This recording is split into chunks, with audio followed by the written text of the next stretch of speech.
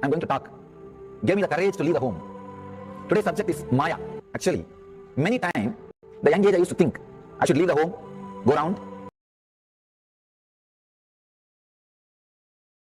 live a sannyas life. Suddenly, one day, when I was reading one of the Shankara's work on this Maya,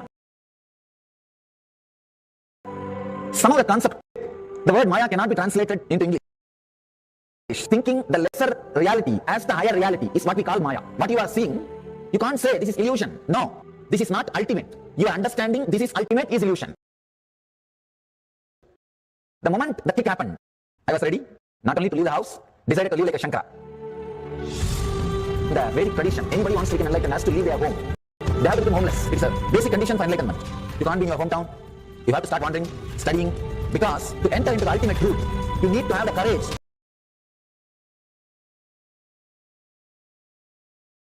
to go behind wherever it leads. There's a beautiful sutra in Brahma Sutra, Brahma Sutra. It says, Atatu Brahma Jignasa.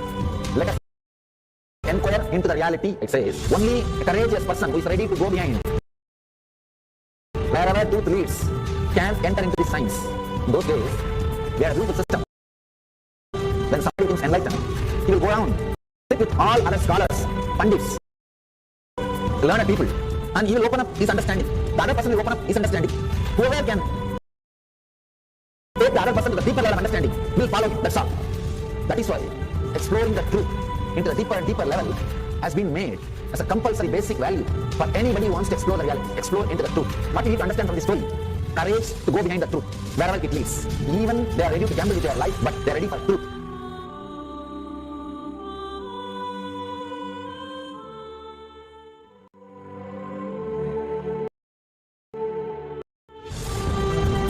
If you accept or start working on the reality, whatever you see, Maya, it feels as if the ground on which you are standing is open or giving way, is taken away. It needs courage. It may suddenly open a new door to you. You must be able to go into the door only when you can see the next door. Because I'm trying to reproduce the same understanding and experience which happened in me. Understand? And when I understood that Maya, the concept of Maya, it gave me so much of joy and courage to do anything. I decided I will like a Shankara. There is every possibility you will catch the glimpse. I'm not telling you to run away from home. You will have the same energy and excitement and liberation when you realize this truth. If this one concept Maya is understood logically by you, no suffering can make low carving you. Nobody can exploit you easily. If you can just open the courage, this understanding can open new doors for you. If you understand this clearly, you will have the courage. If you have little courage, you will have understanding. It's like a circle. Who will start first? I represent Kailasa nation led by Supreme Pontiff of Hinduism, Nithyananda, Paramashivoham, which speaks on behalf of 2 billion Hindus around the world who do not have allies representing them in these international forums. Alright, I start from my side first. I give understanding. Let you add courage to it. Let's enter into the sutta. Illusions deceive, colors circumscribe, even divisibles are indivisible. Look becomes Shiva. Since the beginning of time and space, Bhagwan Paramashiva, the all-powerful, all-pervasive, and all-knowing ultimate superconscious existence, revealed in the Vedas and Agamas, the source scriptures of Hinduism, the truths about himself and the manifested universe and its multidimensional and simultaneously existing dimensions and worlds, also known as parallel universes or vertical time zones. The Kala Tattva, which gives rise to the knowledge of various time zones and parallel universes such as Truti and others, is originated by Ananteshwara from the impure Maya. Bhagwan Paramashiva mentions that as we experience the various higher states of consciousness, we simultaneously experience the various time zones associated with them. We get transported to the parallel universes and experience the other dimensions. At different time, in different speed, almost not connected to each other. Don't think you are breathing. The morning breathing and evening breathing and night breathing is independent of each other. Please listen. Paramashivoham Nithyananda Paramashivoham Padam Kevalam Gnanamurtim Dvandvatītam Gagana Sadrusham Tattvamasya Lakshyam Ekam Nityam Vimalamachalam Sarvadhi Sakshi Bhutam Bhavatītam Triguna-rahitam Satgurum Tam Namami. Welcome everyone. Today is day 7 of Paramashivoham Level 1. We've been on this journey for a week now, and it's been quite a journey, to say the least, where Bhagwan has worked on a lot of our samskaras in the various layers and has purified us. We are now ready to receive the tattvas, the cosmic principles, A tattva is a unit principle on which the cosmos functions. Okay, let us get into deeper understandings on tattvas with the Supreme Pontiff of Hinduism, Jagadguru Mahasannidhanam, His Divine Holiness Bhagavan Nithyananda. There is a macrocosmos and the microcosmos, the Brahmanda and the Pindanda, as we know it. Each one of us is the cosmic unit. So obviously the same four cosmic principles are our nature. It is kind of hidden by the multiple layers of the samskaras, the wrong understandings about life, and the delusional suffering and depression, powerlessness that we get caught with as we grow with all the conditioning that happens to us. Bhagavan says, all of you have the power to manifest the reality of your choice simply because the four inner powers are actually inside each one of you and they are continuously available to you. And the key to your own health, success, and lasting happiness lies in unlocking the four inner powers. It's literally like in olden days, the old widows at home, they would have accumulated so much of money. It will all be lying under the cot in a nice iron suitcase. And she will continuously keep asking the children and the grandchildren for 1 anna, 2 anna, even to buy the tobacco and the betel leaf. It's like that. You live poverty while you're actually a billionaire. You have all these powers inside you, which have been untapped. So what are the four powers? First is the power of words, what we know as the Vak Shakti in Sanskrit. Second is the power of thoughts, the Mano Shakti. Third, the power of feeling, Prema Shakti. Fourth is the power of living or Atma Shakti. So Vak Shakti, Mano Shakti, Prema Shakti, and Atma Shakti. Words, thoughts, feeling, and living. So the first thing is Vak Shakti, the power of words. When you unlock the power of words, you will have the spontaneous intelligence to use the right and the most effective words towards yourself and others. Your words are very, very powerful. They are directly connected to your breathing. Just don't feel that you utter anything and everything and it's over. No, the story is not over. It's all lying there. And unless you complete with those words or you live those words, they will remain as a hangover inside you and you will be fragmented and incomplete until and unless you complete those words. How do we unlock this power is what we will be understanding in a bit. When you unlock the power of words, you will have the spontaneous intelligence to use the right and the most effective words towards yourself and others. When you discover the power of your thoughts, you will be able to focus your thoughts to achieve success in your job, relationships, education, finances, and ultimately life itself. Okay, the Mano Shakti. Take a few moments to visualize what success you want to manifest in your life. You can start penning it down if you need to. What is the success that you want to manifest in your life?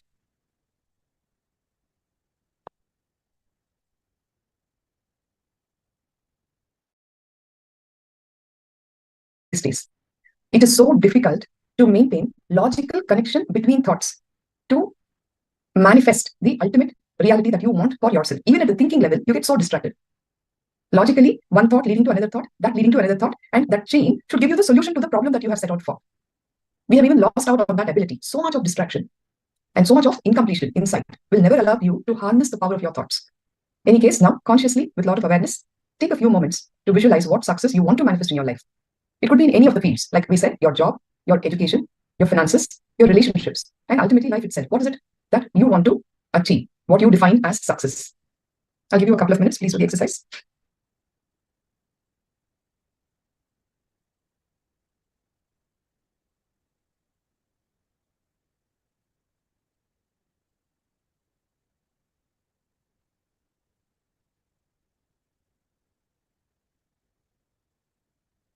Now, Pallavi, I see that you didn't attend yesterday's session. I wish you were there. In any case, if you can make time, please go through the link that is there on the YouTube one.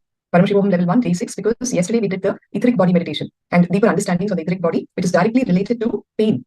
All right? You told me the other day about the pain that you have in your legs. It will definitely help you.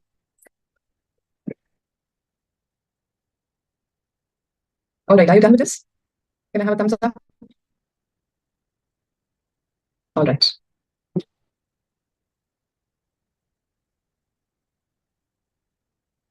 Sure, I will do it. Now, the third power is the power of feeling, Prema Shakti. The power of feeling will teach you how to launch yourself to the next level of life through empowered responsibility. If you look in, most of the time, human beings are caught with that victim mentality, right? Always blaming others for our suffering, not wanting to take up the responsibility for anything. Swamiji says, when the power of feeling gets awakened in you, you will become a natural leader. No longer you will be enjoying the power of living when you realize that the greatest rewards come when you live your life for others. Really, when you sit with your, irrespective of your mood, step out and make yourself available for others in any which way, small ways. If there is a temple, or go out to a hospital where there are sick people, sit and talk to those old people. Simple stuff like that. It's not even very big things. When you say, what, I can help you out. There are poor children in your neighborhood who are struggling with their studies. After all, we are educated a lot. You can say, I'm available to teach you for 1 hour every day, and just see the kind of joy that will happen in your being. You will start loving yourself for who you have become. And that is the greatest reward, when you start living your life for others. One simple action from your side, just a smile. Also, right? If that smile could brighten another person's day, even for a few minutes, it's a life lived. So that is the power of living. When you do that, you will realize that the greatest rewards come to you when you live your life for others. Let us that mind a bit. So, how are the tattvas and the four, right? We spoke about the four powers: the power of words, the power of thoughts, the power of feeling, and the power of living. Now, each of these powers is directly related to one cosmic principle. Each of the four powers is guided by a spiritual principle known as tattva. The tattva is the key to unlock the corresponding power in you. Now, the power of words will be available to you when you practice integrity. Just make a note. We'll go step by step into these understandings. Power of words will be available when you practice integrity. Power of thinking will be thinking, authenticity. Power of feeling, responsibility. Power of living the moment you decide to enrich others. Integrity. The Sanskrit word for integrity is sampurti. With integrity, you can unlock the power of words. Bhagavan defines integrity as you fulfilling the word and thought you gave to yourself and to others, and thereby experiencing a state of purnatva, completion with yourself and with life. I repeat, integrity is you fulfilling the word and thought you give to yourself and to others, experiencing a state of purnatva, completion with yourself and with life. Power manifestation will automatically happen when you are integrated. When you're in total integrity, every word that you speak will become the reality.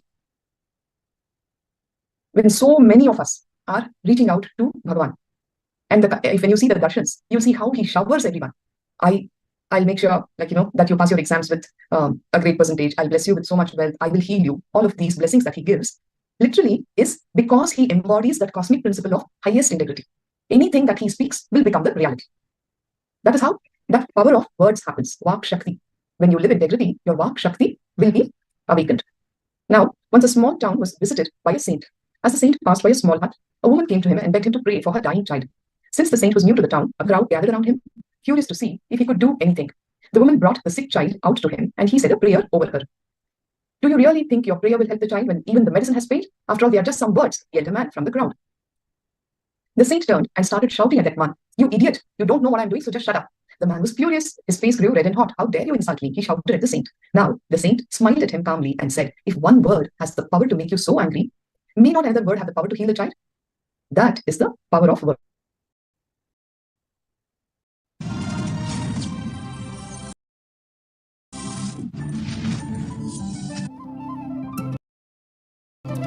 Nithyanandeshwara samarambha Nithyanandeshwari madhyama Asmadacharya paryanta Vande Guru Paramparam. इस समय हमारे साथ उपस्थित सभी दर्शकों और भक्तों का मैं प्रेम एवं आशीर्वाद सहित स्वागत करता हूं. मैं welcome all the devotees, disciples, samajis, satsangis, Srimahans, Mahans, Kotaris, Tanidas sitting with us all over the world through Nithyananda TV, Lotus News Channel, Sadhana TV, Janashri TV, Ishwar TV and through two-way video conferencing, having Nayana all over the world in many cities, many countries around the world. I welcome all of you with all my love and blessings. Cities sitting with us in two-way video conferencing, Ohio, Prayag, Rameshwaram, Nithyananda Nagaram, Hyderabad, Los Angeles, Arunachalam, Toronto.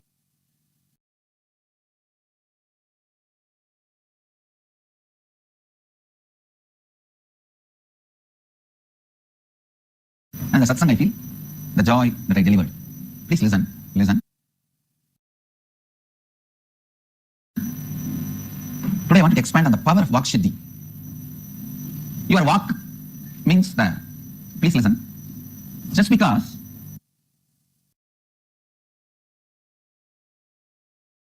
your inhaling and exhaling happens again and again,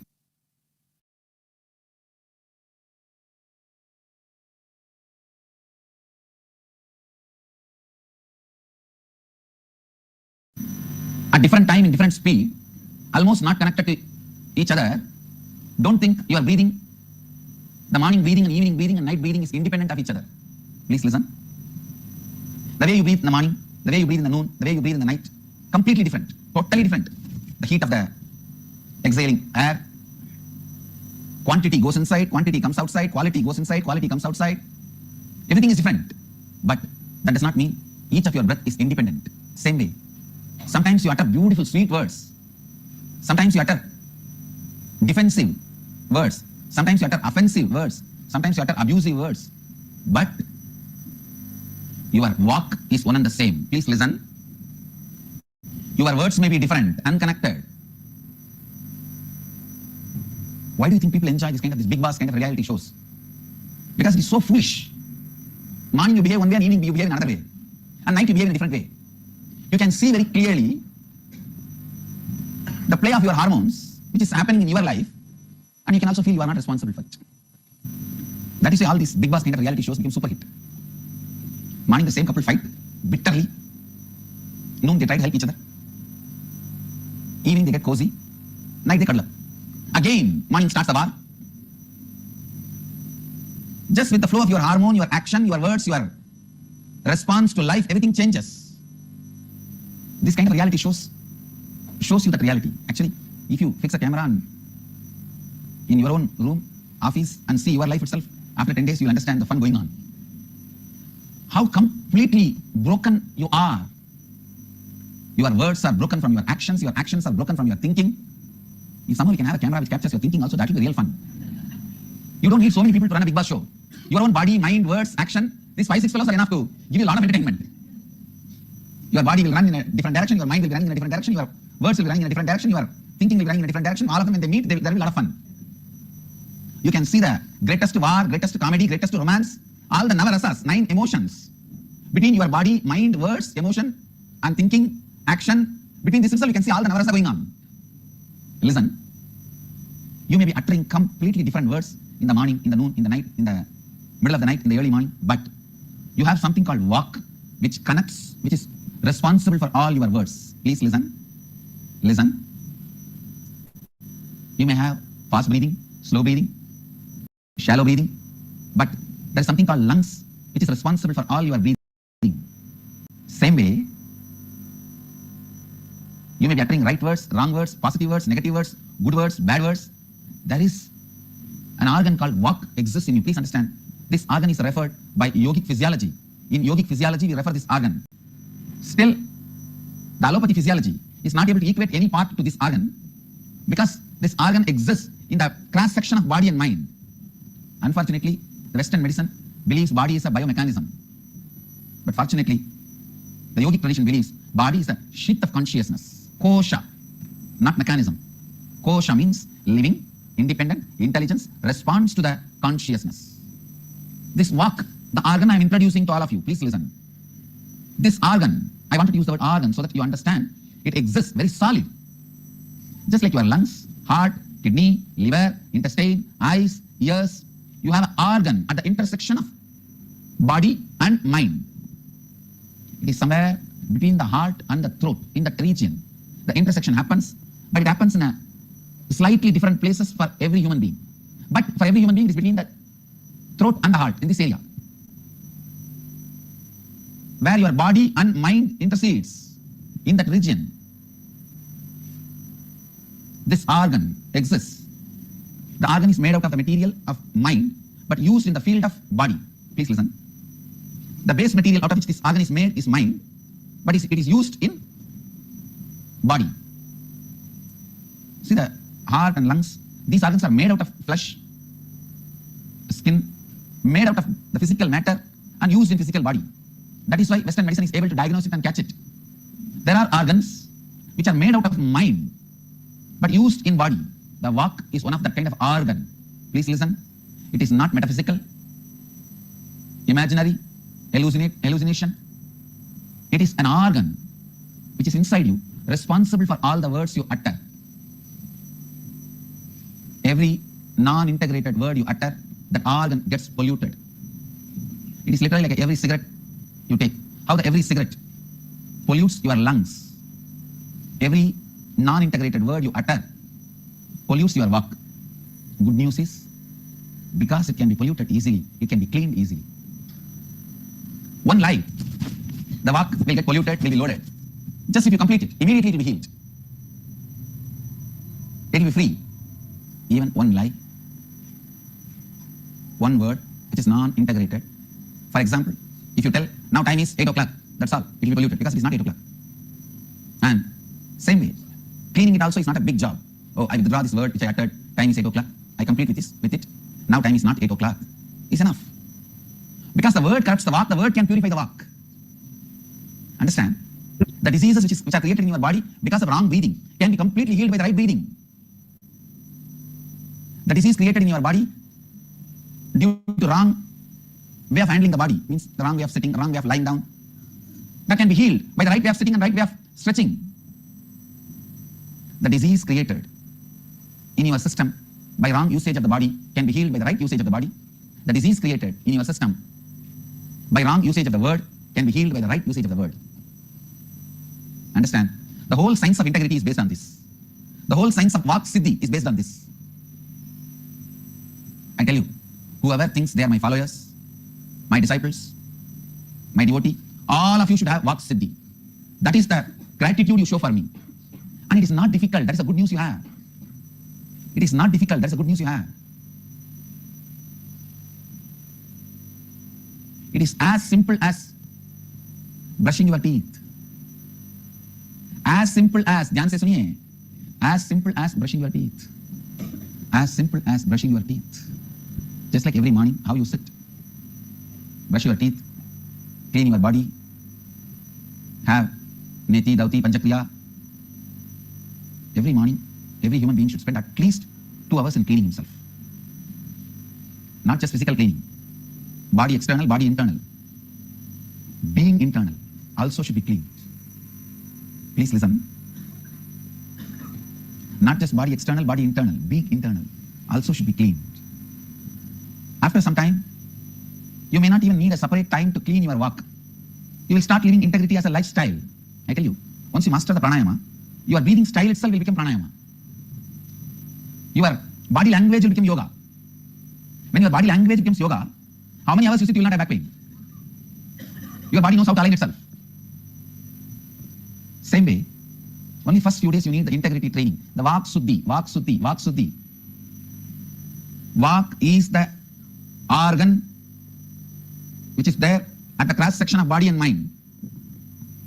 It is polluted, weakened by the wrong non-integrity words. It is purified by completion. Understand? How much ever you have corrupted your vak, it can be cleaned, it can be completed now. Because how much ever pollution you dump on Ganga, it can be purified now, the moment more water comes. By the nature of the Ganga, you cannot pollute it. It's flowing. Yes, it is very easy to start living in integrity and manifest the power of words. Like Bhagavan said, how much ever your vak has been corrupted overall. Just one thing I said, all the traffic signals should be green so that I can reach here on time. You'll start enjoying life. Really, after Bhagavan happens in our life, life is no longer logical. It is magical. And that's the way to live. Okay, so let's now do a small exercise of completion with vak. Please sit down with your pen and paper. Look into your life and list down 10 promises or commitments that you gave to yourself, which you did not honor and fulfill, therefore lacking integrity. Pen down 10 promises that you made to yourself or a commitment that you gave to yourself, but you have not lived that commitment. You have not honored and fulfilled that commitment. And thereby you are now lacking integrity in that zone. Make a list of 10 such commitments.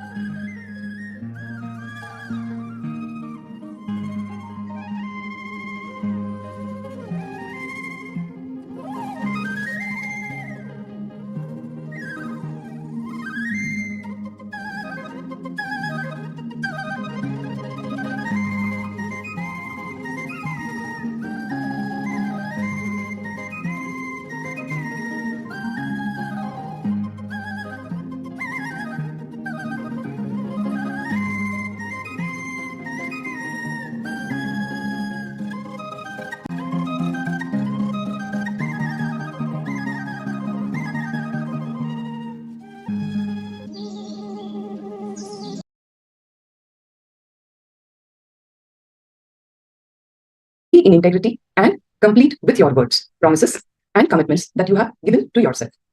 All right, look at that list. See, for example, when I first did this exercise, I'll tell you the non-integrated words that I have given myself from a long time. When I was younger, I was very interested that I should do horse riding, skiing, swimming, table tennis. I wanted to play all of that. Okay, now down the lane, I got into medicine, then 10 years of lot of hard work, studies, all of that. There's no time for those things. It remained as like whenever I see somebody riding a horse, I feel like, oh, I missed out. I used to feel like that. So when I did this exercise, Swamiji says, whatever is the word that you have given yourself, you should live it as if it is your life. Do your best to fulfill that word. For some reason, if that word is not really relevant to you at this point in life, or it is really not possible for you, at least complete with it. Okay, so when I looked at my list, swimming is relevant for me. It is a skill, a life-saving skill. And it can be a good exercise also. So at the age of 35, I enrolled myself for swimming classes and I learned how to swim. That is how I fulfilled that commitment. But then where am I going to ski? Am I going to go to the Alps to ski? No. And my life is it's on a different path altogether. So it's redundant for me. Like how horse riding is redundant for me. I said, okay, fine. Consciously, I'm going to complete with that word. I declared to myself that this is no longer what I want to do. And I withdrew those words and I withdrew those commitments. You're getting the idea what you should do with what you have written now? So look into your own list and see what are all the words that you want to fulfill. If you're really looking at fulfilling it, you must give yourself a timeline.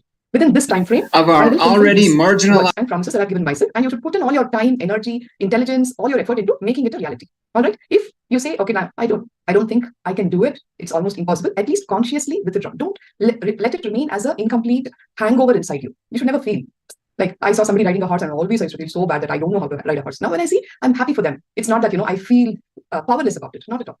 So look into your own list and tick off all those promises which you want to withdraw. Put in your effort to fulfill them. What you cannot, at least consciously withdraw those words.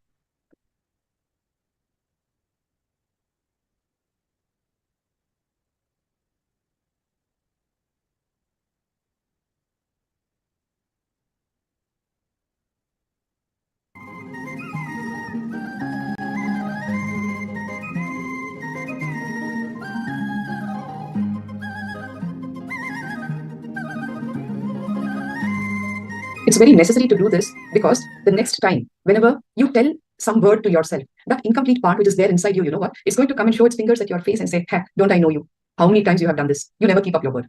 Simple things like you tell yourself tomorrow morning, 5 o'clock, I will get up and go for a jog, or I will do yoga. The next day morning, 5 o'clock, you just switch off the alarm and you continue to sleep till 8 o'clock. And you just don't bother to address that issue at all.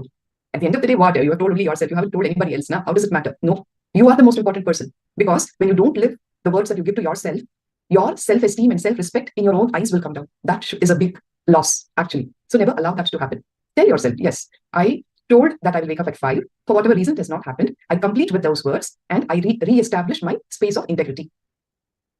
So that the next time you tell yourself that you'll wake up for yoga, you will wake up for yoga. Because you have integrated yourself. Okay, are you done with the list? Look through, fulfill, or withdraw. You can put a tick against each of those commitments if you're fulfilling it, and cross the commitments which you're going to consciously withdraw. Now, the third step.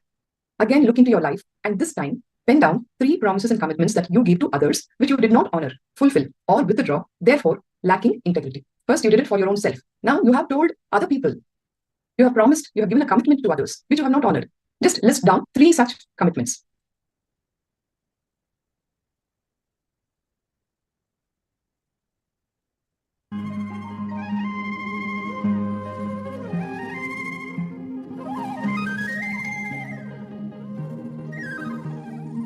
If you're someone who procrastinates a lot, no matter how hard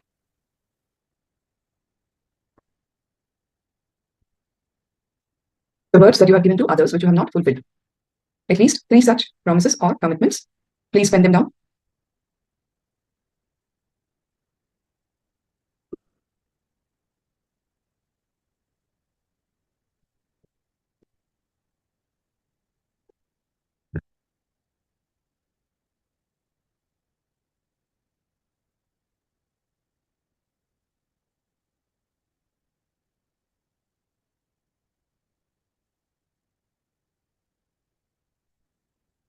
All right. Are you done? What you will now do is, like how you told yourself, now you're going to talk to those 3 people and either recommit to completing the word that you gave and fulfill it, or withdraw and complete the word that you gave. Sometimes they may not remember, But if you remember, you have to complete with them. It may sound a little, why should I do it even if that other person doesn't remember? If you have to reclaim your work, you have to do it. Okay, so I'll give you 5 minutes. Please pick up your phones, or if the person is around you in your family, just go and explain to them that you are learning the cosmic principle of integrity and you want to purify your work, which means that you want to honor every word that you give to yourself and give to others. And as a part of that exercise, I remember that I had told you that I will do this, but I have failed and I have not fulfilled that word. So you can recommit. Either you tell, I suppose you have borrowed some money from a friend, which you have not returned. You had told them that you will be doing it at some point in time, which has not happened. You can recommit to that person saying that, I need a little more time and I will definitely do it in a week's time, whatever it is, but you must do it. That is called fulfilling the word. Or you have to withdraw and complete the word that you give. Simple thing with integrity. You know what? If you're telling your friend, hey, let's meet at the coffee shop at 9 p.m., you have to be there by 9 p.m. Not even 9:05. That is integrity. Like Swami said, if you said the time is 8 o'clock, but it's not 8 o'clock, you're not in integrity. Even 8:2, 8:3 is not 8. To that level, you should be in integrity. If for some reason you're getting delayed, you will call up your friend ahead of time and tell, I'm going to be late by 10 minutes or 15 minutes. That is completing. Living it is fulfilling. When you said 9, you have to be there by 9. Are you all ready to do this exercise?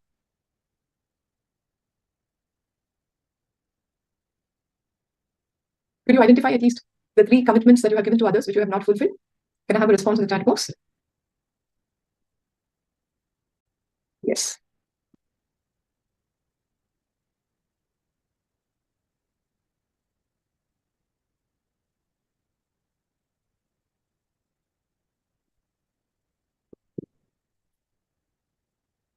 Ma Jayanti, Kanakaratnam, Nithyananda. Are you doing the exercise, ma? How about Eugene and Andre? Okay, 12 midnight. Okay, will you do it tomorrow during the day? Where are you attending from, Aya?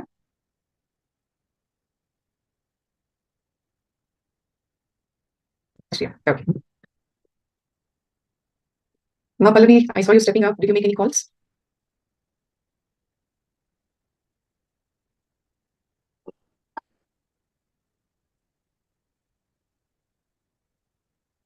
Okay. You have listed with whom I have to call. All right. See, if you're looking for that matter, I see your son walking around in and out of the sessions. I'm sure there will be some words that you have even told him which you have not fulfilled.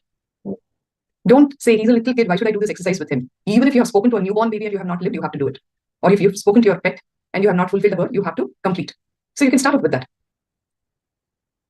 Shubhasta Shigram, as they call it. Never postpone. Especially the good things in life, never postpone. Laziness and postponing are 2 very bad attributes in the path of spirituality. Not only for spirituality, but even for any material success in life. These 2 are the major hindrances, right? Laziness and postponing, procrastination. So I would expect sharings from all of you in tomorrow's session after you speak to the people concerned and do your completions to reclaim your space of integrity. It's about living a magical life.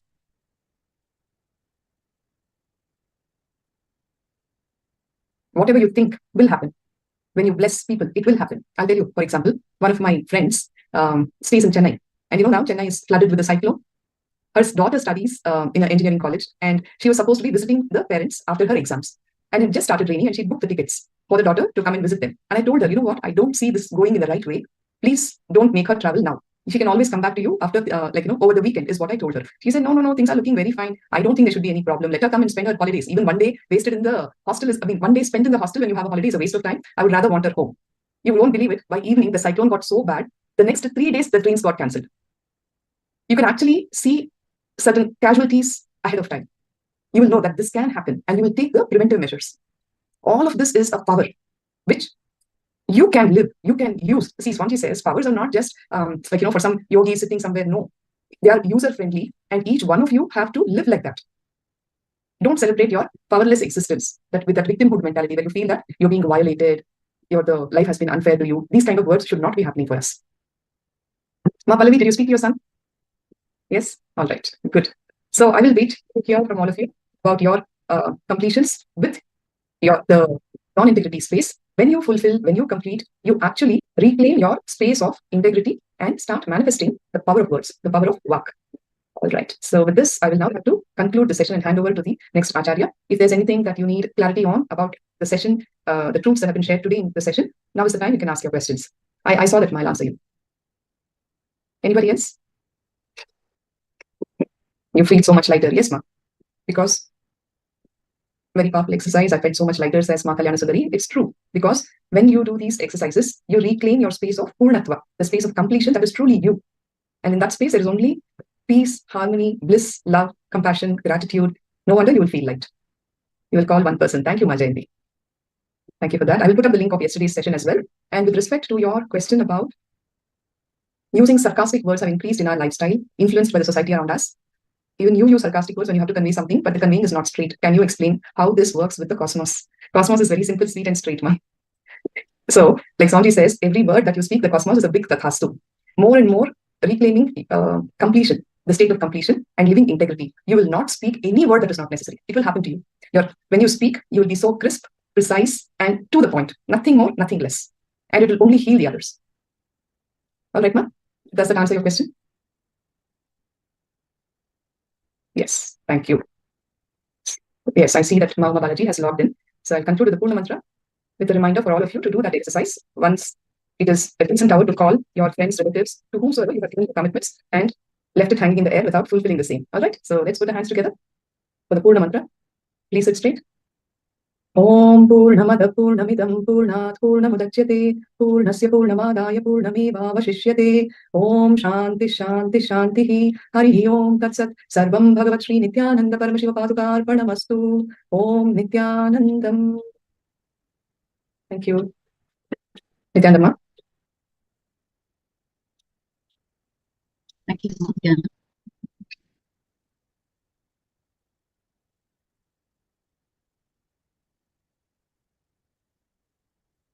Yes, Nithyanandam, everyone. Let us begin the session with the Sadguru Vandanam. Please sit with your head neck and spine in a straight line, with your hands together in the Anjali Mudra. Let us invoke the presence of the Master by chanting the Sadguru Vandanam. Om Nithyanandam Paramasukadam Kevalam Jnanamurtim Dvandvatitam Gagana Sadrusham Tattvamasyaadhilaksham Ekam Nityam Vimalamachalam Sarvadhi Sakshibhutam Bhavatitam Triguna-rahitam Sadgurum Tam Namami. Welcome you all, my love and respects. So today we're learning about the four tattvas, the four powers. The four powers which helps in transformation, it helps in your spiritual growth, it helps in your expansion, and it also helps in elevating the frequency of your consciousness. When we practice this consciously, it has multiple effects in our physical health as well as mental health.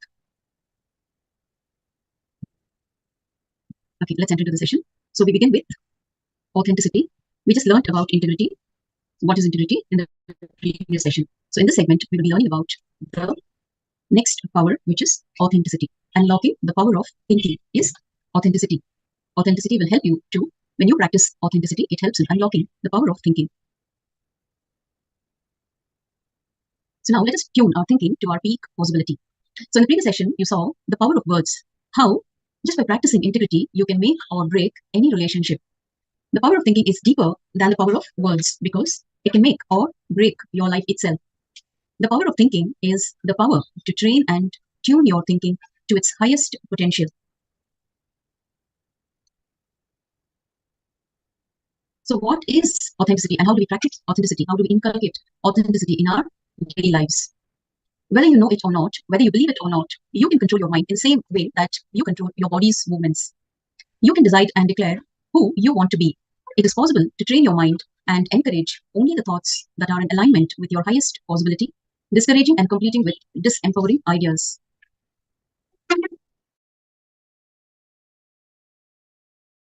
Your thinking makes you or breaks you.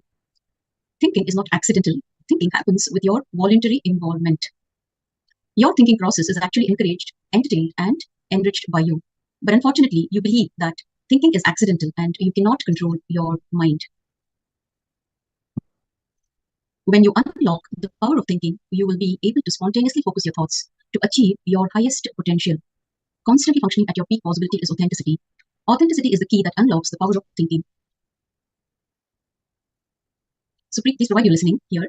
You don't have just one identity as you imagine. You have four identities. At all times, you carry four identities or dimensions together. The first of these four identities is Mamakara or inner image. It is the inner image and experience you carry about yourself. For example, You carry the inner image like I'm healthy, I'm ugly, I'm intelligent, I cannot tolerate hard work, I love people, etc. So you carry many such inner ideas about yourself. Unfortunately, the idea you carry about you is always less than what you project yourself to be for yourself and to be for others.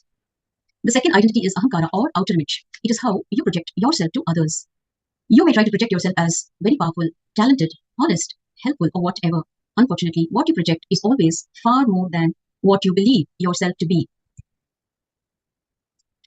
Apart from these two, there is a third identity you carry, which is the image or expectations that others have about you. This is called anyakara or others' image about you. How others perceive you may be different from how you project yourself to them, because people create their opinion about you from the subtle signals you give them, rather than what you openly project. Human beings are intelligent enough to catch even what you don't say, or especially what you don't say. Finally, the fourth identity. It is very subtle because it is not directly related to you. It is called swa anyakara or life image. Life image is what you experience life to be for you.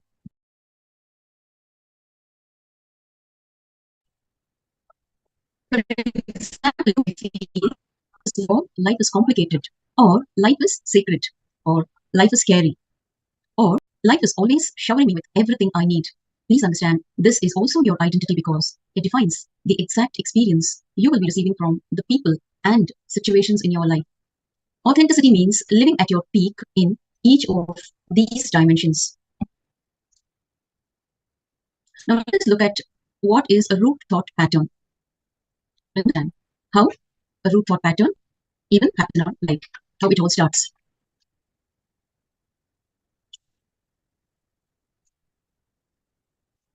So the root thought pattern is the source of your conflicts. A thought pattern is a predefined way of responding to any situation based on a powerful past experience like failure, rejection, being punished, being subjected to abuse, or witnessing the death of a loved one. During such moments of crisis, you create an idea about yourself and life, like I'm weak, or I'm a failure, or nobody loves me, or life is dangerous, so I have to be very careful.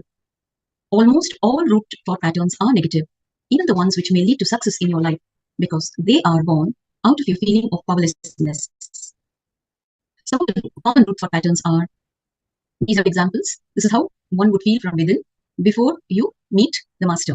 Only the master has the power to change your inner image, how you feel about yourself and what you think about yourself.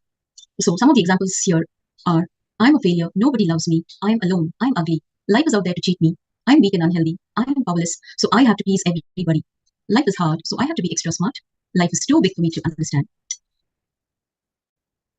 Now, all thought patterns are based on inadequate cognitions because life is different every moment and you need to respond to it spontaneously. But right now, you're nothing but a bunch of programmed actions and patterns that never let you contact life as it happens. You have many thought patterns, but a root thought pattern is one of the few defining thought patterns that are continuously running your life without your knowledge. Even the conflicts among your identities are nothing but the result of your root thought patterns. If you have a certain idea about yourself inside, but you project a different personality outside, that is inauthenticity. If you look deep, all your problems arise from conflicts among your four identities. When any of your dimensions is out of alignment with the others, it causes disease, suffering, and incompletion in your life. Please understand, all these identities you carry are actually thought patterns that you carry about you. Even others' image about you is an idea that you have created in them. So, understand, you are the creator of all your identities. Now, when one identity is fighting with another identity, how can your thinking be focused? All your energy is going to be used in reconciling your fighting identities. When all your identities or images are in tune, all your thinking will be aligned in one direction. Your thinking becomes clear and sharp like a laser beam. You will awaken the power of thinking. With authenticity, there is no more space for unconscious thinking and living because you will always be aware of the causes and effects that are playing in your life. Your thinking goes hand in hand with the way you want to build yourself. These four parts of your thinking need to be completely purified. Now look inside and identify the images that you carry about yourself. So we will be doing this short exercise. Please take out your notebooks. If you have a notebook and a pen beside you, quickly start penning down. You will look inside and identify the images that you carry about yourself. So for example, you may think that you are lazy from within. That can be your inner image. But you project yourself as very active and a very hyper kind of a personality outside. So now first thing is look inside and identify the inner images that you carry about yourself. Okay, we will work with our inner image and then we will go on to work with other images. And once you have identified the inner image that you carry about yourself, you can then rewrite whatever you feel will be the peak possibility, the best qualities you can possess of these four images. So we'll go back to the slide and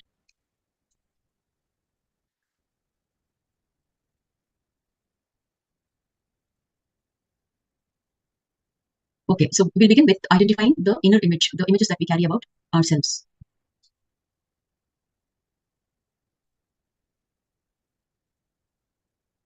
So quickly pen down your inner image, the images that you carry about yourself. We recently saw in the example, I am lazy, I'm not good enough, I am fearful, I am a failure, I am lonely. These are all examples. So whatever you feel about yourself from within, just look in and start penning down. We'll just take 2 minutes to write this.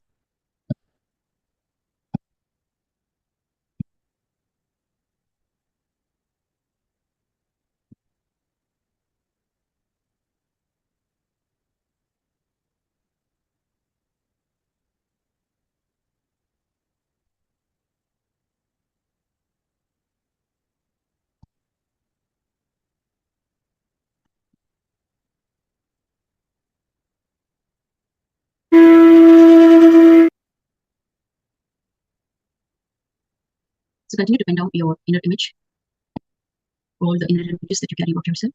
Continue to pen down.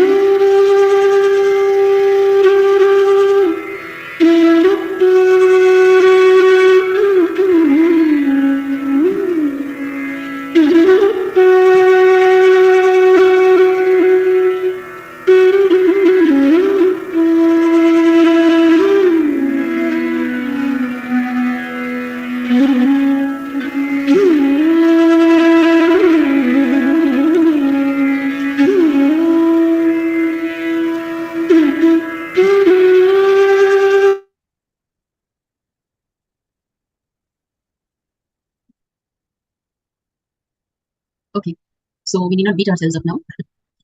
So we have hope because we have Swamiji in our lives who will help us to complete with all the lower inner image that we carry about ourselves. And this program is all about transformation, transforming ourselves from powerlessness to powerfulness. That is what is going to happen to each one of you once you walk out of this program. So now, for now, all that whatever you have written down, please keep it. We will continue to do this exercise. Now, let your thinking be always aligned to your peak inner image, peak outer image, peak others image, and peak life image. Usually, your inner image will be much lower than the identity you project outside to others. But understand this very important truth. If you can project a higher identity to others, it means that the higher identity is already there in your visualization space, in your thinking space. And that's the good news. And whatever you can think of as yourself, you already have the capacity to make that into reality. So now, we will continue to do this exercise. You will write down 2 columns. You make 2 columns in your book titled Inner Image and Outer Image. Since we have already written the inner image, you will write the outer image in the next column. So now that you have already written down your inner image, it need not always be negative. Your inner image, you don't have to always think negative or lower about yourself. There are so many good qualities that you may not be aware of. So now look in and see how lucky you are to be here in this program. So you can consider yourself as a very lucky person, as the chosen one by the cosmos. And you can also declare yourself as the favorite inheritor of the cosmos. Now, in the second column, you will write the corresponding outer image that you project to others. For example, you may project yourself to be strong, friendly, and lucky, whereas your inner image can be, I am weak, I'm friendly, and I'm unlucky. So in the outer image, you can write whatever you project yourself as to the outside world, how you behave in front of others, in front of your family, your friends, your peers, your colleagues, how you project yourself. So in the first column, you'll be writing about your inner image, and the second column, you'll be writing all about your outer image, how you project yourself. So let's quickly pen down the outer image that we project to the world, how we behave outside and how we project ourselves. For example, you may be very fearful of darkness, fearful of ghosts, fearful of the unknown, but you may project yourself as a very courageous person outside. Yes, let's continue to write the outer image. We have already written the inner image, now we will continue to write the outer image. This exercise helps to align both your inner image as well as your outer image.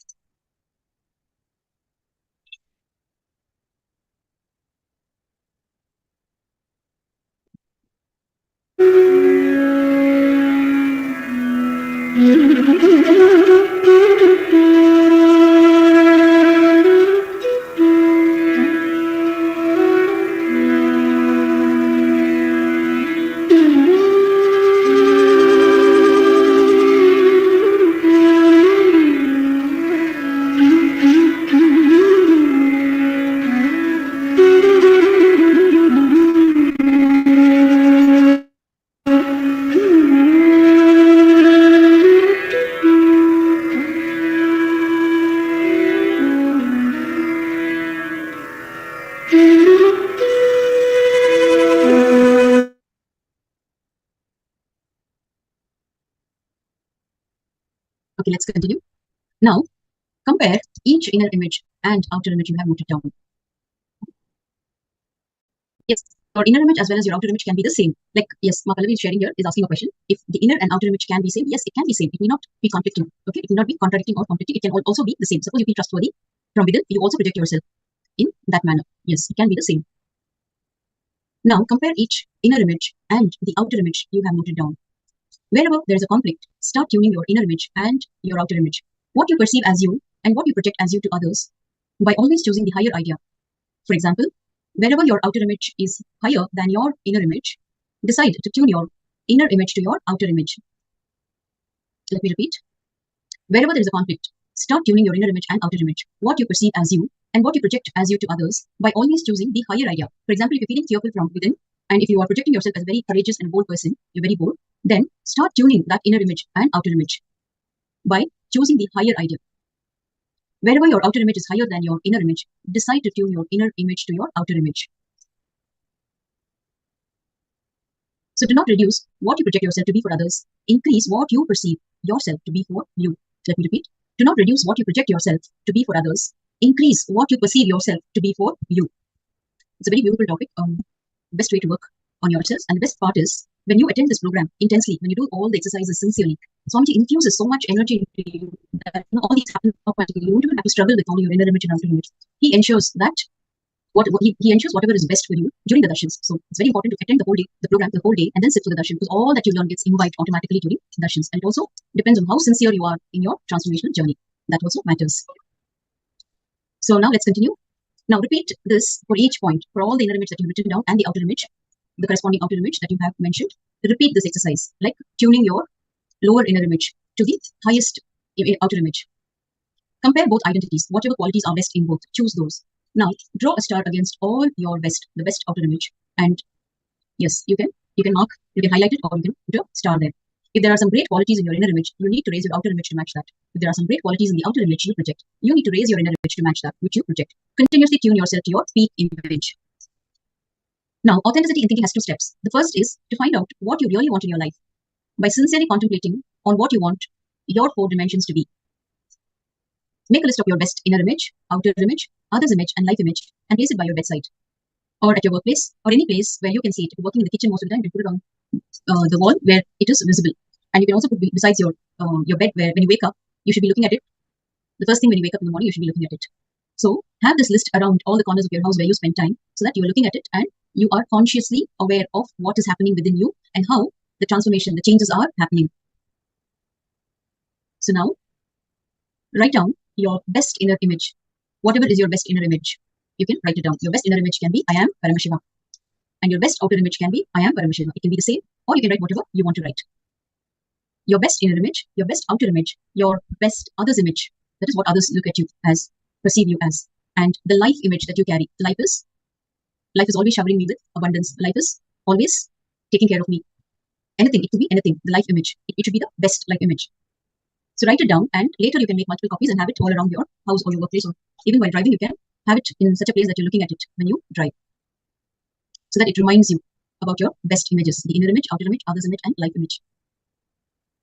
So quickly write down.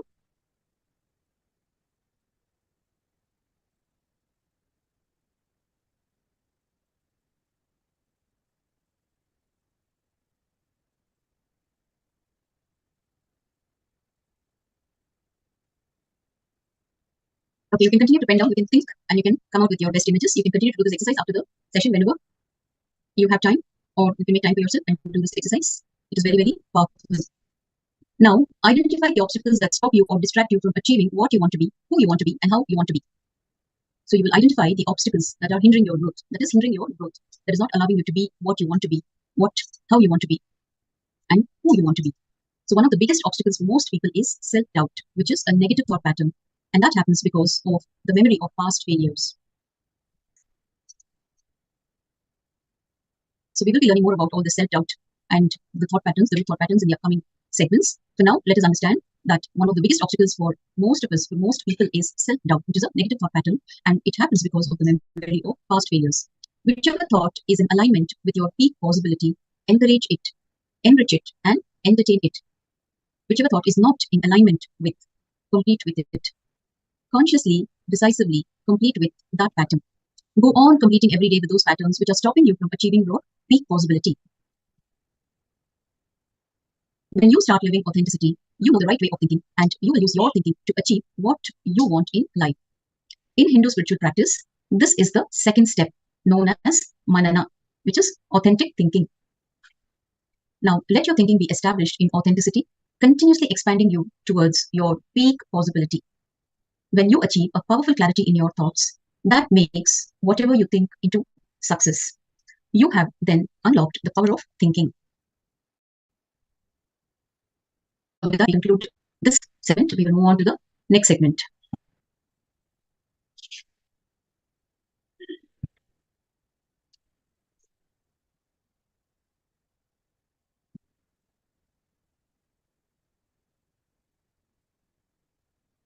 So if you have any doubts, if you need any clarification, you can mention here in the chat.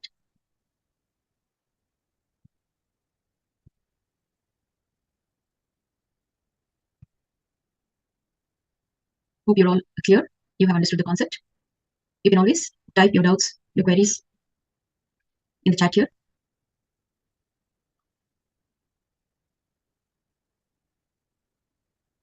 Okay, so you want to know about others' image. So Ma, you may project yourself as a very fearful person, okay, or a very kind person, but the other person may be looking at you as a very courageous person, okay? So somewhere deep within you have that courage, okay? You may be bold enough in certain areas of your life, okay, where you have the capacity to open up, to stand up for yourself in certain areas of your life, but in certain areas of your life, you may not have the courage to open up or to defend yourself. You may be feeling powerless. So the other person will be able to see that. You will project yourself as a very fearful person, but the other person will be looking at you as a very courageous person. That is others' image of you. You got it, Ma? Okay, great. Okay, so now we will be moving on to the next power. That is the power of responsibility. So we learned about integrity, we learned about authenticity, and now we will be learning about the next power, the next tattva, that is responsibility. So Ma Pallavi is asking a question. Ma, I feel how much to do, but results are not coming. Then try half-hearted and keep complaining and nothing is happening. What will higher image in this conflict? So Ma, you feel you are not productive, right? You're not able to be productive. And you are trying, but you're not giving it your whole. You try only half-heartedly, and then you also complain that nothing is happening, which is where you're feeling powerless. You're feeling powerless here, understand? So your inner image is, I'm not good enough. I am a failure. Okay? But your higher image will be, I'm a very powerful person. I'm a productive person. I'm a successful person. Okay? You may be projecting here, you're sharing. The results are not coming, but then I am trying half-hearted. Okay? You're trying half-heartedly. After this program, you will give it your best. Don't worry. Ma Pallavi, you need to keep your camera turned on at all times. You need to be visible in the camera. Okay? Yes. The powerfulness will happen. Just participate in the program and give it your best. And leave the rest to the master, to Swamiji, and he will take care. Okay, Ma? Great.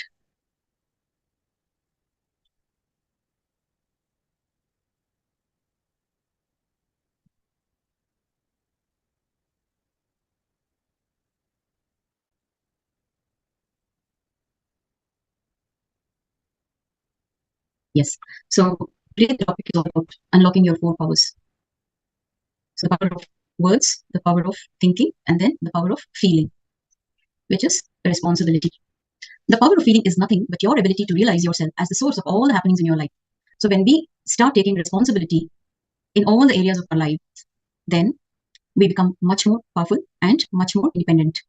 the expansion happens, not only you expand, but you also look at the whole world around you, all the people who are involved in your life in a completely different way. You will have a completely, the cognitive shift will happen, and you will see everything in a completely different way when you start taking responsibility. Now, this understanding gives you tremendous control over your own life and gives you the power to be a positive influence in the life of others. The power of feeling is unlocked when you recognize yourself as a leader and take responsibility for everything in and around you. Responsibility is the key that unlocks the power of feeling.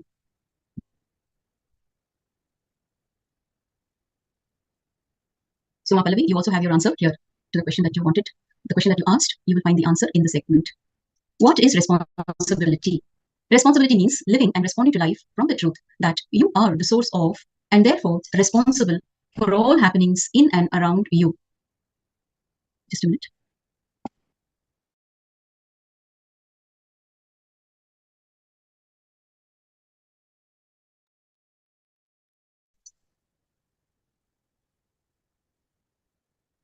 Sorry, let's continue. Now let us look at a small story. Most of us know about this. So once upon a time, there were 4 people named everybody, somebody, anybody, nobody. Once there was an important job to be done, but who was to do it? Everybody was sure that somebody would do it. Anybody could have done it, but nobody did it. Somebody got angry about that because it was everybody's job. Everybody thought that anybody could do it, but nobody realized that everybody wouldn't do it. It ended up that everybody blamed somebody when nobody did what anybody could have done. So the somebody, nobody, anybody, and everybody. Who are these characters? So it zeroes in on yourself. That is the key you need to catch from this story. Now, there are 3 kinds of people. A person who does not feel responsible even for his own actions lives like an animal. He lives in a very low level of consciousness. A person who feels responsible only for his own actions is a human being. He lives in the middle level of consciousness. A person who takes responsibility even for others' actions is divine. He lives in leadership consciousness. Even though your actions are not responsible for something, taking responsibility even for others in authenticity and irresponsibility makes you a leader. Yes, now let us look at reason versus responsibility. When we hear about taking responsibility for everything, the biggest question we have in our minds is, how can I be responsible for everything happening around me? I understand that I can be held responsible for what is happening inside me, but how can I be held responsible for what is happening outside of me? For example, if an accident happens in my life, how can I be responsible? Everybody asks this question. So understand, there is an important difference between being the cause of something and being responsible for it. Sometimes you may not be the reason for a certain happening, but if it is affecting your life, you are responsible for that happening. So a beautiful statement here, let me repeat. Sometimes you may not be the reason for a certain happening, but if it is affecting your life, understand you are responsible for that happening. For example, you may not be the cause of political corruption in your country, but as a citizen of the country, you are responsible for it. You may not be the reason for it, but that doesn't mean that you are not responsible in truth. You need to know that unless you take responsibility, you are neither going to improve the situation, nor are you going to expand your inner space. You always believe that you are suffocated by your smallness. Your bigness frightens you. So you are suffocated by your bigness. It is not that you're suffocated by your smallness, you are suffocated by your bigness. Whenever bigness is demanded of you, whenever expansion is demanded of you, whenever you feel you are being forced to expand, you shrink even further into your comfort zone. Your tiredness, your weakness, your powerlessness, all these are nothing but the resistance you have to seeing your own bigness. So I hope you're all catching it. Your tiredness, your weakness, your powerlessness, all these are nothing but the resistance you have to seeing your own bigness. That is why when someone tells you that you are weak, poor, and a sinner, it is so easy to accept it. Okay, Majanti is agreeing with this. But if someone tells you that you are divine, you are powerful, you are complete, your whole identity starts trembling with fear. But life always demands your expansion because expansion is the natural law of life. That is why you carry such a deep fear of life, especially life in the form of other people, because people are the most living expression of life. The more you engage with life, the greater the expansion that will be demanded of you. Whenever you're feeling weak, tired, powerless, the first thing you should do is this. Immediately, you will take on 10 responsibilities and commit to fulfill them within an impossibly short time. It could be at your home, it could be at your place of work, it could be anywhere. So whenever you feel weak, tired, or powerless, the first thing you need to do is this. Please remember, listen. Please provide your listening. What you need to do when you feel powerless. You need to take on 10 responsibilities and commit to fulfill them within an impossibly short time. Shape your inner space so powerfully with that commitment that there will be no way for weakness and tiredness to grow inside you. So understand, responsibility makes you powerful. We always feel that responsibility is a burden. Taking responsibility is a burden for most of us. We don't want to indulge ourselves in anything other than being in our comfort zone, being within our boundaries, the walls that we create for ourselves. Now, when you start taking responsibility, you will experience that taking responsibility is a power. It culminates into becoming more powerful. Responsibility directly leads you to leadership consciousness. As long as you feel responsible only for your family, you remain as the head of just your family. When you feel responsible for the community, you become a leader of the community. As your feeling of responsibility expands, your leadership quality also expands. The decision to feel responsible for the whole cosmos is enlightenment. So you also need to understand the topics, the subjects that we are dealing here. You don't have to feel uncomfortable. You don't have to feel fearful, or you don't have to be in a fix. Will this happen? Will I be able to make it? Or is this possible? These are the kind of questions that may happen within you. And it has been the experience of most of the participants who have attended the programs in the initial days conducted physically by Swamiji. For some, it may sound like fantasy, but understand, it becomes each one's experience. They move out of their comfort zone. They start taking responsibilities, and when they see the kind of fulfillment that it gives when they take responsibility, the growth starts happening. And then it becomes a habit. It becomes a part of you. Taking responsibility just becomes your nature. You just imbibe it. So all this can happen only by the grace of the master. Even when we try, we may give up soon. When we try on our own, first thing is we don't know that these kind of divine truths exist. We were not even aware of this before we came to Swamiji. But after coming to Swamiji, it has become an experience. It has become a part of us. So understand, it can happen to each and every one of us. So just decide that you will go with the flow. Just be open and allow the master's energy to work through you. That is the secret. Feeling responsible for the whole and declaring to live by your feeling is responsible declaration, known in Hindu spiritual practice as Nithyananda. Responsible declaration unlocks the power of feeling in you. But the moment you hear that you are responsible for everything happening around you, you think, if I feel responsible for all the garbage on the streets, I will be stuck cleaning it up the whole day. I will not be able to do anything else. Please listen. Okay, in Swamiji's own words, I am not saying that if you feel responsible for the streets, you will need to clean them yourself. I am also not saying that you will not clean them yourself. Anything may happen. But don't be afraid to dive into the feeling of responsibility just because of your imaginary complications. Do not stop yourself from feeling it at all. Complete with those imaginary complications. Take a little time to let this feeling to sink into you and be in sync with your actions. It has to sink inside you and be in sync with your actions. Then responsibility will become synergy, synchronized energy. Understand signs of feeling. You can feel anything as joy or anything as pain. It is your freedom. Even the greatest achievement can bring pain to you. And even the worst experience can be a joyful learning. You have the ability to decide how you want to feel. Listen, whenever you feel empowered, you are joyful. Whenever you feel powerless, you experience suffering. All your suffering, pain, anger, guilt, fear, jealousy, frustration is nothing but powerlessness expressing in different ways. When you feel responsible for everything that happens in your life, you will feel that everything is joyful because nothing can make you powerless. Let me repeat. When you feel responsible for everything that happens in your life, you will feel that everything is joyful because nothing can make you powerless. So empower yourself with responsibility and unlock the power of feeling. So by unlocking the power of feeling, you will always act from a space of power and completion. You will start focusing on the solution and not the problem. Expand your inner space and open up new possibilities. Gain a high degree of control over your life. Raise yourself to the next level of success and evolve into a new being.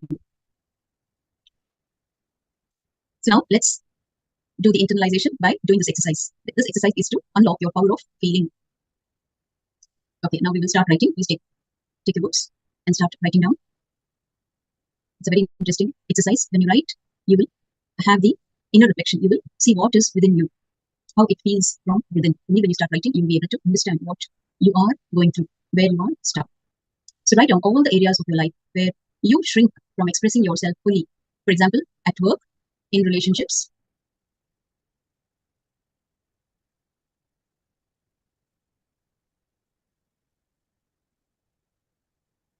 Yes, so first write down all the areas of your life where you shrink from expressing yourself fully.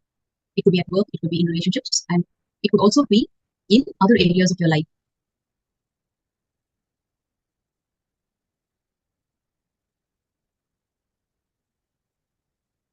So please start now.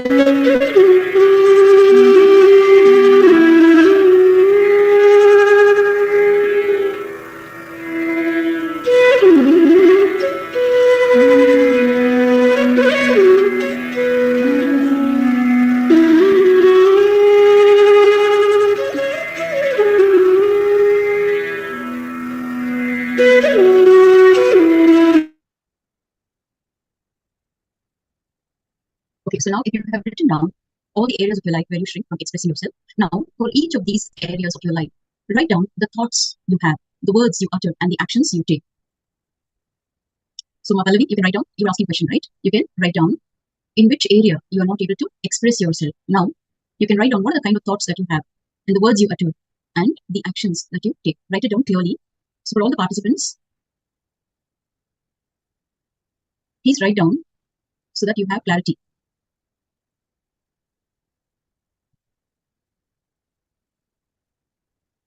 If you have written down, if you have identified the areas where you are shrinking from expressing yourself, now write down the thoughts that you carry, the words that you utter, and the actions you take, the whole understanding, how you function. Write it down.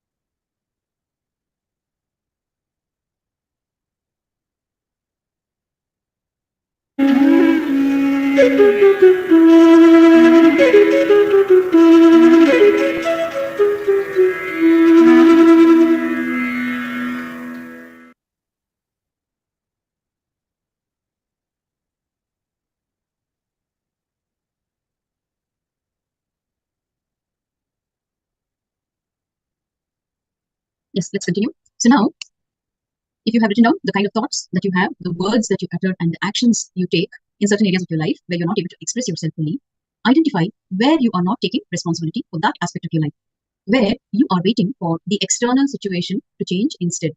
For example, you are struggling to find your dream job, to get a job. You are struggling and you are not able to express completely. You may be struggling from within and you are shrinking from expressing yourself. When you are attending interviews, you may not be performing well because you don't have sufficient enough confidence. So you may be struggling there. Now, write down the thoughts that you have where you are struggling. What is happening to you? What are the kind of words that you're giving yourself when you are not able to manifest a job? And what are the kind of actions that you take? Every time you fail an interview, what are the kind of actions that you take? And look and see where you are not taking responsibility for that aspect of your life. It could be the job could be one example. It could be so many other things in your life, so many other areas in your life. Now, where you are not taking responsibility for that aspect of your life, where you are waiting for the external situation to change instead. You want somebody to offer you the job rather than you trying and doing what is supposed to be done, working on yourself, building your confidence. Rather than doing that, you're just waiting for somebody to offer it on a plateau. Now, choose any one area and declare your responsibility for creating the new situation you want. Now, let me continue with the example of manifesting a job. Now, you can, if you're struggling to have a new job, now declare your responsibility for creating the new situation you want, that is doing well in an interview, having sufficient preparation, getting into the nitty-gritties, really researching about it, and then appearing for the interview rather than just walking in with the feeling of failure. You can empower yourself with these tools, and attending this program is one of the biggest, the most important, the best thing that you can gift yourself. So apart from that, what would be your other responsibilities? How would you be taking on responsibility for creating the new situation that you want? And also identify what has to change for that to happen. You can quickly write this down, and then you can go through this exercise whenever you have time. Whenever I say whenever you have time, let me correct myself. Make time for yourself. Okay, give yourself some time and do this diligently. It goes a long way. When you work with yourself, it increases your self-esteem. It pumps in much more confidence. It boosts your self-confidence. So make time for yourself and follow up with yourself sincerely and record your progress. So with that, we come to the conclusion of this topic. We will continue with the next topic. We just take a break for a few minutes and then we'll continue with the next topic. The next topic is also a very interesting topic, so we will catch up in a few minutes. So you can quickly take a restroom break, or if you want to quickly grab something to eat, you can quickly eat and come back. We will just take a few minutes.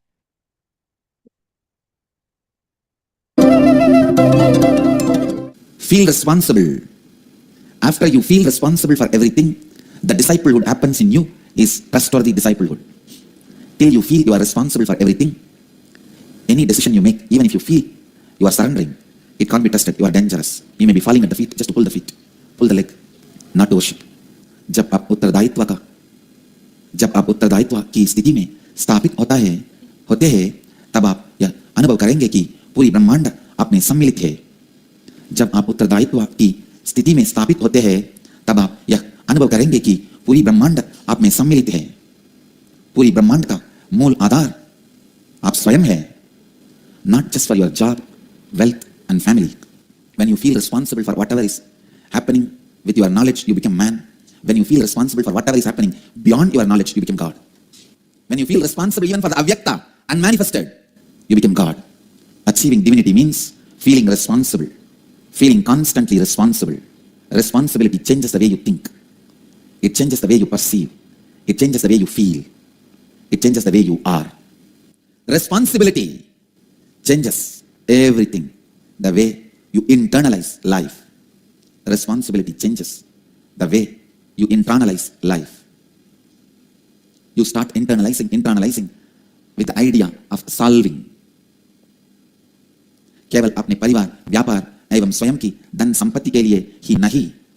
जब आप अपने ज्ञान का उत्तरदायित्व लेते हैं, तब आप मानव बनते हैं। जब आप पूरी ब्रह्मांड का ज्ञान के लिए उत्तरदायित्व लेते हैं, तब आप स्वयं ईश्वर बन जाते हैं। You are responsible for everything. Science of making you responsible not only makes your life bliss, it makes the whole world blissful. जब तक आप यह अनुभव नहीं करें कि सभी चीजों के लिए आप उत्तरदायी है, यदि आप आत्मसमर्पण भी करें, आप पर विश्वास नहीं किया जा सकता है। ओ खतरनाक को हो सकता है। आपका चरण चुना भी पूजा के लिए नहीं, परंतु चरण खींचने के लिए हो सकता है। जब आप स्वयं अपने आप को अव्यक्त के लिए उत्तरदायी मानते हैं, तब आप भगवान बन जाते हैं।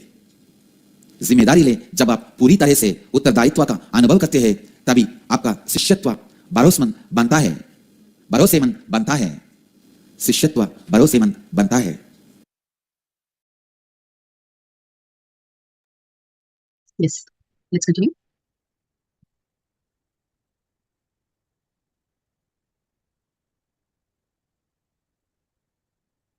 So now we will be moving on to the next power, the next tattva, which is enriching.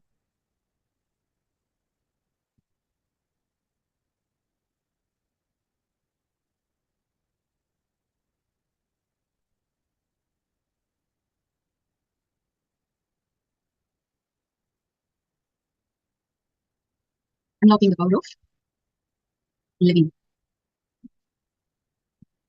So how do we do that? We will be learning in this segment.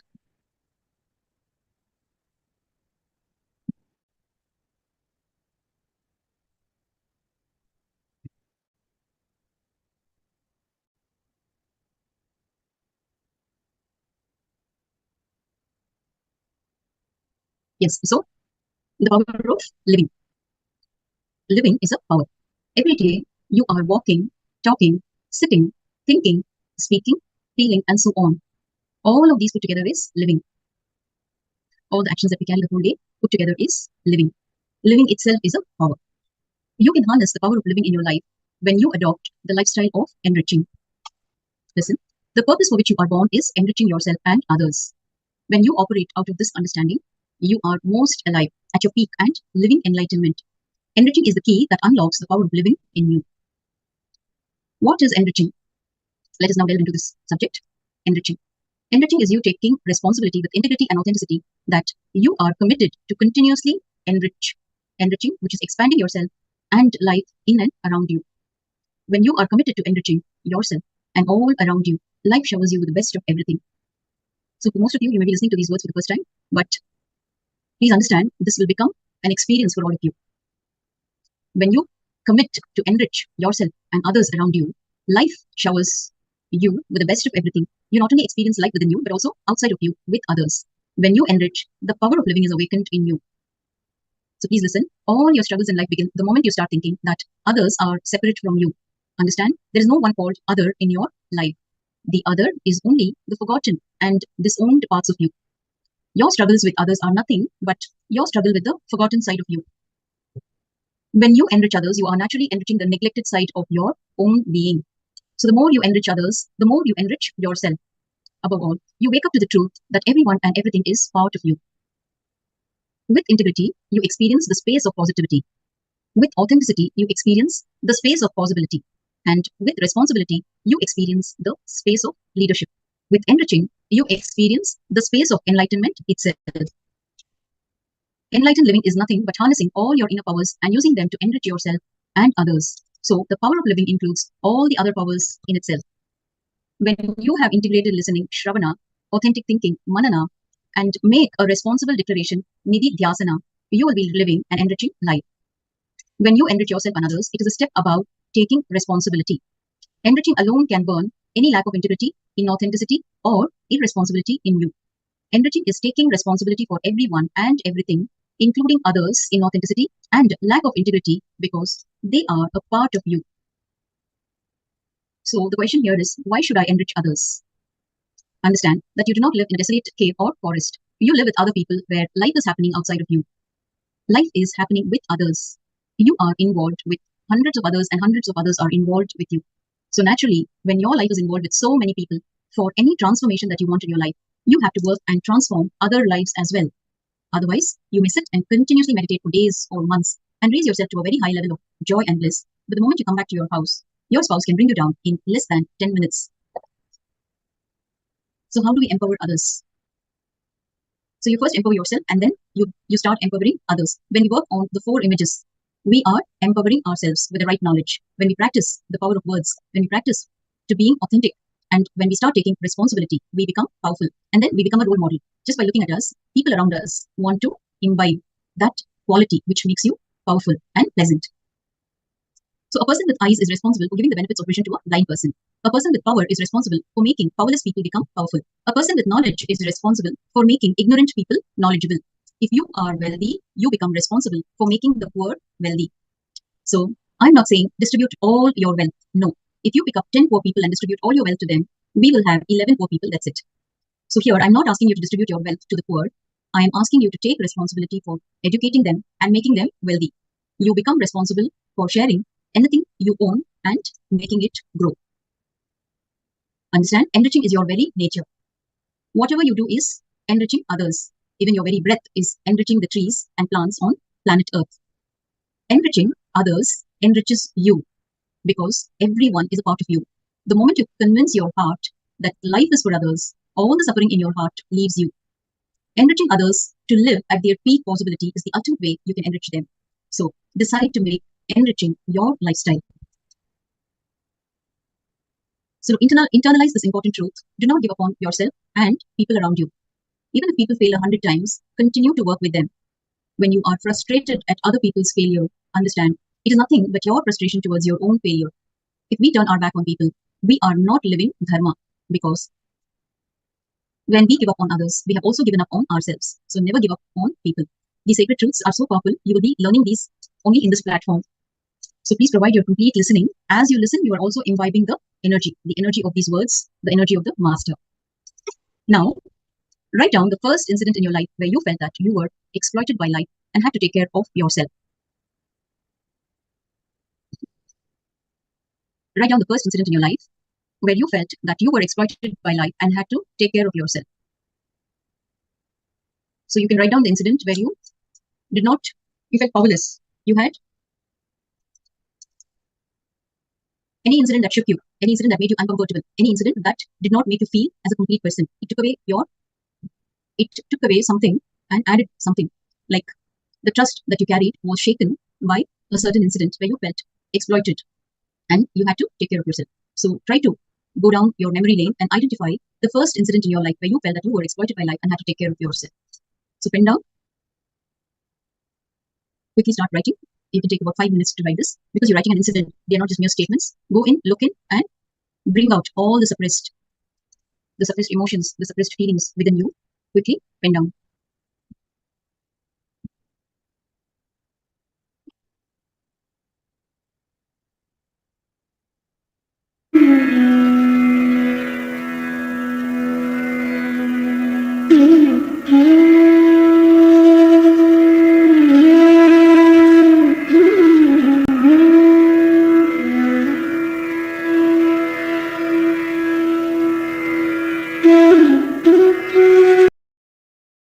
Whatever you are writing, you can continue to write in the upcoming session.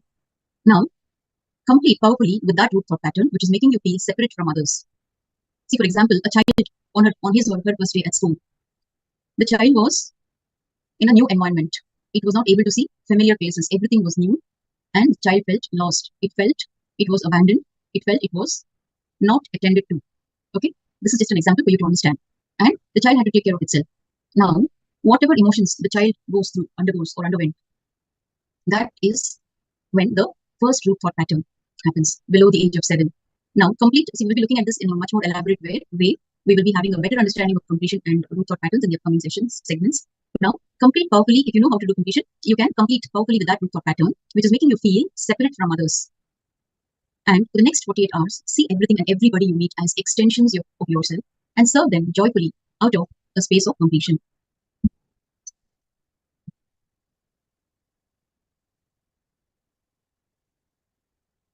Yes. Hope you have all understood and you were able to follow what was being shared here. If you require more clarity or better understanding, please type your question or your queries in the chat and we will walk you through it.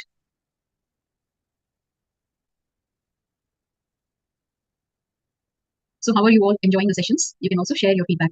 How are these sessions helping you? You can share your feedback in the chat. You will be enriching so many lives when you share your experiences. You will also be enriching and motivating so many more lives. Okay. So Ma Pallavi is sharing, I have financial incompletions and mostly felt exploited post-marriage. Okay, Ma, we'll walk you through this in the upcoming segment. In this, the next topic is completion. We will teach you how to complete with all the incompletions and all the patterns. And then you will be empowering yourself with these powerful truths. Okay. So we will move on to the next topic, that is completion. So Majanti is sharing that she has so much clarity about the 4 tattvas. Wonderful, Ma. Wonderful sharing.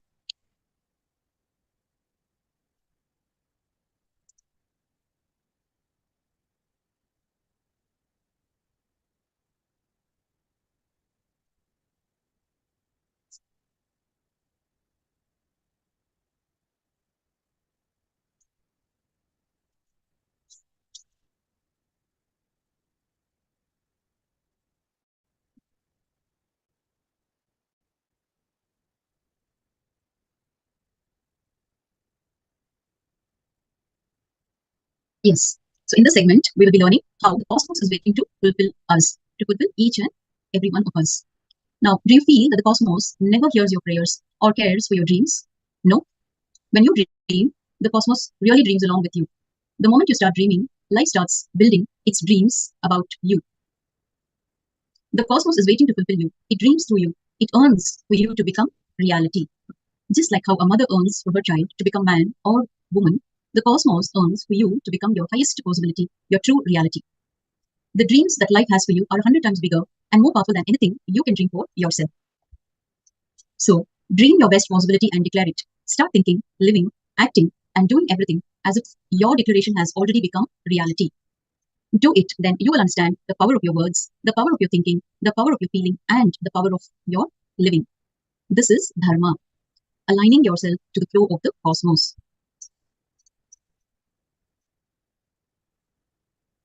So how do we make miracles happen in our lives? Siddhis are extraordinary spiritual powers that are activated when you reach the higher levels of consciousness. When you work continuously and sincerely with the 4 powers, these miraculous powers awaken in you. Add Dharma to your words, thoughts, feelings, and the actions you perform in your life. When you add Dharma to the 4 powers, you will see miracles happening in your life. For example, when you live with extraordinary integrity, the cosmos itself will rush to fulfill your word. There is a funny but significant story about the power of creating the right space. The child prince Prahalad, most of you would have heard about Prahalad. So he was a great devotee of the Lord Vishnu. This made his father, the demon king, Hiranyakashipu, really angry because he wanted everybody to worship him instead of God. One day, Hiranyakashipu threw a challenge to Prahalad. He pointed to the pillars in the room and said, "You say your God Vishnu is everywhere. So is he here in these pillars?" Without any hesitation, the child Prahalad replied, "Yes, Vishnu is there in these pillars also." The father, the demon king, Hiranyakashipu, roared in anger, "Oh really? Show me which pillar Vishnu is sitting in." So Prahalad lifted his small hand and started to point to a pillar in the room. It is said that when Hiranyakashipu was questioning Prahalad, Vishnu was resting peacefully in his divine abode. But the moment Prahalad's finger started moving towards the pillars, Bhagavan Vishnu jumped up and started running towards the earth. His consort, Devi Lakshmi asked, "What happened? What happened?" "Oh, my devotee is moving his finger towards a pillar. Wherever he indicates, I have to enter into that pillar," cried Vishnu. The integrity and authenticity of the innocent child Prahlad was such that wherever his finger stopped, Vishnu had to appear in that pillar. When you create such a powerful space of possibility, even the divine will land there for you. So understand, whenever you create a space for something to happen, you unfortunately also create doubts about the possibility of it ever becoming a reality. When you challenge the space, you have already corrupted the space. Suppose you are suffering with a certain sickness. You decide to create a space to become healthy. But the moment you create the space, you will have all kinds of doubts about the power of space and doubts about your ability. The doubts about your ability to create the right space. All your past failures come and stand in front of you like demons. That is the most unfortunate thing. Challenging the power of space. So first, all these complications in creating the space should be completed. Create the space from completion. So here, we will learn the technique for creation from completion.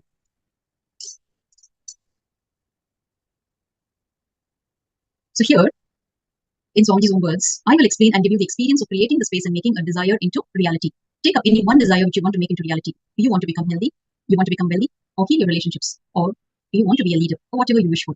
First, complete with the idea of impossibility, which comes from deep-rooted self-doubt and the memory of past failures. Complete with that. Tell yourself very clearly that there is nothing called impossible. Next, you will be creating the space to make your desire into reality. But first, you need to complete with your doubts about your ability to create the right space. So I hope you're all with me. Now, sit with your eyes closed and pick up that idea you have. Whatever is stopping you from progressing, whatever is stopping you from expanding, if you have doubts about your ability to create the right space, sit with your eyes closed and pick up that idea you have and complete with all the impossibility. Now, for example, manifesting a job. Okay, if you have all the ideas that you have, all the negative ideas that you carry, sit with your eyes closed and complete with all that impossibility. Being comfortable in any kind of situation is also known as completion. It's also one form of completion. So now pick up that idea, whatever idea you have, and complete with all that impossibility. Let's begin. We'll just take a few minutes to do this.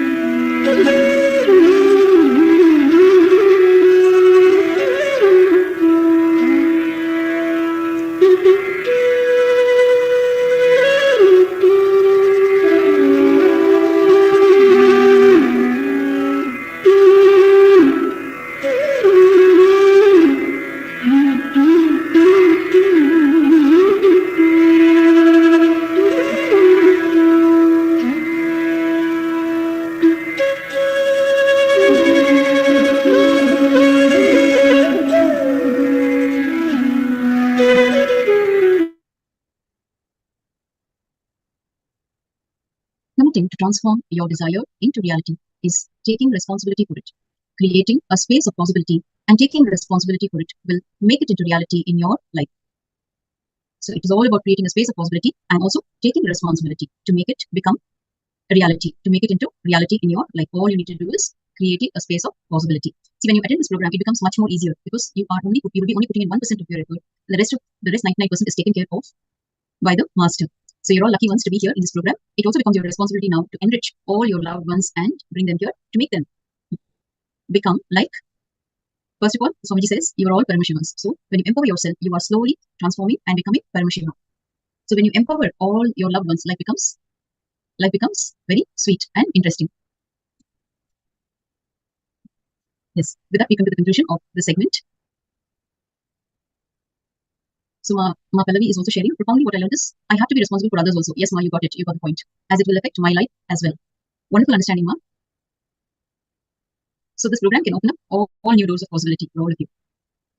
So we will continue to learn and imbibe the sacred truths in the following days. Now we will conclude this segment with the Purna Mantra. Please sit up straight with your hands in the Anjali Mudra. Let us chant the Purna Mantra by offering our gratitude for all the knowledge that has been bestowed upon us by our Master. Let us offer our gratitude at His holy feet and chant the Purna Mantra. Om Purnamada Purnamidam Purnat Purnamudachyate Purnasya Purnamadaya Purnamevavasishyate Om Shanti Shanti Shanti Hari Om Tat Sat Sarvam Bhagavad Shri Nithyananda Paramashivam Padukarpanamastu Om Nithyanandam. Thank you all. Nithyanandam. Recognizing your integrity is always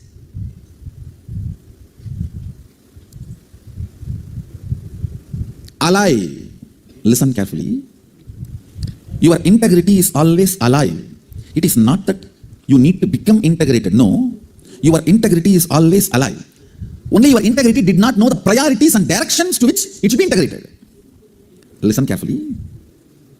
It is like somebody tells you a bag full of pennies, coins, and $1 billion check.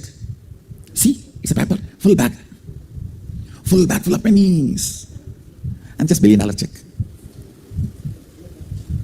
You are integrated to this full bag of pennies because it attracts your immediate attention, does not even let you cognize what this $1 billion check can do.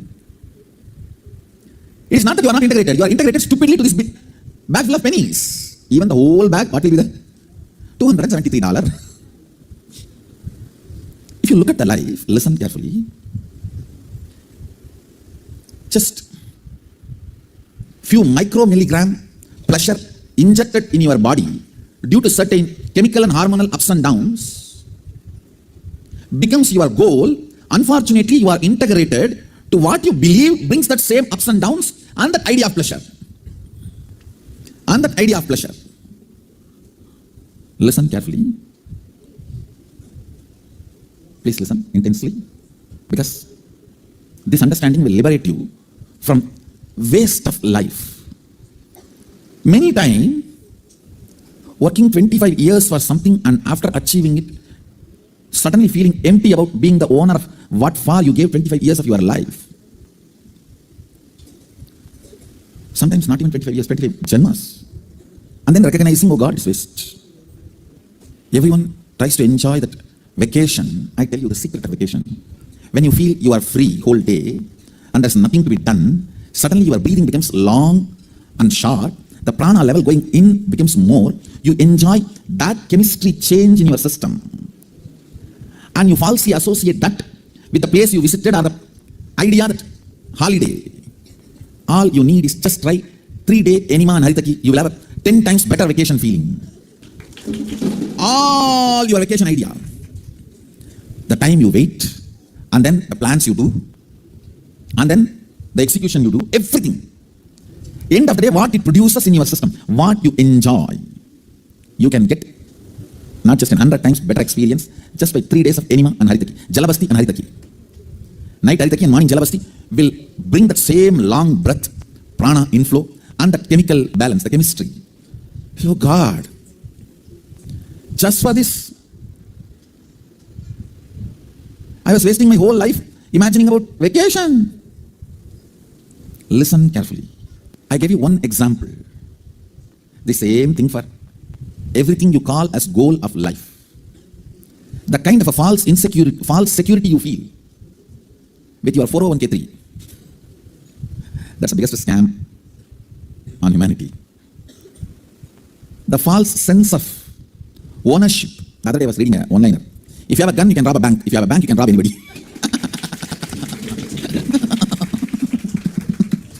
No, this whole faltu system of currency-based economy. Understand, currency-based economy is a conspiracy against the humanity. We should get back to the fundamentals. Survival needs-based economy, not somebody's greed-based economy. Understand? We should get back to the economy of what we need for our existence. Those items should be the currency. They should be the material which is exchanged, not the false promissory notes, which finally gets reduced not even in the form of notes, just electronic zeros. The false confidence you cherish because of the idea of currency. The false wealthy feeling you cherish because of the idea of the currency. Understand? These faltu cognitions lets you down so badly, you do not recognize you have been let down till you die. That's our thing. That's our thing. See, in Hindu tradition, that is why, however rich you may be a king, but after a certain age, everything should be given up. Dharma, Artha, Kama is over. Now start moksha. The moment you land on the planet Earth, learning the values of existence, methodology to exist, way to exist, dharma. Then Artha, way to expand, contribute, be a meaningful member of humanity. In Sanskrit, Artha means meaning and wealth. It means how much you mean, that much you will be wealthy. How much you mean to society, that much you will be wealthy. So, becoming a meaningful part of the humanity. Understand? Only wealth generated by being meaningful member is wealth. Everything else cannot be considered as wealth. How you contribute. By contributing what you generate is wealth. Nothing else. Artha is being contributing, meaningful, part of humanity. Then Kama, manifesting what you want, means celebrating your existence by your own creative, unique whims and fancies. Understand what a beautiful structure. First you understand the values of existence. Then you understand to be a meaningful member of the humanity. Now you are given the freedom to dance as per your whims and fancies. Once you understand, it's all after all whims and fancies, you are asked to drop and move towards moksha. Listen to this fundamental truth. Listen to this fundamental understanding. You may be integrated to the bag full of pennies because you do not know the value of $1 billion check. But you are integrated. Integrity itself need not be practiced. Understand, this is one of the biggest relief a seeker can experience. I do not need to practice integrity. I need to recognize to what I am integrated. First, be very clear, all of you are 100% integrated. To what? To what? When you cognize to what, you yourself will feel shy. Hey God, hey, where is $1 billion and where is $273.43? You will simply recognize your priorities. You will not plan for $1 million vacation after the end of 1 year. You will just have Haritaki in the night and Jalavasti in the morning. Because you know, the feeling is what you enjoy. I'm not saying don't go for vacation. I'm saying don't go just for the feeling which can be created by Haritaki and Jalavasti. Go for some other reason. Maybe you want to have a family fight. Usually that's where vacation ends. Go as family and fight and come back. Then you can go, no problem. But if you want only that feeling, then what is the use? You can get it here. Understand? Recognizing your integrity and to what you are integrated solves literally every problem. And you need to know, as long as you think you need to practice or build integrity, you will feel stressed and use all the bad words externally or internally to the integrity officers. To the Sadashiva Ganas, you will, oh God, these demons have come in the morning itself to wake me up. They cannot tolerate me sleeping. They do not know I went to bed only night 9 o'clock. Morning 4:30 itself they are there to push me to do yoga. I don't know. The Sadashiva does not know. Early morning sleep is very tasty. Why did he write in Agama? Maybe there's some spelling mistake or translation mistake. Should we tell Swamiji to refer the Agama once more? Is it really morning? Or by any chance it is evening 4:30? Can we have one more translation verified? And the original scripture verified. Is it only supposed to be done in the morning, Brahma Muhurtam? We will remember up to the origin of the Agama.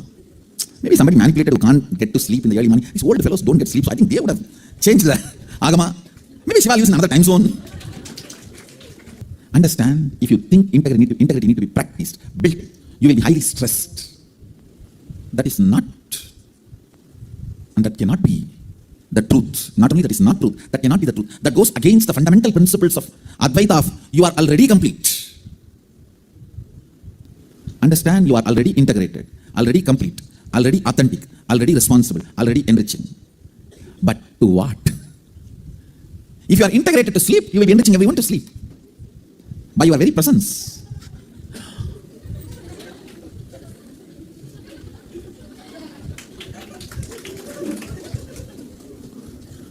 Let him talk. Why are you disturbing me and others? After a few days, you will also. If you are integrated to sleep, that is what you will be enriching. If you are integrated to Guru, that is what you will be enriching. If you are a mixture of little sleep and little satsang, that is what you will be enriching. Understand? Recognize you are already integrated. You are already authentic. You are already responsible. You are already enriching. You are already complete. But to what? If it is for sleep, you will have that as a result of your life. As I said a few days before in a satsang, don't diet. Eat as per your goals. That's all.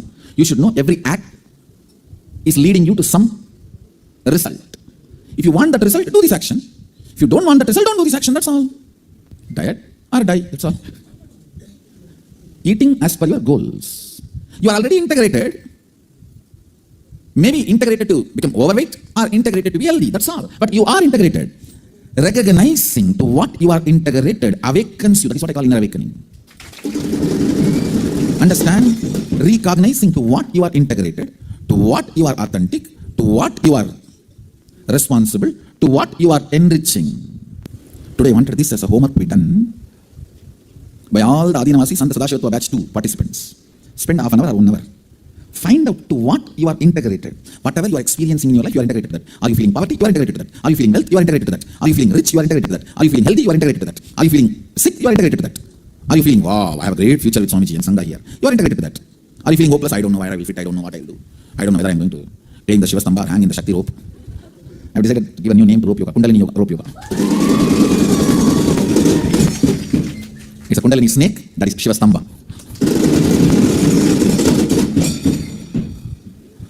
So Shiva Stamba will give you strength, Kundalini rope will give you flexibility. To something you are integrated. Recognize to what you are integrated. That recognizing will awaken you. It will awaken inside your inner being.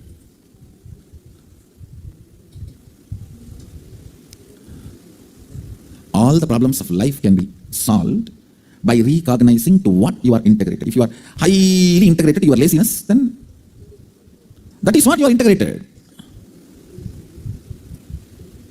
Many people come and tell me, Swamiji, I surrender myself to you, but can you exempt me from the morning routine? It means what? You are more integrated to your morning sleep, tiredness and laziness than to me. If I just remove this morning routine, I will have 10,000 Adinavasis here, bit more. But what is the use? What is the use? We had 3,000 snakes in this campus before I came. What is the use? Understand? Whether you have a problem with your laziness, whether you have a problem with your inefficiency, whether you have a problem with your behaviors, whether you have a problem with your food patterns, whether you have a problem with your sleep patterns, whether you have a problem with your thought current patterns, whatever may be the problem, just understand you are integrated. You just need to recognize to what you are integrated. Recognize to what you are integrated. If you just scan your whole day, do this like exercise. Scan your whole day. What is the best thing you love to do in your life? Whole day, whenever you get time for yourself, Jaleeb. Nidra Devi Puja. Either you are integrated to Nithyanandeshwara Puja or Nidra Devi Puja. And to what you are integrated, you are going to have the result of that in your life. But you are integrated. Recognize that. I tell you, beauty of light is it cannot coexist with darkness. The beauty of awakening is it cannot coexist with blind spots. If you feel, I know Swamiji, I am integrated to sleep, but I don't know how to get out of it. No, then you do not know the ill effects of that in your life. You have not cognized. Still you think you can continue to sleep, and suddenly overnight somebody will build the Kailasa for you and give it to you. Even if you snatch Kailasa from somebody, you can never live in peace. See, Ravana snatched Kailasa from Sadashiva and took it to Lanka. Still you don't find peace there. Lanka was a city. Ravana took it from Sadashiva, abusing the compassion of Sadashiva. That is why never peace existed there. This Ravana is a Brahmana who does all the rituals. So Sadashiva called Vishwakarma and asked him to build a golden city for Devi. Parvati was newly married and she was little unable to settle with that weather and Vatavarana and all that. And he said, all right, for the sake of Parvati, build a golden city. Vishwakarma just made it and Mahadeva, it is there, please accept. And then you need to do all the rituals to start living there. Ravana was well-known Purohit. He was called to do all the rituals and he did all the Griha Pravesam, Purohitya ceremonies. And at the end of the ceremony, Sadashiva was very happy. As usual, Bolenatha, he said, ask what do you want, I'll give. This fellow says, give me this whole city.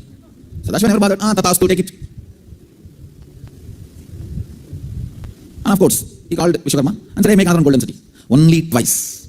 In the whole Puranas I verified. In all available records. All the Purana, Itihasa, Vedas, Upanishads, everything. Only twice Sadashiva called Vishwakarma and built only 2 cities. One was taken away by Ravana as Lanka. Unfortunately, because he took it in an adharmic way. You cannot go and do the Purohita for the Griha Pravesam as the whole Griha. That's not the right way of getting dana. It's abusing the compassion, the charitable mind of a donor. Understand? Even when the person is giving, he has highest charity mind, you need to be responsible. What you demand? It's greatness of Sadashiva he gave, but not the right of Ravana. That is why the place never experiences peace. Only if you are a Shaivite, practicing Shaivite, you will be peaceful in Sri Lanka. Not otherwise. Not otherwise. Unfortunately, the incompletion he caused by abusing the compassion of Sadashiva fell as a curse on Lanka, and never ever peace existed there. The second city he built is Arunachala. Not even Madurai. I tried my best to get some reference and not even Madurai. It is Arunachala. Both decided to shift the residence, not even Varanasi. I really thought Varanasi would have called Vishwakarma and built it. No. One is Lanka became useless for Sadashiva. Second is Arunachala. They decided to move in and still they live there happily ever after. Not even Varanasi, not even Madurai. That was really shocking for me.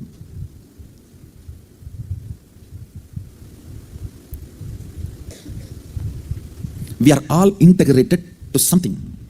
Find out to what we are integrated.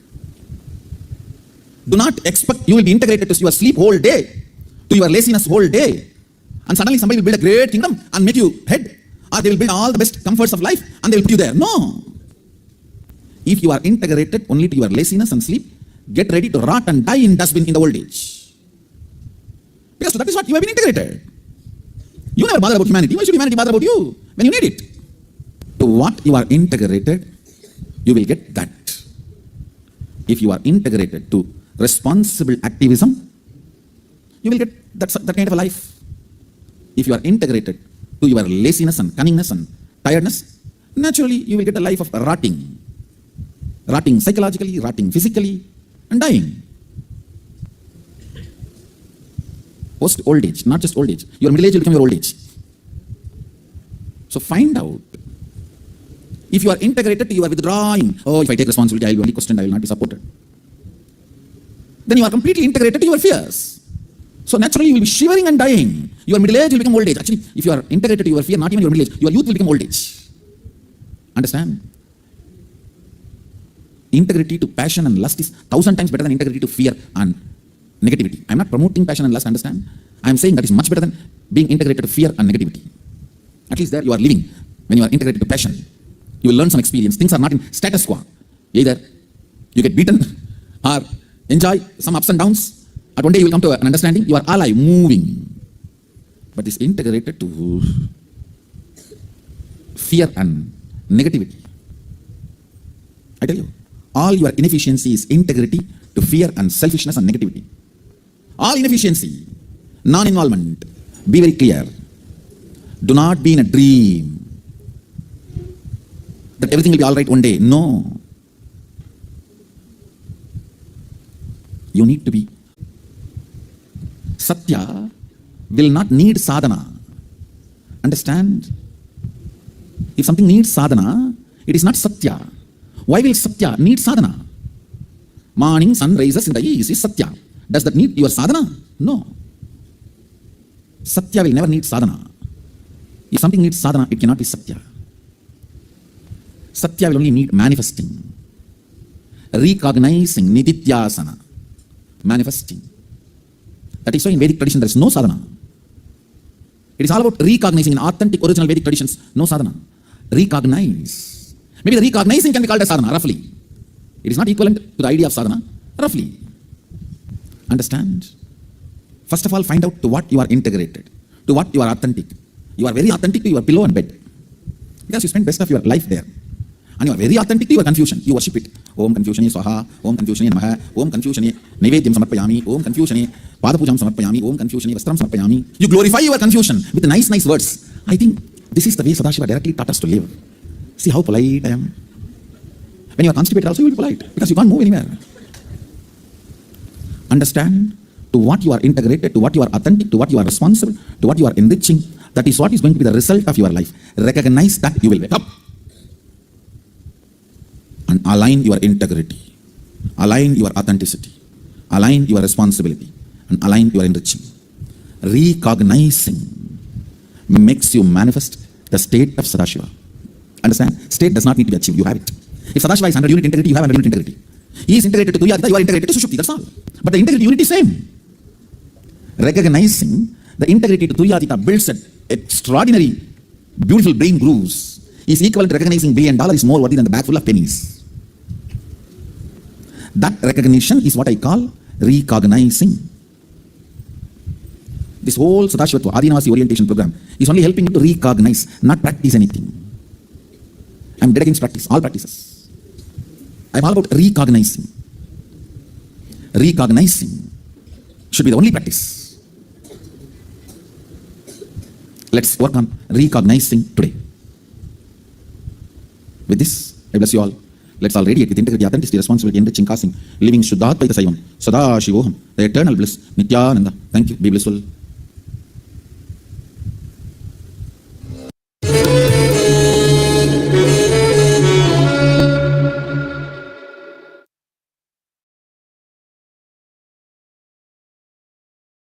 The software with which you are operating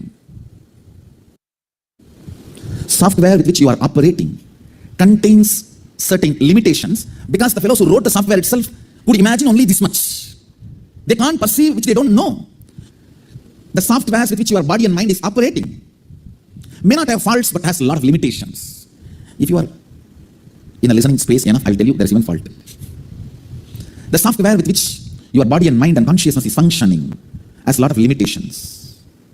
The cognitions you carry has a lot of limitations. The first step human being need to learn is manifesting powerful cognitions in every step of your life is authenticity. Manifesting powerful cognitions in every step of your life, whether it is about your wealth, health, relationships, energy, intelligence, anything you have in your life, manifesting powerful cognitions about it. For example, you can look at your life and say, wow, so many years I managed so many problems. Then I can be really through my whole life. If I can manage this much, why not anything further? This is powerful cognition. Or you can also manifest, I'm already tired, feeling heavy. What am I going to do if something more comes tomorrow, day after tomorrow? You can manifest that cognition also. Going on manifesting powerful cognitions about everything is authenticity. About wealth, life, intelligence, health, body, knowledge, good, bad, fears, hopes, desires, life, relationships, about everything. Master is a message from Cosmos, software update available. You can say, do it now or not now, remind me later, remind me in the night. You can press anything. I'm just a pop-up saying software is updated, ready. Ability to go on manifesting powerful cognitions about your money. I made so much. Only the first rupee is difficult. See, first crore you have to make it with your blood. The first crore will make the second crore just using your sweat. And the second crore will make the third crore, you don't even have to give your blood as sweat, just spit. That is the way life is. If you decide to live, or you can say, oh, this zone grower itself is paining my back. What am I going to do? You can manifest powerless cognitions. You have a freedom. Understand, it is time.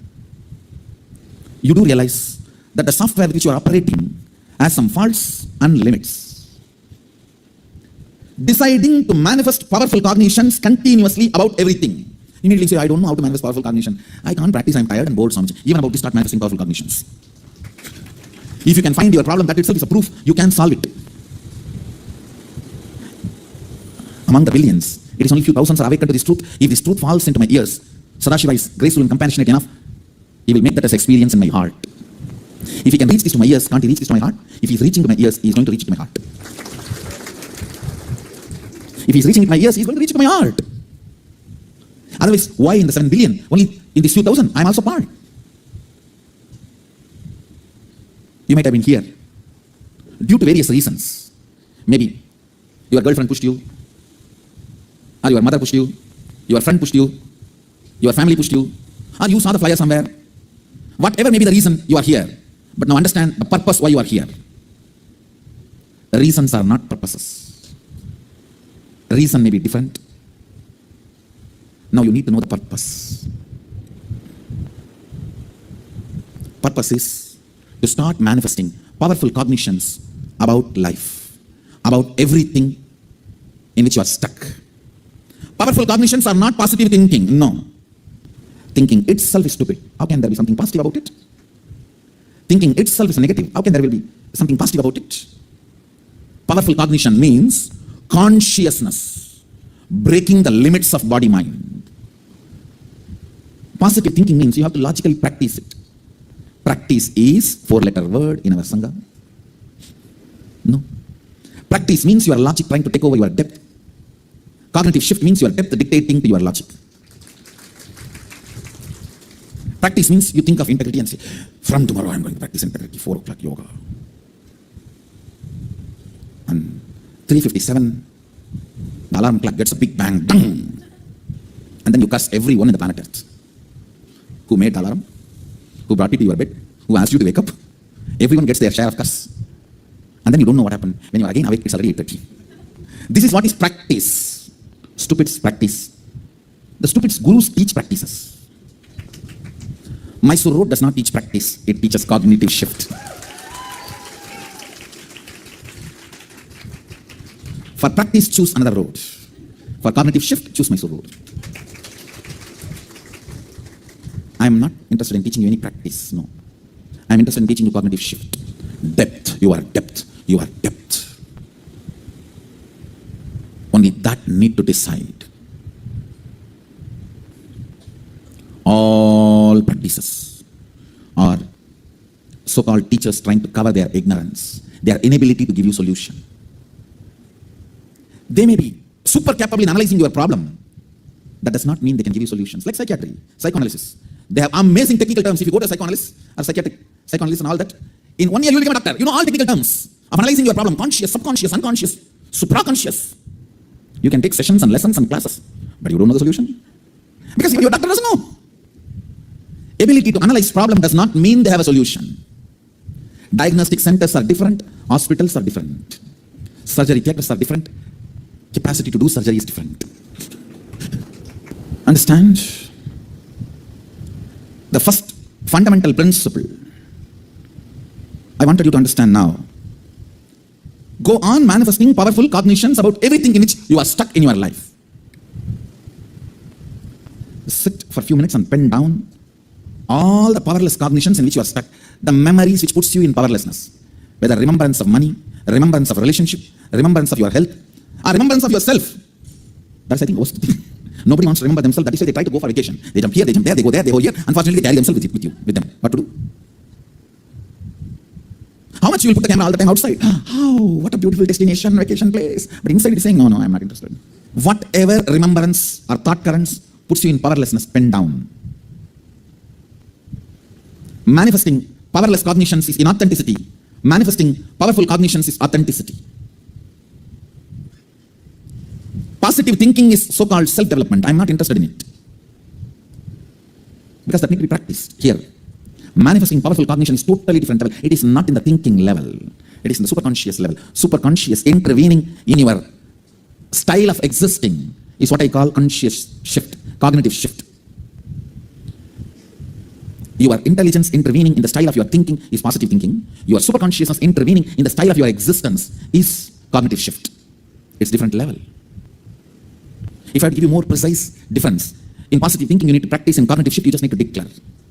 In positive thinking you don't need initiation, Shaktipada. In cognitive shift, Shaktipada starts the whole thing. In positive thinking there is always negative thinking, the superconscious breakthrough, there is no negative superconscious breakthrough. In positive thinking it is trial and error, in the superconscious breakthrough, the cognitive shift, it is trial and success. The first step I want you to do. Vande Guru Paramparam. Sadhana TV के सभी दर्शकों और भक्तों को मेरा प्रेम एवं आशीर्वाद सहित स्वागत। कल हमने 4 तत्वों में से दूसरे तत्व श्रद्धा के बारे में चर्चा की।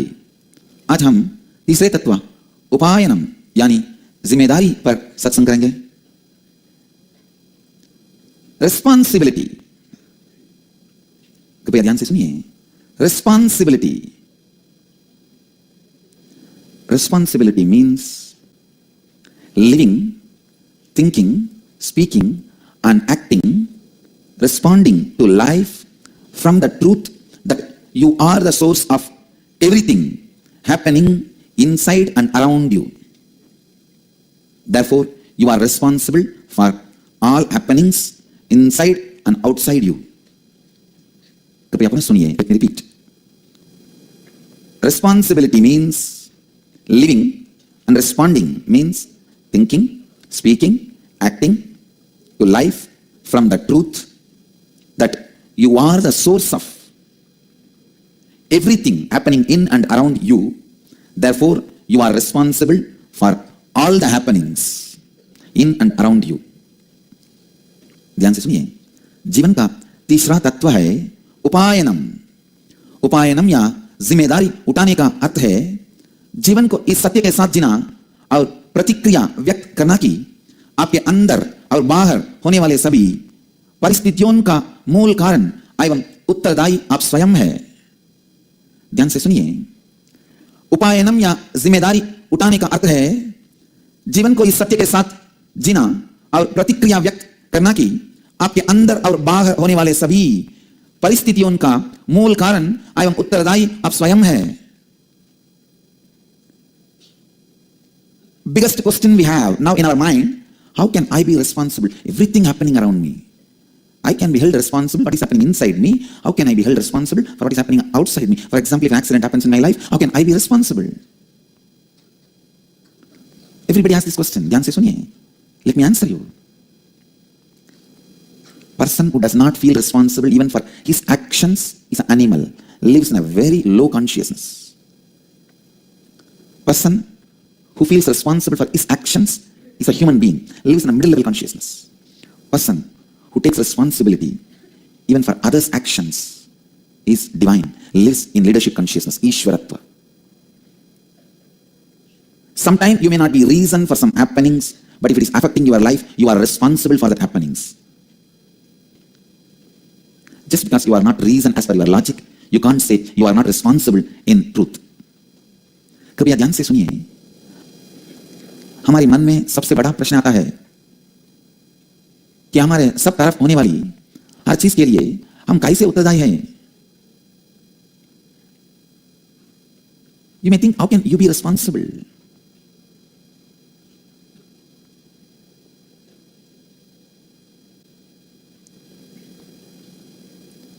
You need to know, unless you take responsibility, neither you are going to improve the situation nor going to expand in the inner space. Vivekananda says very beautifully, take responsibility more and more, your shoulders will become stronger and stronger. In any field, freedom is a basic condition for growth. Responsibility brings the experience of freedom. With responsibility, your consciousness expands. जो व्यक्ति अपने कार्यों के लिए जिम्मेदारी नहीं उठाता है वह जानवर के समान है. जो व्यक्ति अपने कार्यों के लिए जिम्मेदारी उठाता है वह मानव है, और जो व्यक्ति अन्य लोगों के लिए जिम्मेदारी उठाता है वह ईश्वर है। सुनिए, जो व्यक्ति अपने कार्यों के लिए जिम्मेदारी नहीं उठाता है वह जानवर के समान है। जो व्यक्ति अपने कार्यों के लिए जिम्मेदारी उठाता है वह मानव है, और जो व्यक्ति अन्य लोगों के लिए जिम्मेदारी उठाता है वह ईश्वर है। He lives in the space of leadership consciousness. Ishvara. Ishvara.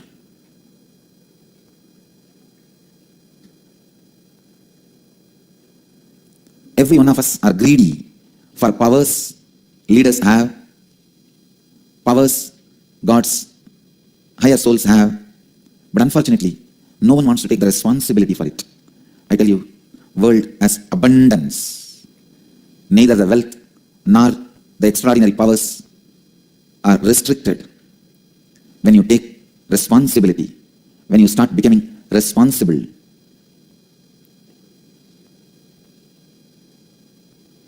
Powers, wealth, spiritual powers, all the auspicious things starts expressing through you intensely.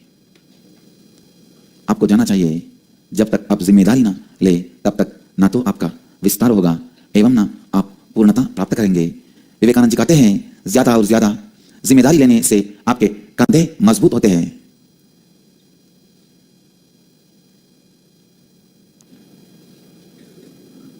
Responsibility expands your possibilities. Let me define responsibility. Responding to the world from the best possibility is responsibility. Responding to you and to the world from the best possibility is responsibility. जिम्मेदारी आपके संभावनाओं को विस्तार करता है। जिम्मेदारी आपके संभावनाओं को विस्तार करता है। Responsibility not only awakens leadership qualities in you, it awakens leadership consciousness in you. ध्यान से सुनिए, qualities are different, consciousness is different. In the corporate life, in the outer world, if you are taking responsibility for some position, post, you may express leadership qualities.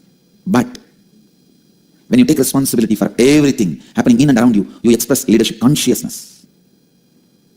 उत्तरदायित्व का अर्थ है विश्व के प्रति असीमित संभावना के साथ प्रतिक्रिया करना। उत्तरदायित्व का अर्थ है विश्व के प्रति असीमित संभावना के साथ प्रतिक्रिया करना। From the best possibility. Your responding is responsibility.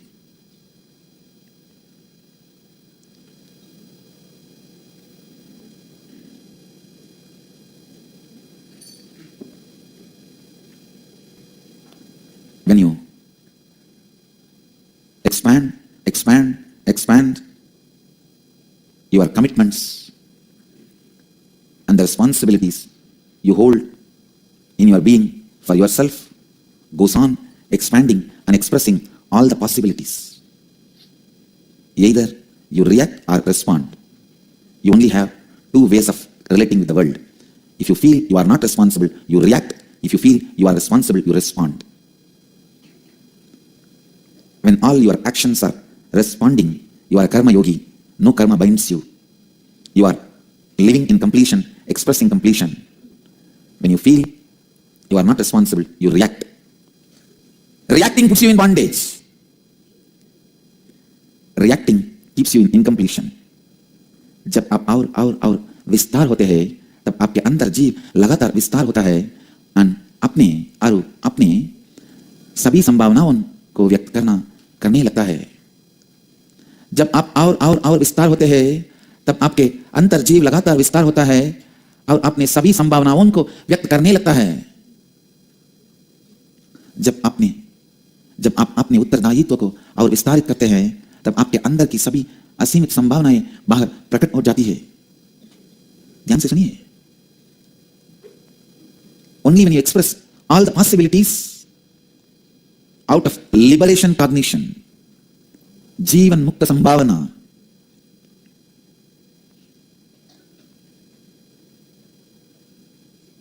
you are living your life. Life is lived when जीवन मुक्त संभावना becomes your lifestyle. The space of possibility space of leadership, I tell you. Nothing else is required for you to be a leader. Just leadership consciousness is enough. When Vivekananda walked length and breadth of India, he did not have anything other than leadership consciousness in his life. But wherever he went, kings washed his feet, gave their own thrones for him to sit, received his blessings, guidance, requested for his spiritual support. Leadership consciousness is independent, intelligent, cannot be hidden from others. Once you have it, whole world will know you have it. Simply, world listens to you. You do not need any power, political strength, infrastructure for the world to know you are a leader. Even if you walk in the street, you will stand tall, man among men. And the world will respect you. नेतृत्व क्षमता के लिए और कुछ भी नहीं चाहिए, केवल नेतृत्व की मनोस्थिति होने आवश्यक है. अगर आप में ये है तो पूरा विश्व जान जाएगा कि आप उनके नेता हैं. नेतृत्व क्षमता के लिए और कुछ भी नहीं चाहिए, केवल नेतृत्व की मनोस्थिति होनी आवश्यक है. अगर आप में यह है तो पूरा विश्व जान जाएगा कि आप उनके नेता हैं.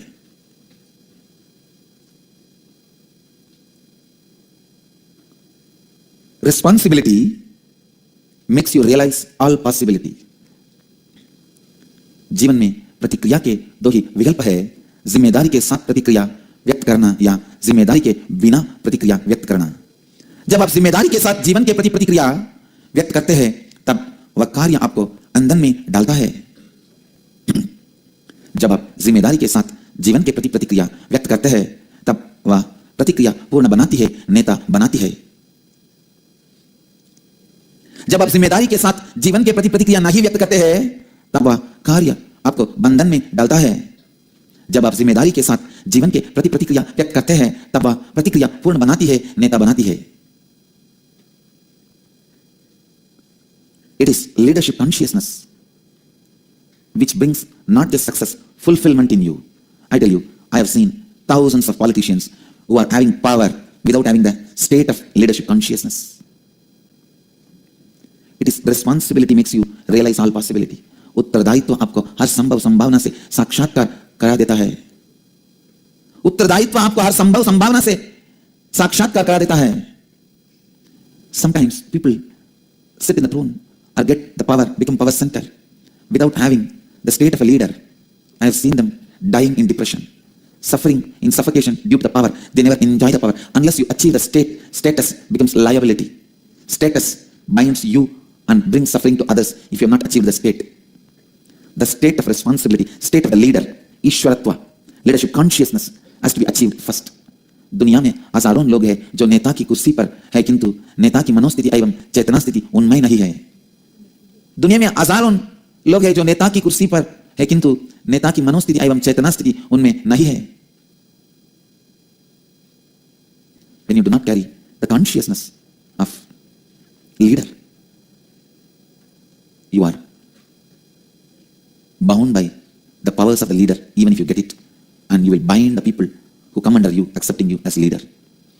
This is one of the biggest diseases India is suffering. Many seats are occupied by the people who are not responsible enough for the seat they are occupying. From the individual's house to the seats, official power, political power, media power. In every field, many people who have not achieved the state get the status, they become liability.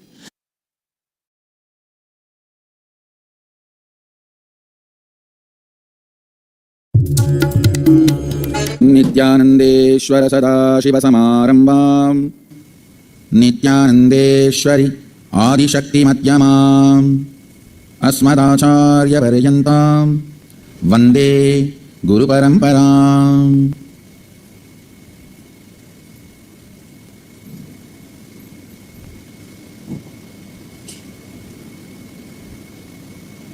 I welcome you all with my love and respects. I welcome all of you sitting with us all over the world through Nithyananda TV, through video conference, Facebook Live, having Naya Diksha. Today I will expand on how the enriching and tossing is a spiritual practice. Understand? Fundamentally, the purpose of the life, not just human life, is to manifest Pindanda to Brahmanda, macrocosm to microcosm, one cell amoeba to Mahasadashiva. See, whichever part you are in this long journey, you may be just having physical growth, or having physical and psychological growth, or physical and psychological and conscious growth, or whatever level you may be there in this whole journey, supporting other beings in this journey is enriching. Actually, I wanted this to be very clearly understood by everyone. That is the reason I wanted a spiritual zoo, Tapovana. Tapovana means where all these animals also manifest powers. Really, I'm going to do, you will see. Actually, really, a new breed of cows manifesting powers, new breed of dogs manifesting powers, new breed of lions, tigers, snakes, peacocks manifesting powers. Really. Wherever you are in this long journey, helping others, enriching others is a spiritual practice. Causing others reality is a spiritual practice. Even in life, whether you want more energy in the body, health, more resources in your life, wealth, more beings to live together for your love, to share your love, give and receive, relationships. Fundamental principle is coming to conclusion to enrich and cause. Only if you decide to enrich and cause, energy will start oozing in your life. Energy starts oozing in you only when you decide to enrich. It expresses as health, it expresses as love, relationships, it expresses as resource in the life, like wealth. What's the biggest wealth, you know? The ability to relate with a large number of people with love is the best wealth you can have, which will never leave you. Which will never leave you. Understand? There is only two ways you can be wealthy. The organic way of wealthy is the ability to relate with multiple people with energy. Toxic way of relating is ruling. Fundamentally, ruling is toxic way of relating. All human beings should be given a chance of love relationship only if he or she is not even mature to relate with that love relationship. I have seen. When you shower your love, people think you are innocent and you can be cheated. Then no other way they should be ruled because they want that only. They come and tell, rule me, only then I will be disciplined. Otherwise, I myself do not have any discipline. I don't trust me. I can't control me. You control me. That's a toxic way of relationship. No. Organic relationship is ability to love, and through love, ability to relate with more and more and more number of people, beings. Organic wealth is your ability to enrich and inspire, get involved in people's life. I tell you, even if you don't have this capacity, love to relate with people, learn it. That will be the best training you can have in the life. Whatever you want to become, this is the fundamental training. This will make you successful. I bless you all. Understand? Simple, straightforward, integrated hard work. I am back to basics. I don't believe in all this smart work. I believe in hard work. When you do the hard work, the strategy you evolve automatically is smart work. No. So I'm very simple, straightforward villager. You are being for me, not number. So I'll attend to each one of you and cause your reality. That's all. I'll be Sadashiva for each one of you. You don't need to come to me because I was Sadashiva for somebody else. If I'm Sadashiva for you, come to me. So I'll be Sadashiva for you. The essence of today's satsang. Essence of today's satsang is I'll be Sadashiva for you.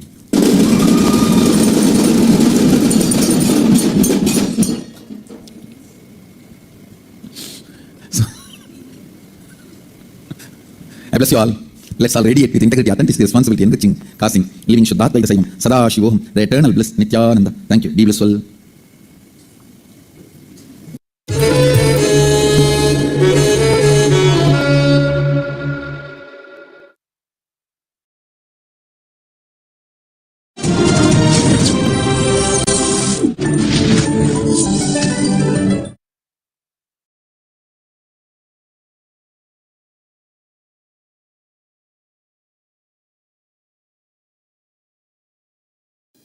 When you chant the Shasti mantra in the morning, that is a very powerful way of enriching the world, through our integrity and authenticity. When you take the responsibility for that word, making those Swasti mantras into reality, listen. With integrity and authenticity, if you chant that word in the morning Pada Puja and bless the world, you are sending the vibrations. Ko brahmanebhya subhamastu nityam loka samasta sukhino bhavantu. You are sending the vibes. When you take responsibility for it and start acting, you are enriching yourself and others. When you send those strong waves with integrity and authenticity, you are enriching you. And you are enriching the world mystically. When you take responsibility for the words you uttered and start working, you enrich the world mystically and physically, metaphysically and physically. When you chant, Ko brahmanebhyo subhamastu nityam, you should take the responsibility of protecting the cows and people who practice these four tattvas. Kale varshadu varjanyaha, prithvi sasya salini, means we should make sure trees are not cut properly 3 times a month, rain is showered. Raja dharmapatihi prajasu charitaha, means you should make sure king rules righteously. It is our responsibility now. We will all take the responsibility for the rulers to rule the world and the countries righteously. By constantly educating them and teaching them in all other possible ways, we are responsible. Chanting is the first level of metaphysical support we give it to the world, enriching metaphysically. Start taking responsibility for it so that we enrich physically also. So every day when you chant, remind yourself, now you have to make sure king rules righteously. So understand, guiding the rulers is our mission. Jnanasambhata himself guided the Nindasirnekumaran, the Pandya. So it is our right and it is our responsibility. It is our responsibility. Enlightened beings and saints are protected. I think we will have to structure our whole Sangha based on the Swasti mantra. That is our mission statement. Understand? Swasti mantra we chant every day is our mission statement. Ko brahmanebhyo subhamastu nityam. We should plan every ashram as Goshala. People take the responsibility of protecting cows, and every state of India passes the law protecting cows and anti-cow slaughter bill. And all over the world, constantly we promote the truth of protecting the cows and no beef. Ko brahmanebhyo subhamastu nityam. Brahmana is a person who practices this Chatur Vedas. Whoever practices the Chatur Vedas has to be protected. It is time we take the responsibility for enriching all the words we utter in the morning Swasti mantra. King ruling, rulers ruling the country righteously, and citizens living the life righteously. For everything we are responsible. We are responsible. We will take the responsibility by constantly teaching these 4 tattvas to everyone. Understand, responsibility and enriching makes your life happen to you. With integrity and authenticity and responsibility and enriching, I declare today, you all make me an incarnation, not me by myself. Me by myself with my integrity and authenticity, I only become enlightened being. Only my responsibility and enriching all of you makes me an incarnation. How many of you recognize this? So I happen because of you. My integrity and authenticity only makes me an enlightened being. Only my responsibility and enriching all of you, my commitment to take the responsibility and enriching all of you makes me an incarnation. Listen. Go on, go on, go on enriching. Go on enriching people with these tattvas. Enriching is enriching. Enriching is enriching.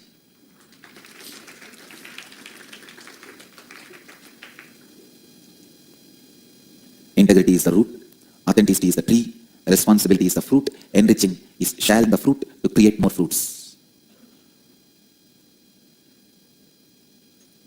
I can also say enriching is enjoying the fruit and sowing the seed for having more fruits. In enriching, you also enrich yourself. So enriching is enjoying the fruit and sowing the seed for more fruits to happen.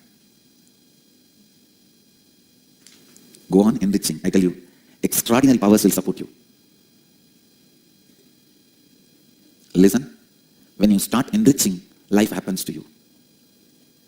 I tell you, even in profession, business, everywhere, when you look beyond what you get, creativity happens to you.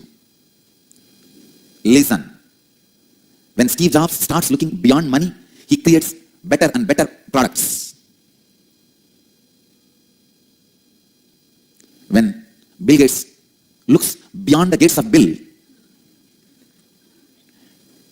he creates better and better and better enriching products. Gates of Bill will never make you do anything either in the micro level nor in the macro level.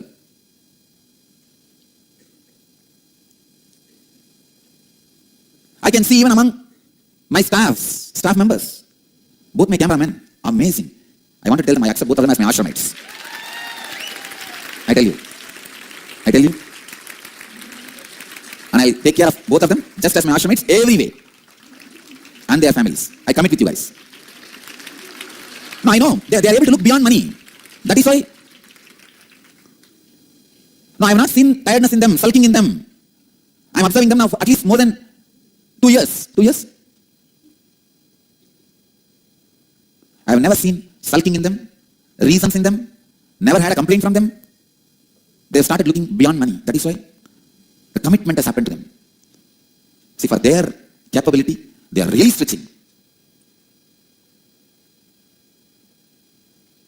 I tell you, in every field, only when you look beyond what you get, great things are born. Great things are born. All my sannyasis and ashramites, understand, if you are not able to do great things, be very clear. Still, you have not started looking beyond what you are going to get. Maybe what you want is just my attention. Even that is a salary, you are stuck. Only if you look beyond that and decide, you will enrich just because you want to enrich, great things will be born out of you. Jnana Garbha happens in the womb of looking beyond the possible returns. If mother's womb is constantly thinking what it will gain by giving birth to the son or the daughter, it will never conceive, produce and give birth. When the womb looks beyond what it is going to get, it gives birth. When your inner space looks beyond what is going to be returned to you or what you think as the benefit, great things are contributed. Great creativity is achieved. Impossible becomes possible. Same way, when a master looks beyond what disciple is going to contribute to him, he makes him as a master. When I look beyond what you are going to contribute back to me, I make you a master. In every field, listen, in every field, when you look beyond the possible fruit of that field, great things are born. कोई भी क्षेत्र में जब आप उस क्षेत्र में संभव फल से परे देखने लगते हैं, तभी अद्भुत चीजों का सृजन होता है. Whatever you see being useful in the planet Earth is from enriching consciousness. Listen. If Edison has invented bulb, it is from enriching consciousness. If somebody else has developed it to the next level, that is from his enriching consciousness, never from the mind which thinks of salary. And listen, the mind which thinks of return is worker. Vaishya. From the consciousness of Vaishya, nothing new or creative can come out. They know only how to make number of molds. They can make 10,000 bulbs, but they cannot do even a small change. Thus, even the small change happens only from enriching consciousness. The same apple has fallen 10,000 times from 10,000 trees in front of 10,000 people. Why? Only Newton got the idea of gravity theory of gravity.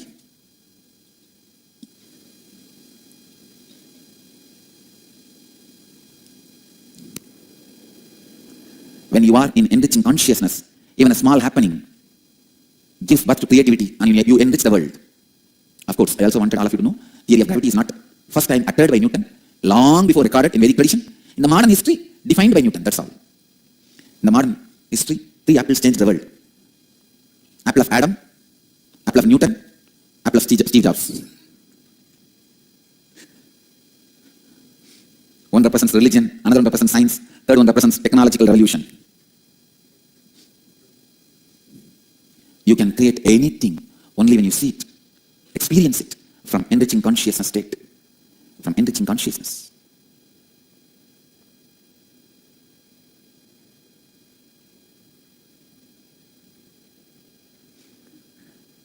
You can create anything only when you see it from enriching conscious state.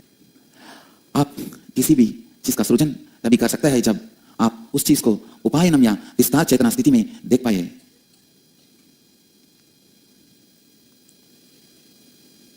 Enriching means not postponing, doing it now. I postponed committing to learn Hindi for quite a long time. I'll say, I'll do, but I never committed. When I decided not to postpone anymore, and in flash I committed. I think Kumbh Mela I did. Before second statement I committed. And after committing I said, what did I do? But now see the power of commitment. कृपया फिर से सुनिए, आप कैसी भी चीज का सृजन तभी कर सकते हैं जब आप उस चीज को उपायनम या विस्तार चेतना स्थिति में देख पाइए.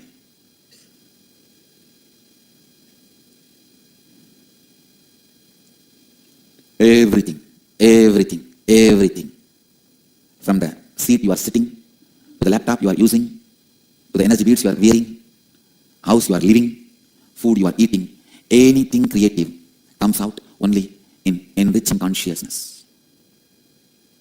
Only if there is a passage in the earth, the underground water can come out, Saraswati can come out. Same way, only if there is an enriching consciousness in your inner space, creativity can come out. Being in the state of enriching means to do actions in the enriching state without postponing. विस्तार स्थिति में रहे ने का अर्थ है कि आप विलंब न करते हुए विस्तार स्थिति को आपके कार्यों में व्यक्त करें. Being in the state of enriching means to do actions in the enriching state without postponing. So I tell you, today, list all the enriching thoughts you are postponing without making them as actions. And start acting on them. Don't postpone even this act. Today morning, I was asking Rishi Manisha, because he was having mood swing that he wanted to leave the ashram again. I asked him, are you going to leave? He said, he's not leaving. But he became aware, I'm going to ask him to commit that. He said, I'm not going to commit now. I'll become clear and then follow. I tell you, he will never become clear. Either you commit now or never. Because that I'll become clear. That will. Whenever you utter a statement, that will be there. Understand? The parasites of your inner consciousness is if, but, will, may.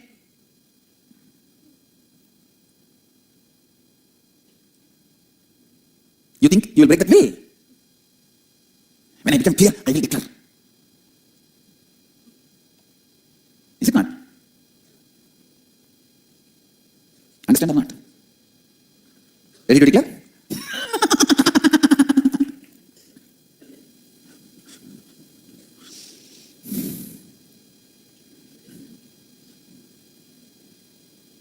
Getting it, but still postponing. I tell you guys, postponing means not living, not beginning the life. It is literally death. Your body may be breathing, but don't think you are alive. When I see a person, I can tell very clearly how many years he lived. Not by knowing the date of birth. From date of birth till his death, he breathed. But how many years he lived? Whenever he has not postponed. All the moments you did not postpone, you were living. The moments you were postponing, you were breathing but not alive. More moments of breathing not alive forms the source for sickness. Disease grows in a space where you breathe but not live. That is why I said, when you take responsibility, you destroy the roots where disease can grow. Best medicine for your heart to function forever, beautifully, smoothly is enriching. Postponing means you are not alive.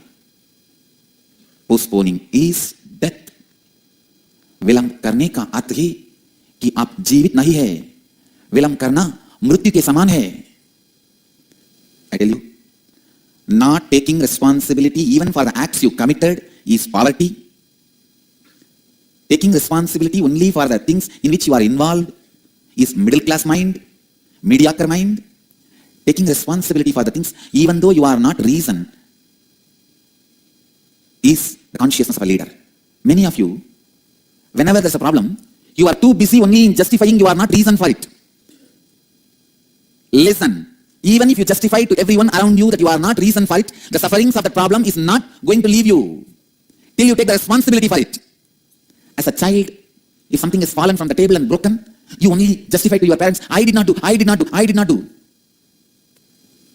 But unfortunately, even after growing up, you are doing the same thing. I did not do. I am not responsible.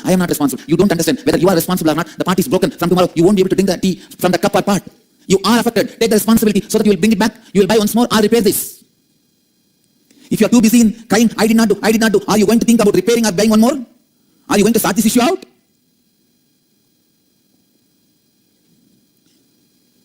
Two naughty brothers. Nobody was able to control them. The whole village experienced their presence. So heavy. All of them have decided that they won't be able to handle the hell anymore. They go and complain to the parents. Parents go to the village pastor. Pastor takes the responsibility, says, I'll try, don't worry. He calls the younger one and slowly starts talking to him. Do you know where is God? The fellow starts screaming. The younger one runs away as fast as he can to his elder one. Both of them hide themselves in a dark corner of the village. And the elder one says, hey, we both are really in trouble. Elder one asks, why? We used to steal money, toys, clothes from every house. Now, the whole village suspects anything or anybody missing, we are responsible. The pastor is asking me, where is God?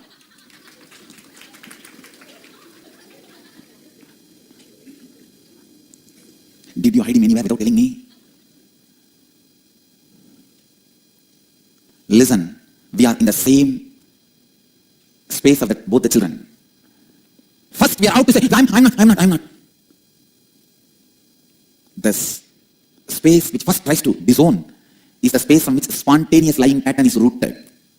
How many of you cognize what I am saying?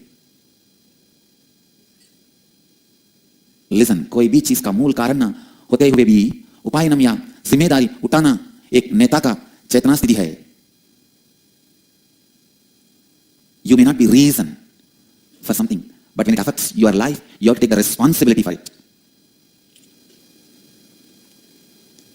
Because you are not reason.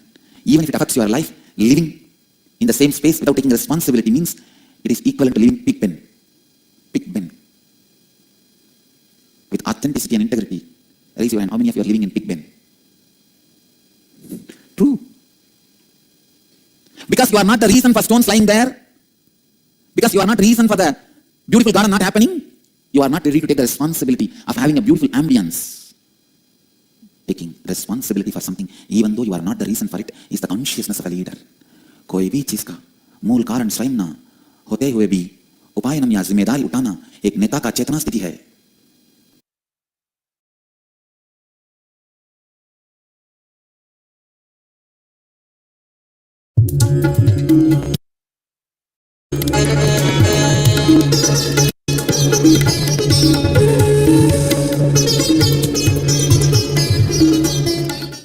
नित्यानंदेश्वर Sadashiv समारंभां नित्यानंदेश्वर्यादि शक्ति मध्यमाम् अस्मदाचार्य पर्यन्तां वंदे गुरु परंपरा.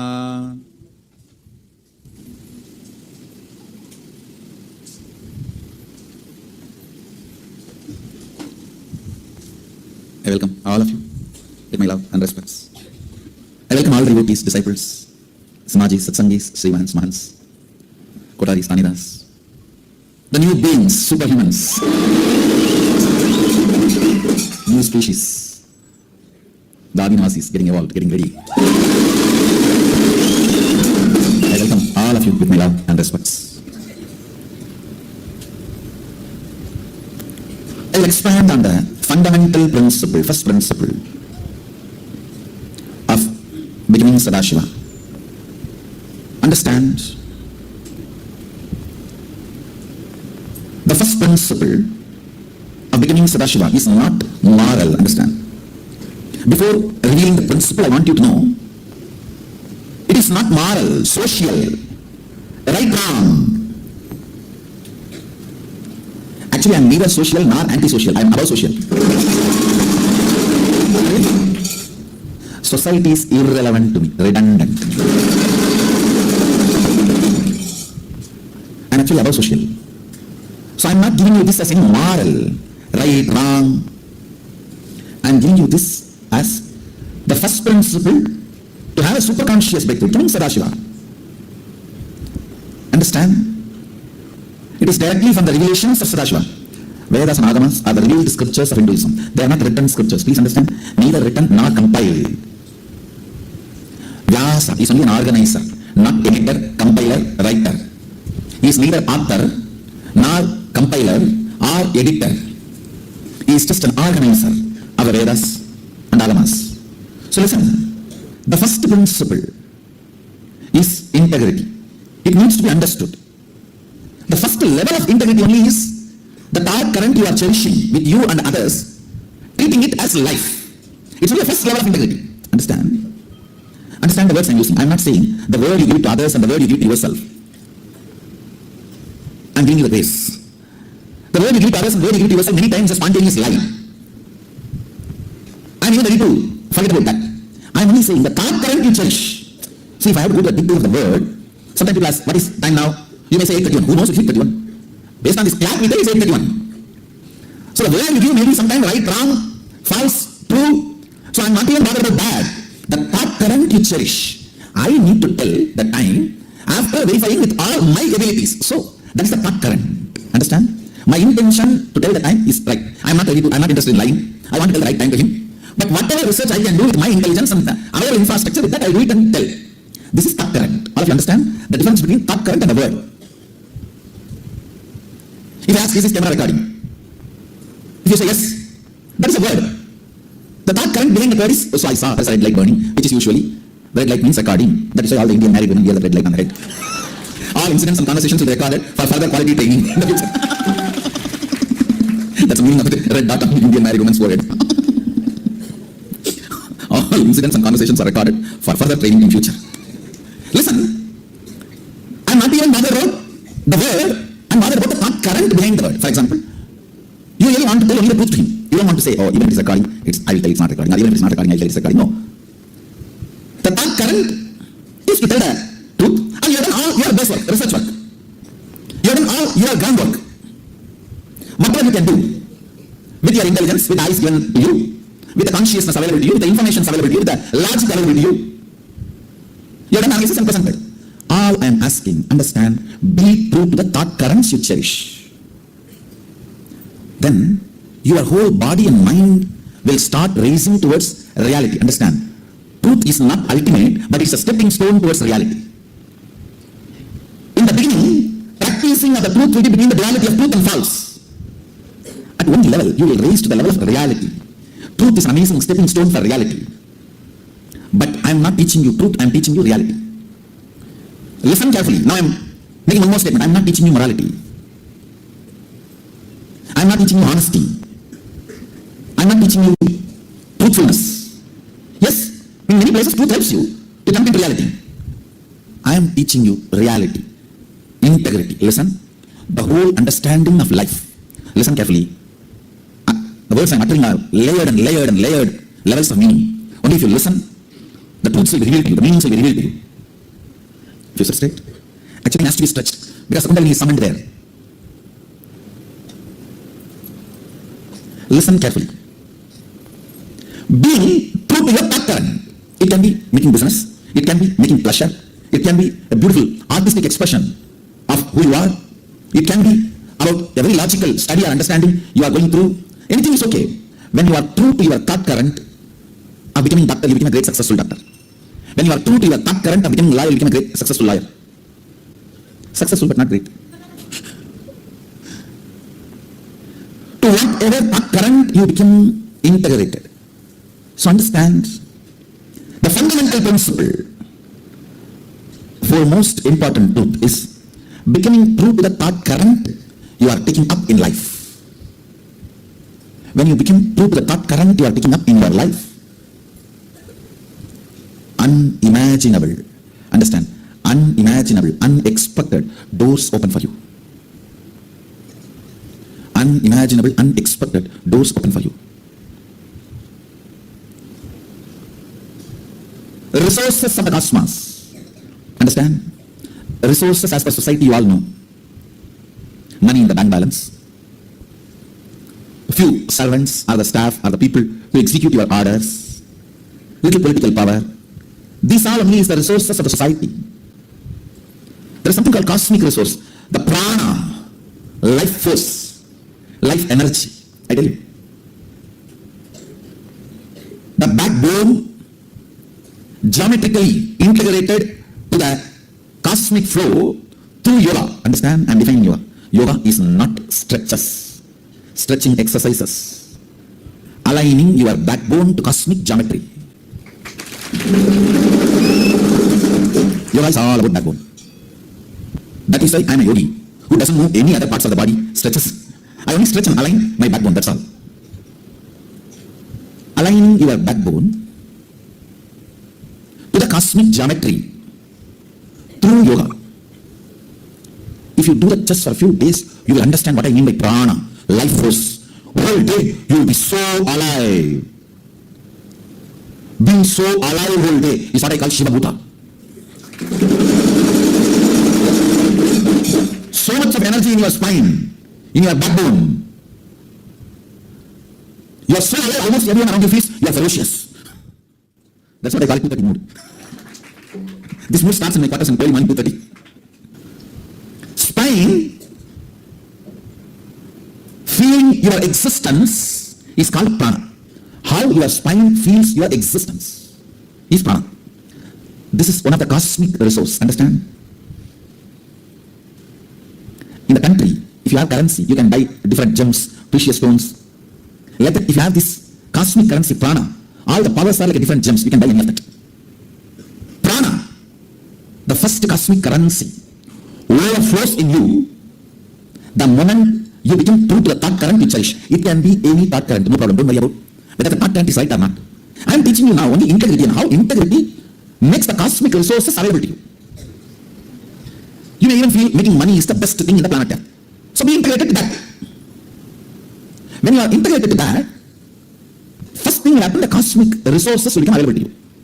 See, after some time you may understand, I think the cosmic resources are more valuable to buy a cow and cake. Better let me buy higher level diamonds and jewels. All that you may understand later. Understand, even now I am not telling you this is right, that is wrong. No. I am only telling you, decide to be integrated to any thought current you cherish. Any thought current you cherish, decide to be integrated. Because that makes cosmic resources available to you. When you decide to be integrated to the thought current you cherish, and you stretch your backbone, align it to the cosmic geometry. Align it to the cosmic geometry. To Shivastamba Yoga, Shivakamba Yoga, or the Voga Yoga, or Surya Namaskar, or the Nithyananda Yoga. The cosmic resources, like prana, will become available to you. And one more thing, if you decide to be integrated to the thought current you cherish, listen carefully, this is very important. You don't even need to do separate yoga. In the whole day, in your actions, your body will start to automatically start getting aligned to the cosmic geometry. Listen carefully.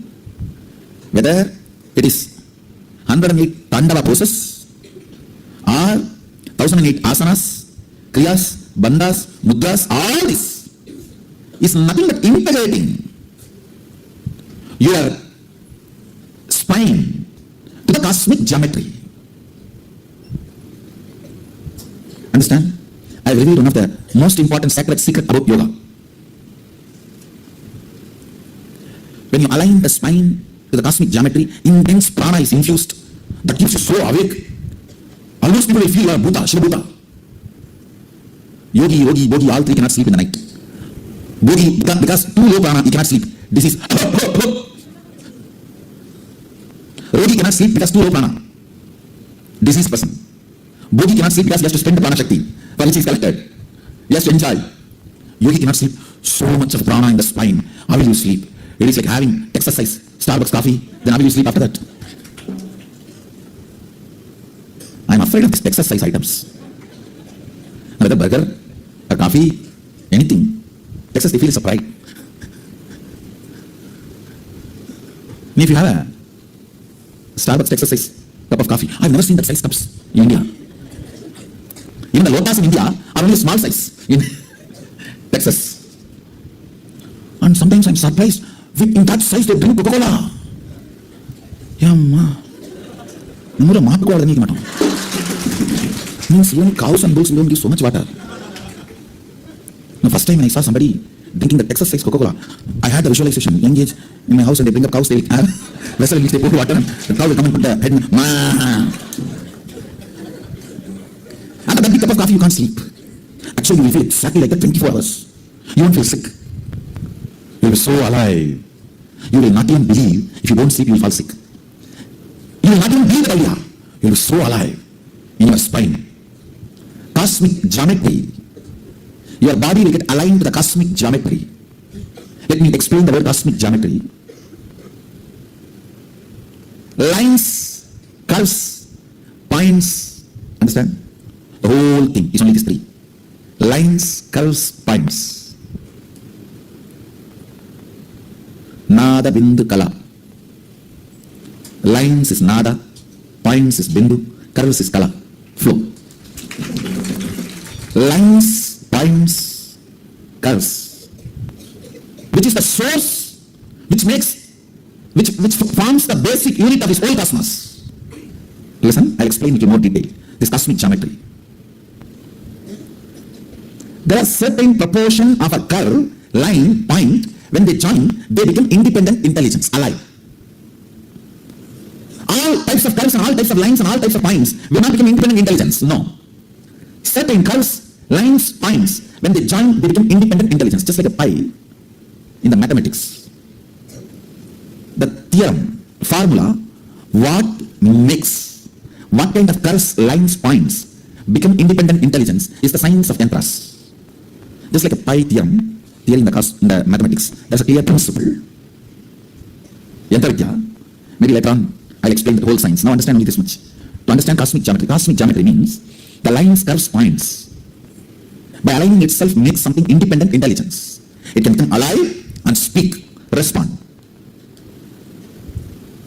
Stretching your body and aligning it to cosmic geometry every day will push your original biomemory with which you created this body out and force you to follow it. Understand? If you squeeze your backbone and stretch it to the cosmic geometry, in your bone marrow, core biomemory, you have the original recording of why you assumed the body. The fundamental motherboard functioning software, the software which leads the motherboard, that software will become active. Why? Your motherboard is brought to existence. Understand? With motherboard you can do thousands of things, but there's some fundamental principle called why your motherboard was brought to existence. So why you brought your life to existence? Listen, you will understand nobody else brought you to existence other than you. As long as you think somebody else brought you to existence, you will be cursing them. You will be cursing them. You will curse your parents, you will curse the God. When you get a guru who is embodiment of parents and God, you will curse him also. You will curse everyone if you think somebody else brought you to existence. When you stretch and align the spine to the cosmic geometry to Nithyananda Yoga, the fundamental principle why your motherboard came to exist. Ramakrishna used to do a very powerful technique. Suddenly he will call and tell a disciple, you dress up like a woman and roam around for 21 days and come back. No, it will be very crazy. Now once, when he gave this kind of instruction, the disciple was shocked, but he was very sincere. He did it and then only he realized through the process his original reason why he came to exist was revealed to him. So his will persistence got ironed out. Understand? When you put your body aligned to the cosmic geometry,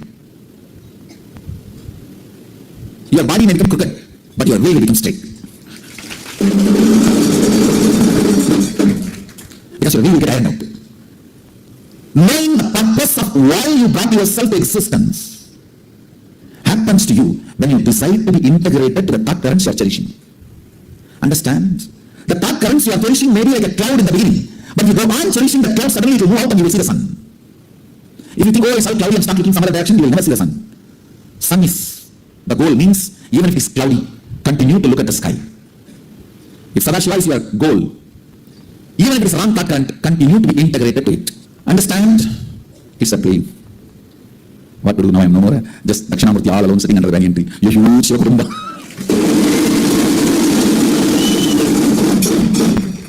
Now I have to tolerate it. Not only Ganapati running around, Subramanya chasing him, the Ganapati's rat running around, and Subramanya speaker chasing it. And Devi is like trying to threaten everything, and Nandi trying to make discipline all of them, saying, I sit straight, learn integrity. And the poor mouse is sitting and looking.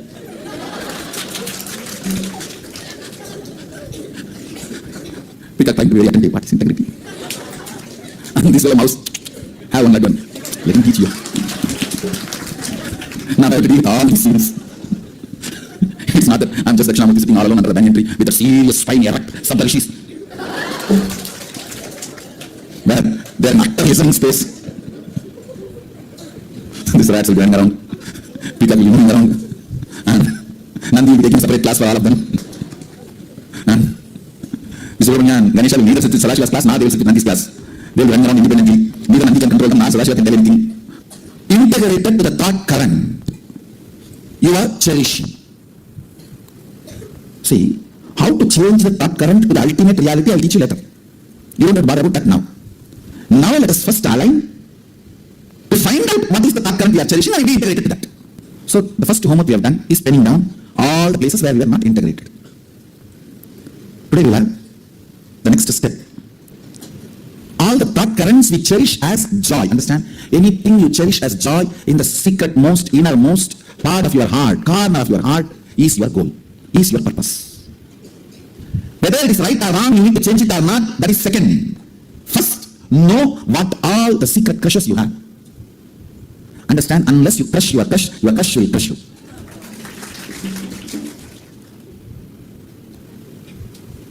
If you don't crush your crush, your integrity will be skin deep like a paint. That's what you apply. With a fair and lovely, you cannot heal bone cancer. But all the time you think, even if you have bone cancer, you apply fair and lovely on your skin and keep it very fresh. In the whole world, most stupid three countries are India, Bangladesh, Nepal. Largest consumers of fairness products, which does not give any result, and no established clinical research prove the efficacy of any available fairness products. Understand? There's no established credible clinical research proves the credibility of the fairness products other than few actors and actresses appearing in the screen. You cannot cure bone cancer through fair and lovely. Same way, you cannot try to become Sadashiva if you don't even find out what is your crush in the life.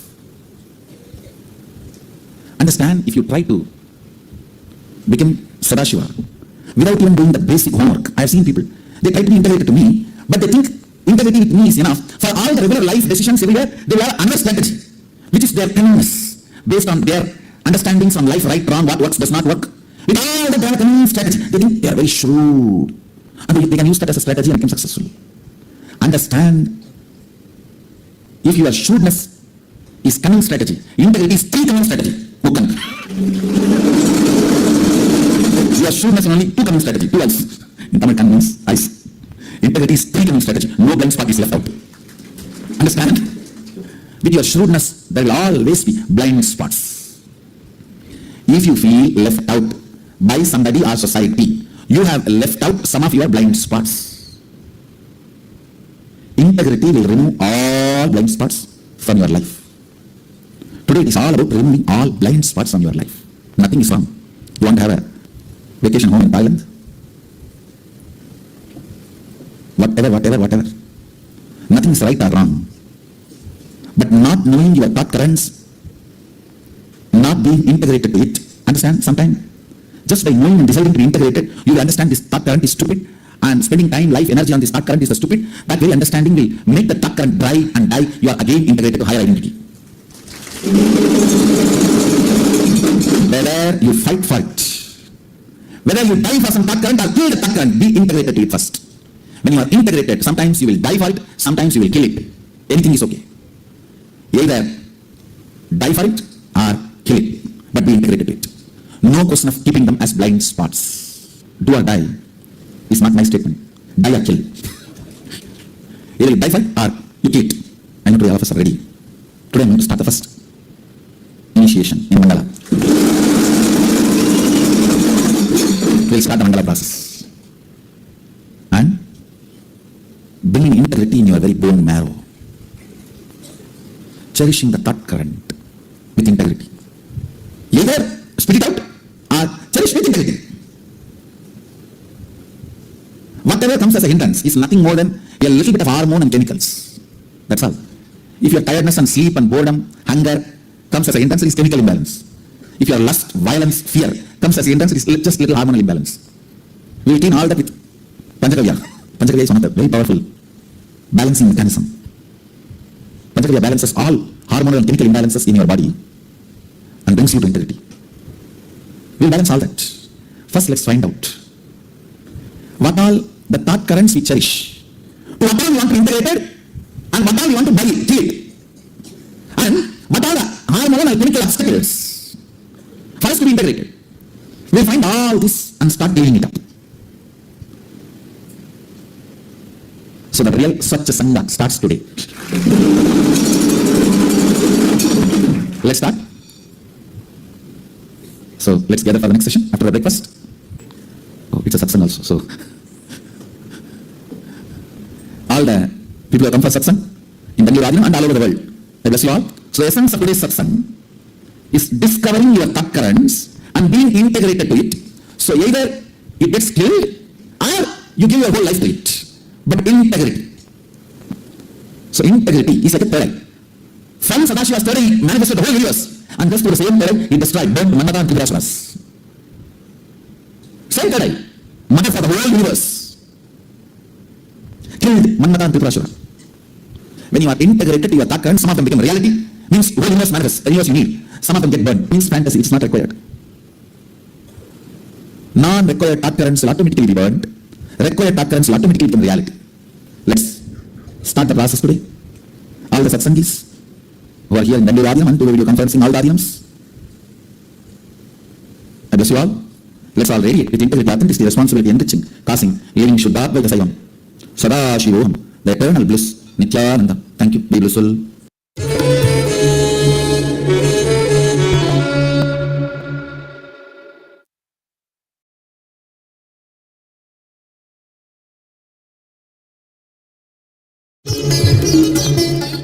Nithyanandeshwara Sadashiva Samarambam Nithyanandeshwariyadi Shakti Madhyamam Asmadacharya Paryantam Vande Guru Paramparam.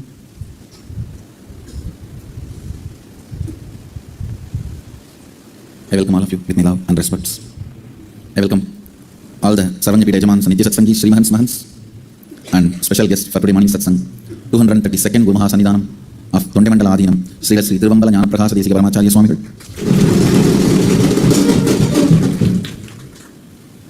I'll continue to expand on Adhinam Chalo series, the nitty-gritties of Shaktipada. Understand the ultimate and original principle in Sanatana Hindu Dharma. The Sanskrit word we use, para. Understand? Because origin is ultimate, the original principle itself becomes ultimate in Hindu tradition. Please understand. It is not evolved tradition, it is explored tradition. It is not that few concepts have been invented, boiled by the human brain, cooked up, spiced up, and certain concepts evolve. If that is the way it evolves, origin will be different, ultimate will be different. Moola will be different, para will be different. But Sanatana Hindu Dharma is Apaurushya, the Vedas are Apaurushya. Source itself is ultimate, Moola itself para. Listen. Source and ultimate not being too different gives tremendous confidence about the vision delivered from the source. See, the word para, the ultimate. If you translate that as para Brahma, the Brahminical Vedic tradition. If you translate that Paramapada, Vaishnavic tradition. If you translate that into Paramashiva, Shaivic tradition. Whatever tradition you may follow, you may get integrated. The para, the ultimate, the principle of that oneness, of that ultimate, that itself becomes source of the vision document. Listen clearly, listen carefully. Para and source, Moola and ultimate. Moola is the source origin, para is ultimate. If these two remain separate, you always have the danger of what you are following may not be the complete Satya, may not be the complete principle. But in Sanatana Hindu Dharma, the Moola and Para, source and ultimate, both are one and the same. So the principles you follow are complete. Sadashiva himself is Moola and Para.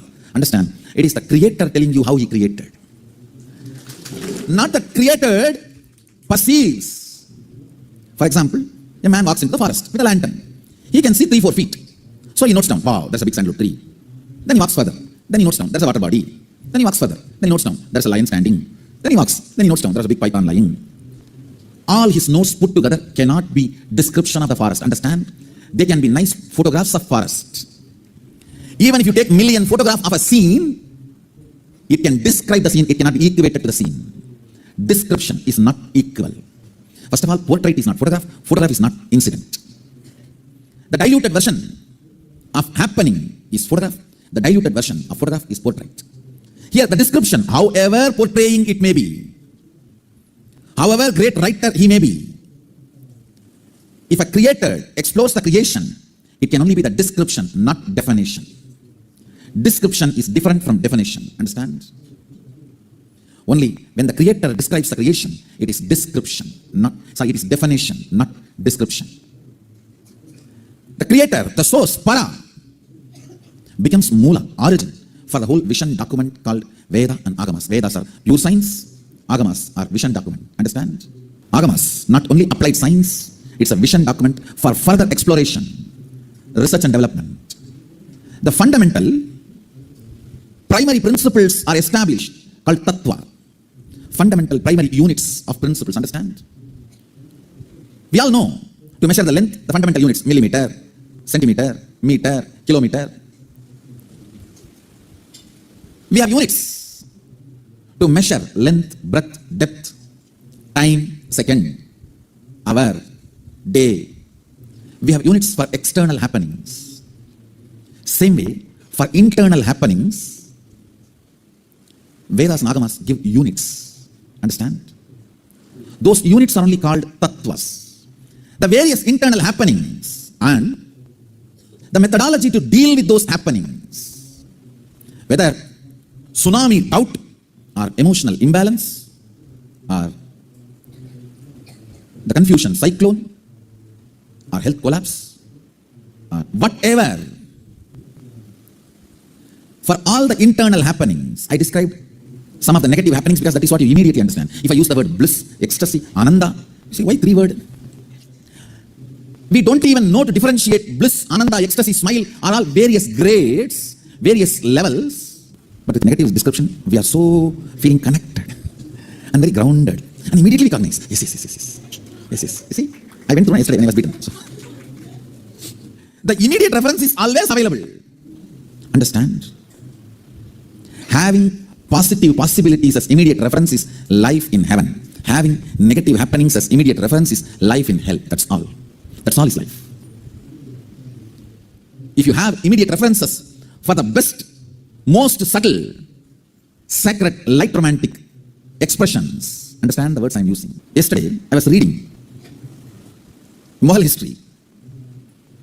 Bernier, man who recorded the happenings in the Aurangzeb court. I think all of you should read it. I think I shared it in my Facebook. If I have not, I'll share it today.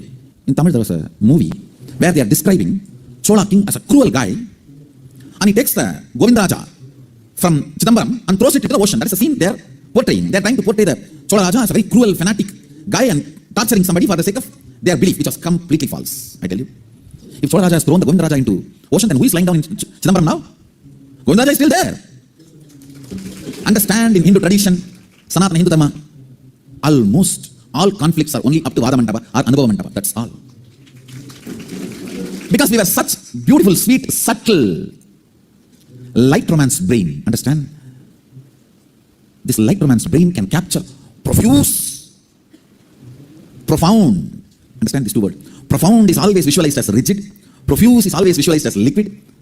Only the Hindu brain can capture the profound rigid in the form of profuse liquid, mercury. That is why mercury is representative of a highest intelligence. In Hindu tradition, the mercury is always representing highest intelligence, means profound rigidness in profuse liquid form. Profound rigidity in profuse liquid form.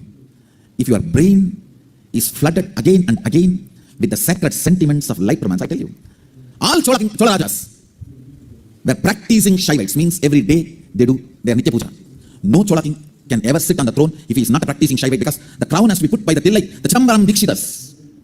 Understand? The father cannot coronate the son. Crown has to come from Chidambaram, from the Dikshitas. Only if he is a practicing Shaivite, he can occupy the throne. Means every day he has to do puja, which you guys are doing. Unbroken lineage. And I tell you, a person who floods his brain every day morning with that sacred sentiment. Hridvatmamasanam dadyat sahasrarachyutamritai bhadyam saranayo dadyat. When you flood your system with these sacred sentiments, you can never be cruel, I tell you. When I read those Mughal history documents, I understood, oh God, the Tamil movie is trying to project Chola as a villain. Even what they are trying to project is only dumping a statue in a ocean. That's all, nothing else. I think those movie producers do not know what is cruelty. You need to read Mughal history. When I read the Berniers records, God, how Aurangzeb killed his family members. You see, that I think at least I can perceive this is what he would have done it. And the cruel way Sikh gurus were murdered, or the Shivaji's son was murdered, or the way the Hindu kings and queens were murdered, I can at least understand because they are enemies. But the most cruel way, he murdered his own family people. God, I can't understand. The brain can become so dry. It can become so dry. For in a human body, that level of cruelty can grow, I cannot understand. I'm not able to perceive still. I'm not able to grasp. When I read that, I only felt one thing. There's a beautiful one line in Tamil. Piravami vendum pirandalum perumani unai maravami vendum. I should not be born. If I am born, at least I should never forget you. I should not be born if I take the body. It should be only from traditional Vedic background and Vedic family and Vedic Vatavarana, ambience. It is my responsibility to leave the Vedic Vatavarana on the planet Earth, at least by building few cities. So if I want to come back, I will have a place to come. The way I left Madurai and Thiruvannamalai, I leave at least few hundred cities. The Vedic Vatavarana, I tell you. The ambience, Vatavarana, the temperature, the weather condition. When I say weather condition, don't understand in the whether rains or shines. Whether rains or shines. Not whether rains or shines, whether rains or shines. The Vatavarana, the psychological Vatavarana, the spiritual Vatavarana. Understand? At least few cities radiating the spiritual Vatavarana, leaving it for my own sake. Forget about social service, that is secondary. Even for my own sake, I need to leave at least few cities of carrying this Vatavarana. If some of my disciples wants to come back to get complete enlightenment or to do further Vedic work, they need a Vatavarana, the ambience. The best group as on now on the planet Earth who is able to keep the Vatavarana for coming back are Tibetan Buddhists. Understand? Just like only one building is seen from moon, the China wall, same way from super consciousness, if you see, the best Vatavaranas for taking the next body, reincarnation, you can see the Vatavarana created by Tibetan Buddhists. They have an amazing setup. Science of leaving the body and assuming the next body. It's not that in Hindu tradition we did not have, we had. Unfortunately. Just because we were not brutal to the people who are brutal to us, we lost. I'm not saying be brutal to everyone, but at least be a mirror. Be a mirror. So whatever is remaining can be saved. It is just because our irresponsibility is considered as spirituality. It is only spirituality, not spirituality. Irresponsibility can never be spirituality. Because of that unfortunate thought current of irresponsibility becomes spirituality.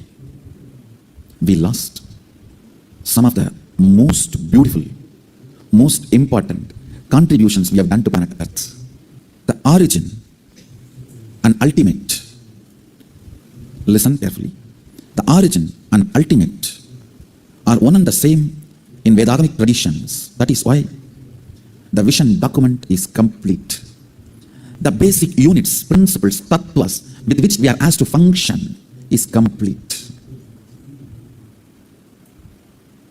Integrity is a tattva to measure your expression. The depth of integrity, the amount of integrity you cognize about each subject, that will be the expression, spontaneous expression of you.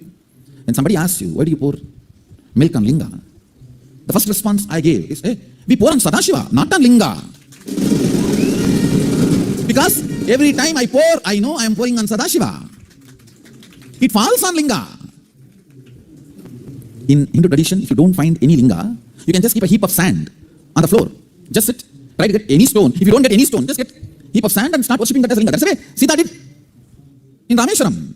One of the most important Jyotirlinga, Ramanatha Swami, is just heap of sand touched by Sita with a great sacred sentiment. The Bhava, O Mahadeva, Sadashiva, Iha Gacha, Igatishta. The power of Bhava, of Sita, the beach sand becomes Ramanatha. Understand? We pour on Sadashiva, not on Linga. It falls on Linga. Because we are so engrossed to whom we are pouring, sometimes we don't bother where it is falling. That is the first. This should have been a first response from any practicing Shaivite.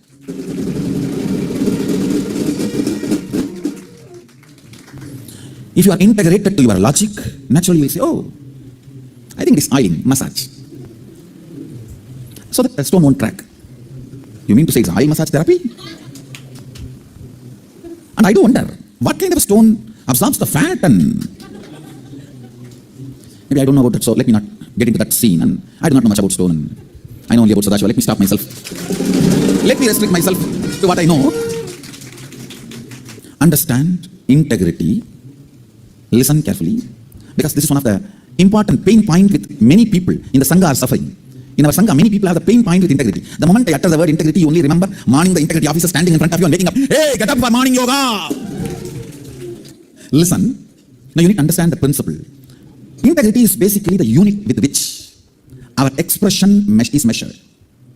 See, your source, consciousness, when it starts operating using this body and mind, it always gets integrated to something. Even if you don't want to get up, come to morning yoga, you are highly integrated to Nidra Devi.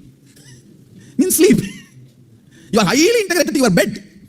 And you are highly integrated to your tiredness. Understand? Then don't blame, whole day I'm feeling bored and depressed and tired. That is what you are integrated in the early morning. Understand? When the sun rises, to what you are integrated, you will be integrated to that till the sun sets. When the sun sets, to what you are integrated, you will be integrated to that till again sun rises. Understand? It's a basic principle of life. So when sun rises, to what you are integrated matters. Because that is the time the commands are given to your body about the whole day which you are supposed to do. The plans are delivered to your system. If your plans turning this side and pulling the blanket. One day, I asked a person who continuously misses morning routine, spiritual routine. I wanted to remind once more. All sampradayas of Sanatana Hindu Dharma, Shaiva, Shakta, Ganapatya, Gaumara, and Vaishnava, all the internal subsects of Shaiva, all sampradayas agree on three things. One, on Pranava, Om. Second, on cow. The sacredness associated with Gomata. Third, need for a spiritual routine. Almost all sampradayas agree with these three truths. So one day I was asking one guy who misses the morning spiritual routine many times. I asked him, what happened? Today why did you not come? Why did you not get up? No, Swamiji, I got up at 3:30. I asked, I did not see you in the yoga 4 o'clock. No, I went to the restroom, came back and slept. His answer is technically right, practically wrong. Most of the time, you are trying to be technically right with integrity, practically wrong. Understand? Integrity, if you approach integrity as a quality to be developed, you will always have a problem. The kind of incompletion you have with your examinations. You will always have difficulty. It is not a quality to be developed. It is a unit to be understood. Understand? Approach integrity as the unit of your expression. Then you will know very clearly. Morning, this many units integrity to sleep. This many units integrity to yoga. This many units integrity to confusion, whether to get up or lie down. This many units to do Shivasana or Savasana. Yogasana or Bhogasana. If you are integrated to Bhogasana instead of Yogasana later on and Rogasana comes, don't blame. Understand? See, when you eat, be very clear. You are moving towards a goal. What you eat, how much you eat is going to lead you to some goal. Eating as per the goal is diet. What you want in your life, yoga, soga or roga. Based on that, you decide what should be your jaga in the morning. Whether it should be yoga hall or in your bed. Decide, understand. See, the important click you need to have is do not approach integrity as a quality to be developed. Try to approach integrity as a unit, what all you have. Knowledge is a powerful friend to wake you up. Knowledge, if you know, if I analyze my whole month, 30 days routine, this much I'm integrated to yoga, this much I'm integrated to tiredness, this much I'm integrated to sleep, I tell you. Even if you completely sleep in the morning, those few hours, I'm okay with it. but you don't even sleep. You are entertaining tiredness, means lying in the bed and rolling and going into your semi-conscious state, not deep sleep. That is entertaining boredom and tiredness.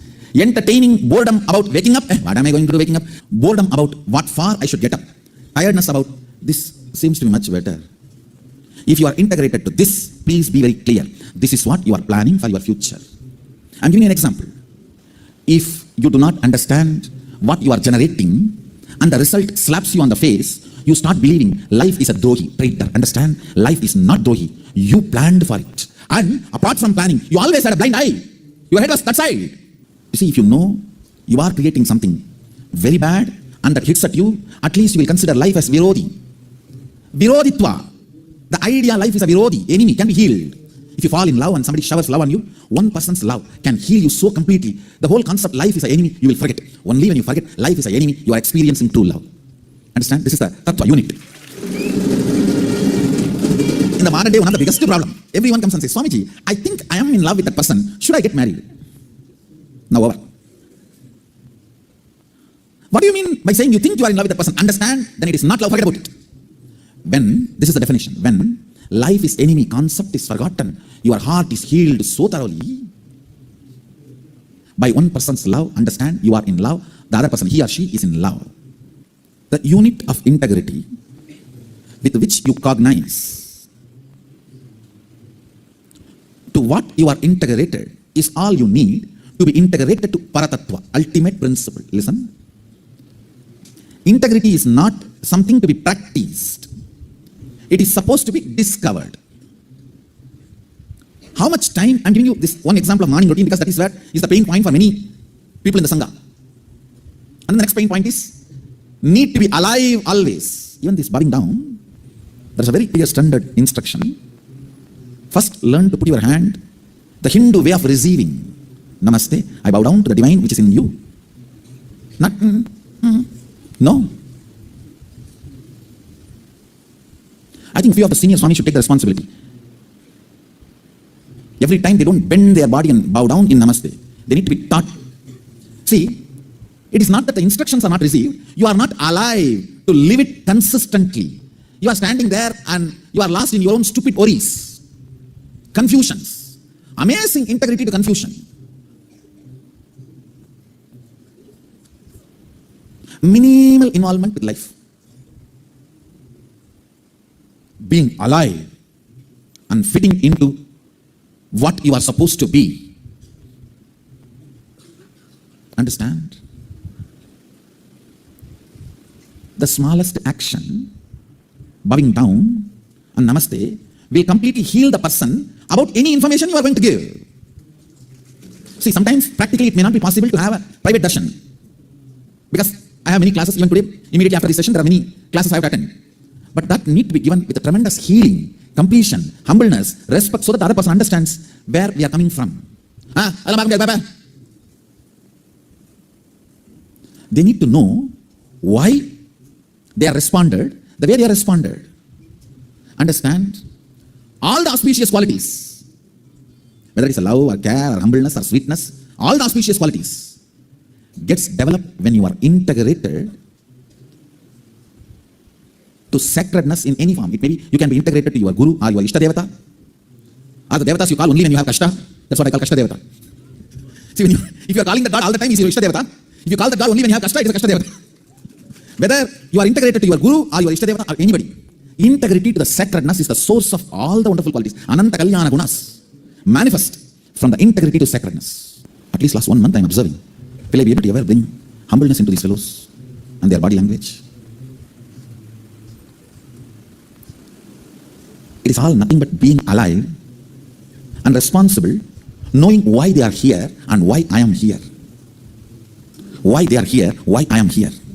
When sun rises, how you respond, what kind of a space you generate, that will continue whole day. In whatever you do, whether you are in the kitchen, or you are a lawyer, you are a doctor, you are an engineer, you are a politician, or you are a leader, social leader, a religious leader, whatever. When the sun rises, how you respond to life, to what you are integrated, you will be integrated to the same till sunsets. If you are tired, bored, confused, don't be shocked. If life is slapping you, and collapsing you. Don't be shocked. Don't say life is an enemy, life is a traitor. That is what you built it. That's what you planned for it. That's what you wanted. That is what you welcome. To what you are integrated, you get that. So look around your life.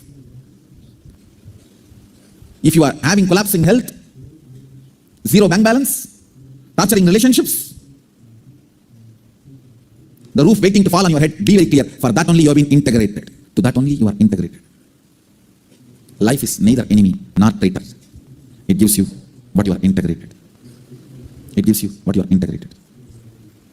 See, this place is the ocean. Any number of sharks can stay here without even me finding that they are staying here, sometimes for months. Because such large property, you can hide in one corner. And if you just get one mala, that's all, nobody will question you. Because everyone thinks, oh, he may be from San Francisco center, maybe he is from Switzerland center, he is from maybe a remote Tamil Nadu village center. Only your integrity can get what you want in your life. Look around. What you have is only for what you have been integrated. So today's homework. The essence of today's satsang. Integrity is not supposed to be developed, but to be discovered. It is not quality, it is unit. It is not guna, it is tattva. Understand? With guna, you always have the incompletion. I have to develop it. Integrity is not quality, it is not guna. It is tattva, unit, principle. Only guna needs to be developed. Principle needs to be discovered. Principle cannot be developed. Principle cannot be developed. You cannot measure water in millimeter and centimeter. Water measurement unit is different, that is liter. You cannot measure cloth in liter because that unit is different, centimeter and millimeter. You cannot develop integrity, you only can discover integrity. To what you are integrated, discover. To what you are integrated, discover. It is discovering that is required for integrity, not developing. If you are trying to develop integrity, will continue to be pain point. So essence of today's satsang, integrity is not quality, it is principle. It is basic unit, fundamental tattva unit of life. So with this, the today's homework is, look around your life, what all you have which you are enjoying, what all you have which you want to change, what all you have which you want to change on war footing. Pen down this tree and see how your integrity to that brought that to you in your life. That's all is today's homework.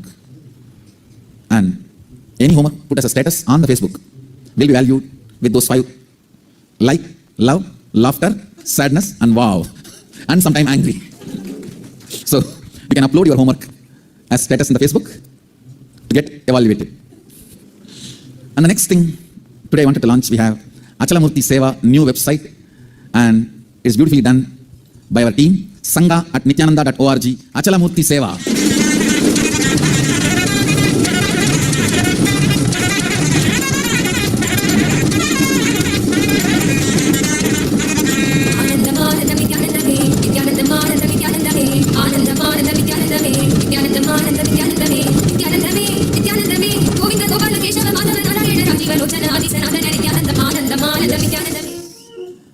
Basically, we are Hindus. We believe God comes down in the form of Archavatara, deity.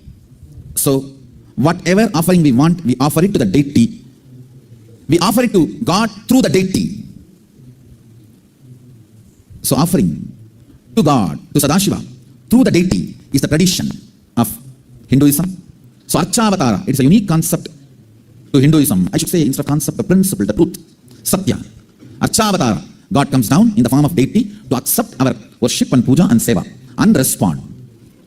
So, today we are launching a new website for all the Achalamurti Seva to the deities in Bangalore Adyan, from Archanas, Pujas, Leela Alankaras, the Swarna Kavacha Seva, Rudra Homa, 6 Kala Puja, 6 Kala Abhishekam happening.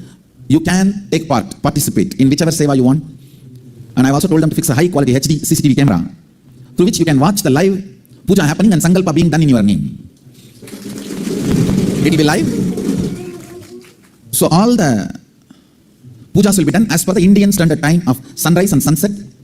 If you want to do it in your country standard time, we will evolve the system. In those countries, for example, the whole US, Los Angeles can start offering these sevas.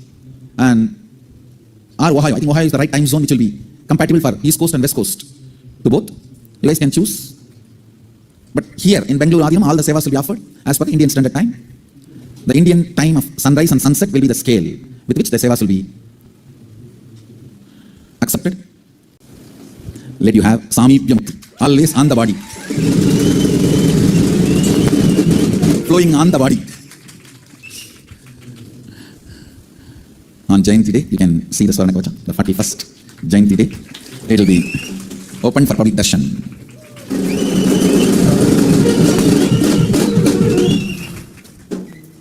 You may be wondering how with Kavacha Swamiji will move and activities will be done. Wait for the suspense.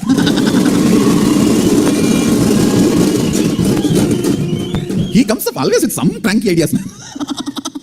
So he has some more crazy ideas. So wait to enjoy the crazy idea, which many of you will enjoy. So with this, it is time. We have a long day today. The Sadashvatva batch 2 has many process, and the Adinavasis have many sessions, and Balasans have many initiations. And this is a long day, and today we also have Karaseva, preparing the Vajjasarovar for tomorrow's Somavar Rudrabhishekam. And with this, I bless you all. Let's all radiate with integrity, authenticity, responsibility, enriching, living Shuddhadvaita Saivam, Sadashivoham, the eternal bliss, Nithyananda. Thank you. Be blissful.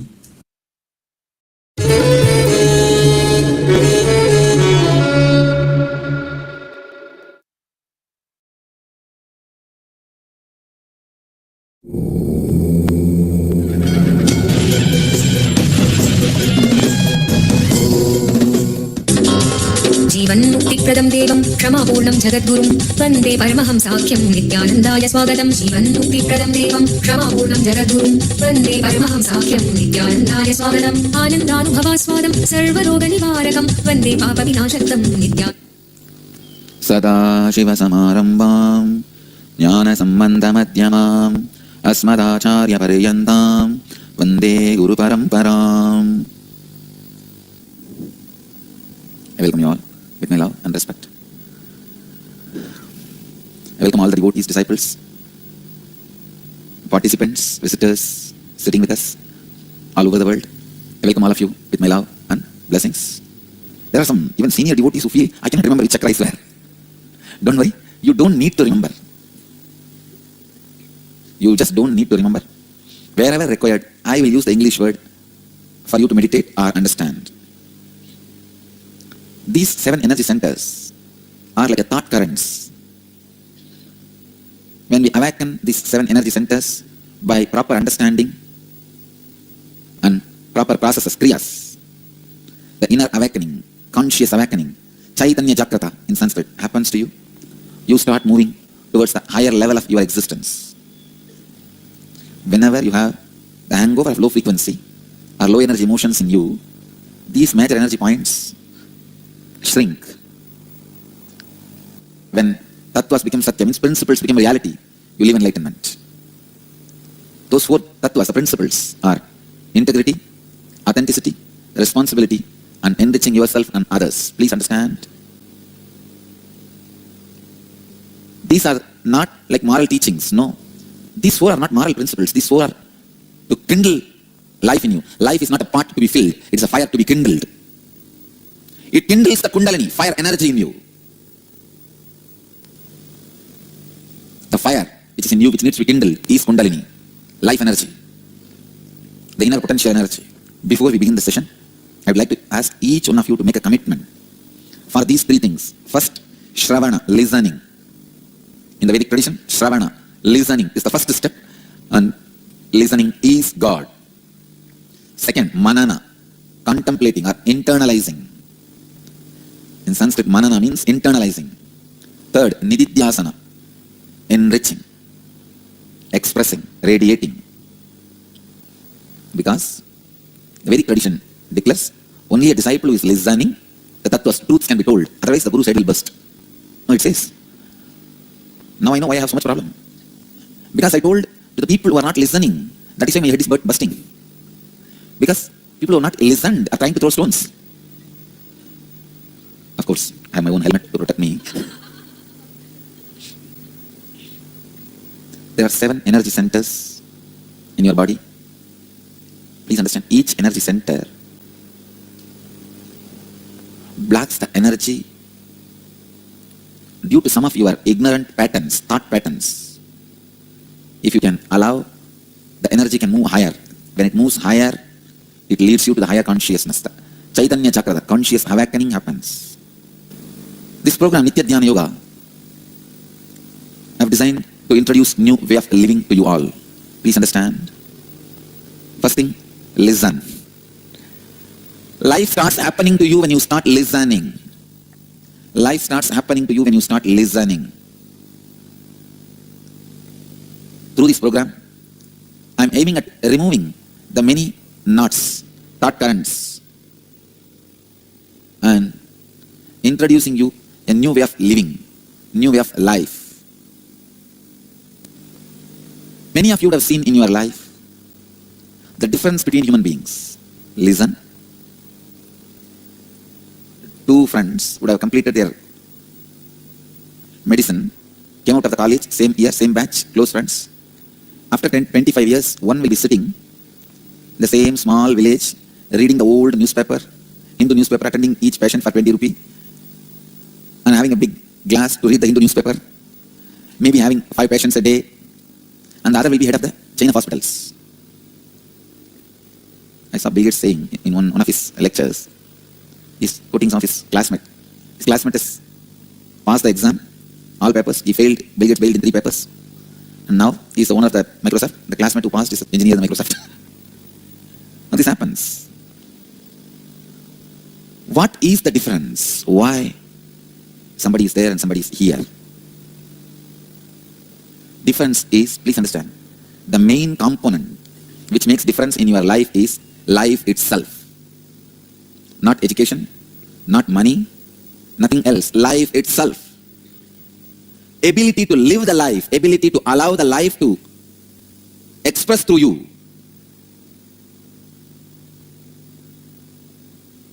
Learning to live.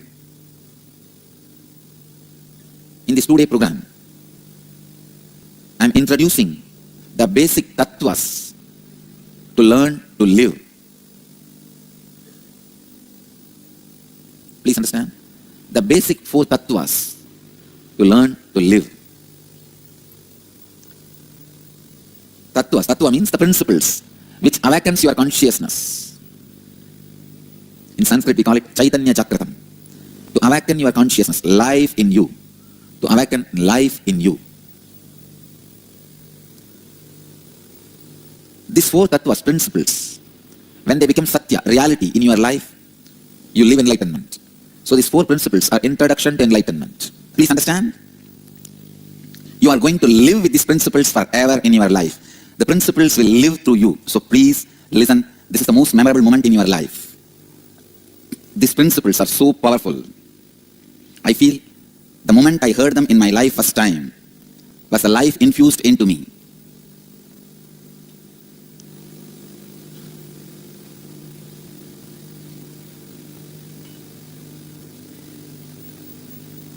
Whenever you have the hangover of low frequency, low energy emotions in you,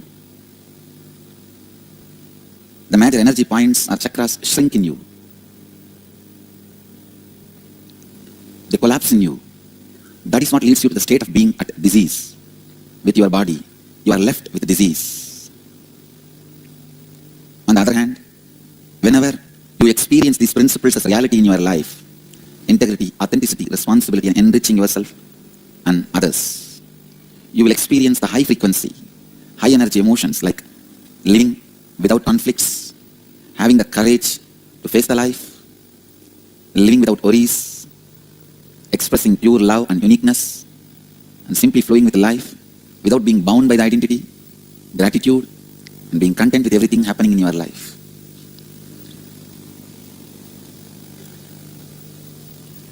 When such high frequency or high energy emotions flow in you,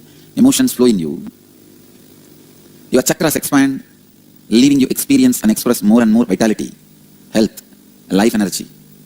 We call that as Kundalini Shakti. If you see in our temples, you will see a man with a beard, a snake on his head, statue. He is a Saint Patanjali, embodiment of this science which you are learning now. He is the founder of this science. He himself has experienced that Kundalini energy completely awakened. That is why we depict him as an awakened snake. When your Kundalini awakens, you will feel, that is the way you will feel your body, like a snake awakened. We will work step by step with each of these energy centers, chakras, today and tomorrow. I will give you the practical techniques. Kriyas. Kriya means process, techniques, which will awaken each of your energy centers and Kundalini Shakti, your innate, dormant life energy that's lying inside you, waiting to be used.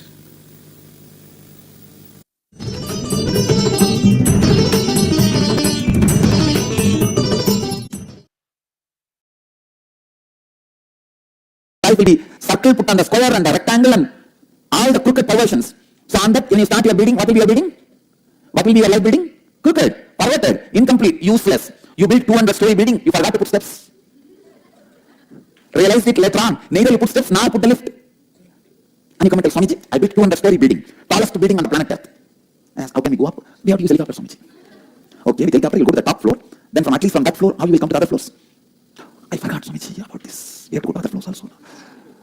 I'll pull it down and read it.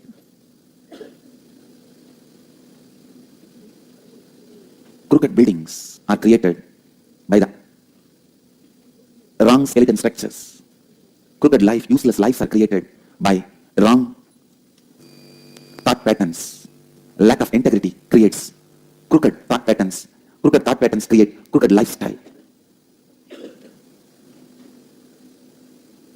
Take your words uttered in your inner space very seriously, very sincerely.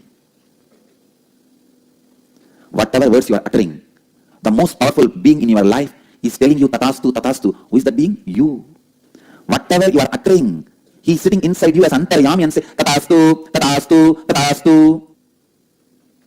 He goes on telling tatastu, tatastu. If you utter the word, I am the most healthy person, I am going to live till Swamiji lives in the body. The innermost being says tatastu, tatastu. So I am sick, I have back pain, I cannot do this, I cannot do that, I am tired, I am sick and broke, and I am really having tiredness, I really can't do the work. And if I can't do the work, they will exploit me, I am not going to be alright, I am not going to be healthy. Then inside your being says tatastu, tatastu, tatastu. Yoga pratamam dwaram vang nirodha. The first step towards the yoga is reduction in the words you create. Why? The words you create will be reduced when you step into yoga because you bring integrity, means awareness. Now you become responsible for the words you utter to you and to others. Naturally, what will happen? Reduction in the words will happen. Yogasya pratamam dwaram vang nirodha. Yogasya pratamam dwaram vang nirodha. योग का प्रथम कदम है आपके अंदर और भीतर शब्दों का कम उपयोग करना. First step in yoga is reduction in words inside and outside of you. When you bring integrity, automatically, drastically, the words inside and outside will drop. When you bring authenticity, the words will increase and your capacity to fulfill also will increase. Listen. We'll enter into authenticity. We will enter into authenticity.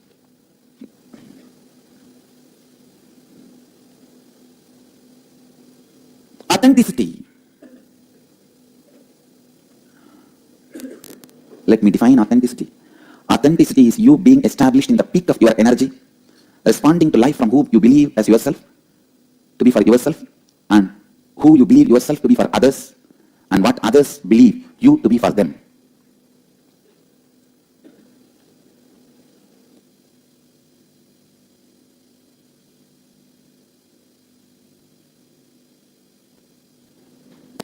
Listen, ध्यान से सुनिए.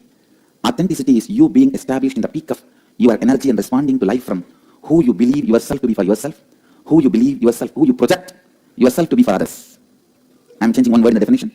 Who you project yourself to be for others and what others perceive you to be for them.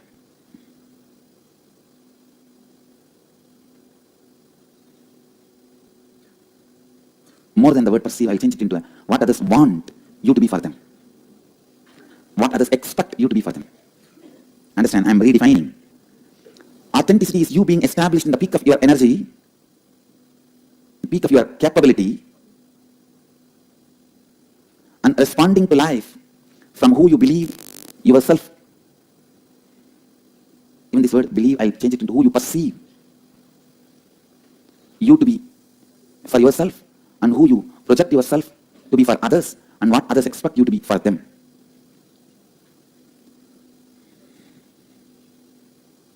This is a very, very, very important quality for life to happen to you. First thing you need to do, tune what you perceive as you and what you project as you to others. Tune that. Don't reduce what you project yourself to others. Increase what you perceive yourself to be for you. Let the benchmark be what you project, not what you perceive. Because what you perceive is always lower than what you project. Compare both. Whatever is best in both, take that. If there are some best qualities in what you perceive as you, then what you project, raise that to that. If there is something best in what you project, raise your perception to that. Got it? How many of you got nice? Write down your perceptions and projections. All the best things in the projection, take it. All the peak things in the perception, take it. And raise yourself to that. ध्यान से सुनिए. श्रद्धा का अर्थ है आप अपनी क्षमता में स्थित होकर जीवन की सभी प्रतिक्रिया व्यक्त करें. वह प्रतिक्रिया जो स्थापित है आपसे संबंधित आपकी दृष्टि जो आप अपने आप को प्रदर्शन करते हैं, वह प्रतिक्रिया जो स्थापित है आपसे संबंधित आपकी दृष्टि जो आप अन्य लोगों को प्रदर्शन करते हैं, और वह प्रतिक्रिया जो स्थापित है आपसे संबंधित आपकी दृष्टि जो अन्य लोग आपसे अपेक्षा करते हैं. अपेक्षा करते हैं. Authenticity is you being established in the peak of your capability and responding to life. From who you perceive yourself to be for yourself, who you project yourself to be for others, and what others expect you to be for them. Responsibility. Living and responding to the life from the understanding that you are the source of, and therefore you are responsible for all the happenings in and around you. ध्यान से सुनिए. Responsibility is living and responding to life from the understanding that you are the source of, and therefore you are responsible for all happenings and in and around you. I'll alter one word. From the understanding, instead of understanding, I'll say from the truth. Responsibility is living and responding to life from the truth that you are the source of, and therefore you are responsible for all happenings in and around you. ध्यान से सुनिए. ध्यान से सुनिए. उपायनम का अर्थ है जीवन को इस सत्य के साथ जीना और प्रतिक्रिया व्यक्त करना कि आपके अंदर एवं आपके बाहर सभी तरफ होने वाले सभी परिस्थितियों के लिए मूल कारण एवं उत्तरदायी आप खुद है.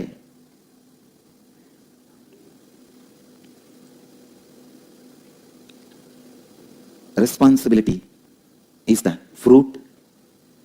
Enriching is the sowing of the seed for the more fruit to happen. Integrity is the root. Authenticity is the tree. Responsibility is the fruit. Enriching is sharing the fruit to have more fruits.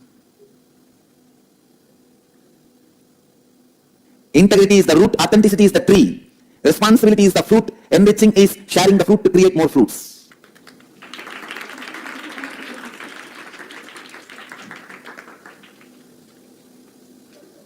Every person who eats the fruit is responsible for sowing the seed for more fruits to happen.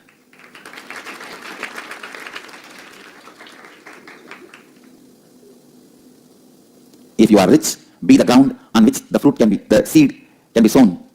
If not, at least pour water for the seed to become tree.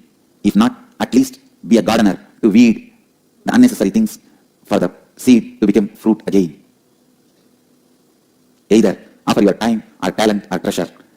If you have eaten the fruit, it is your responsibility to make the seed again to become fruit.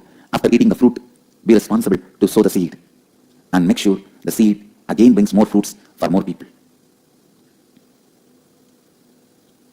How many of you cognize it? Start.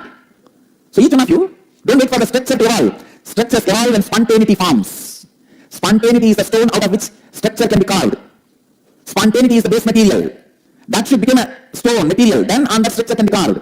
But unfortunately, we always wait for the structure to be carved first. How can the statue be carved without a stone? Spontaneity is the exciting hard work. Listen. Spontaneity is the exciting hard work. Structure is chiseled smart work. All great things are starting with exciting hard work. Then comes the smart work. Chiseled smart work always comes later than exciting hard work. Listen. Now Jnanapeetham is in the face of exciting hard work. Don't expect chiseled smart work. Create excited hard work. Then the structure for chiseled smart work will happen. Chiseled smart work never happens without exciting hard work. excited hard work, established on 4 tattvas, is what immediately we need. Excited hard work is the good work for you guys, for the whole Sangha. Excited hard work. People are the greatest asset to planet Earth. I want the world leaders to know it is because of you, decision makers, politicians, planet Earth is suffering with too much of population. If you guys make right decision, more people are more wealth to planet Earth. They bring life to planet Earth. If right education, inspiration, life is given, people are assets. Every individual brought to planet Earth is wealth. It's a wrong attitude, understanding. We feel people are low on planet Earth. When you don't understand the value of the people, take them for granted, and you don't know to stand in the street and answer the questions of the people, you will not answer the questions when you receive the phone calls also.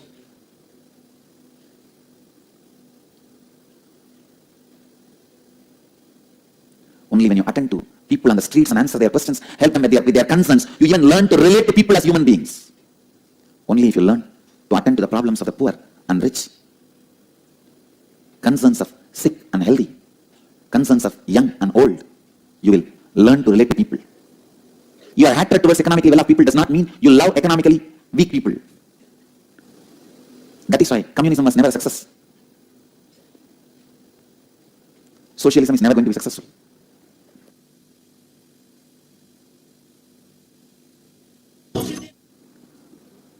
Listen, this is what we need. Learn to do excited hard work.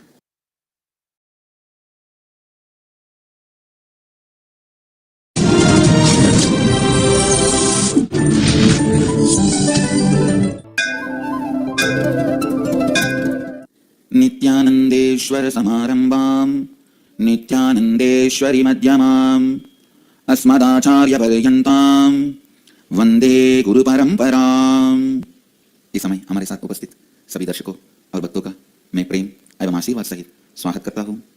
I welcome all of you who are sitting with us all over the world through Nithyananda TV, Lotus News Channel, Sadhana TV, and two-way video conferencing, having Naina Diksha.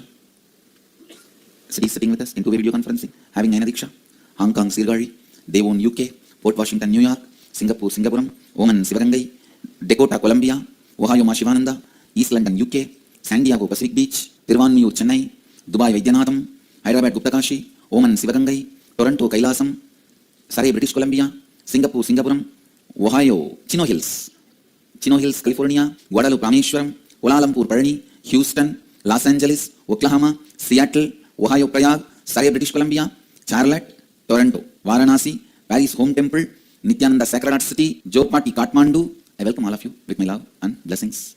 Today I will expand on the results and benefits of bringing these 4 tattvas into your being.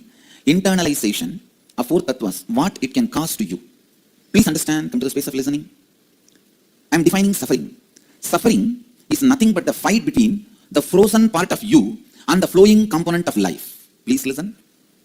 Suffering is nothing but the fight between the frozen part of you and the flowing component of life.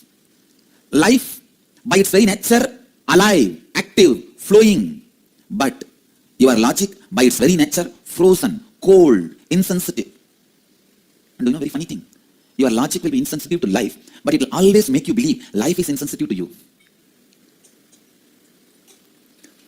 Alright, it is the truth. Okay, part of us is frozen and that fights with the life. And so the suffering happens, that fight is the suffering. What is the way to get out of this suffering? What is the way to end the war? Every war will end only with an agreement, with a settlement, with a pact. Settlement agreement. I tell you, the only settlement agreement which can end the war in your life is 4 principles. Integrity, authenticity, responsibility, and enriching. Listen. Dhyan se suniye. Listen. Listen sincerely. Listen in the space of listening. When you bring integrity in your thinking, authenticity in your actions, responsibility in your being, enriching in your life, your frozen inside melts down, starts becoming one with life. It becomes part of the life. Becoming part of the life is what I call enlightenment. Just becoming part of the life is what I call enlightenment.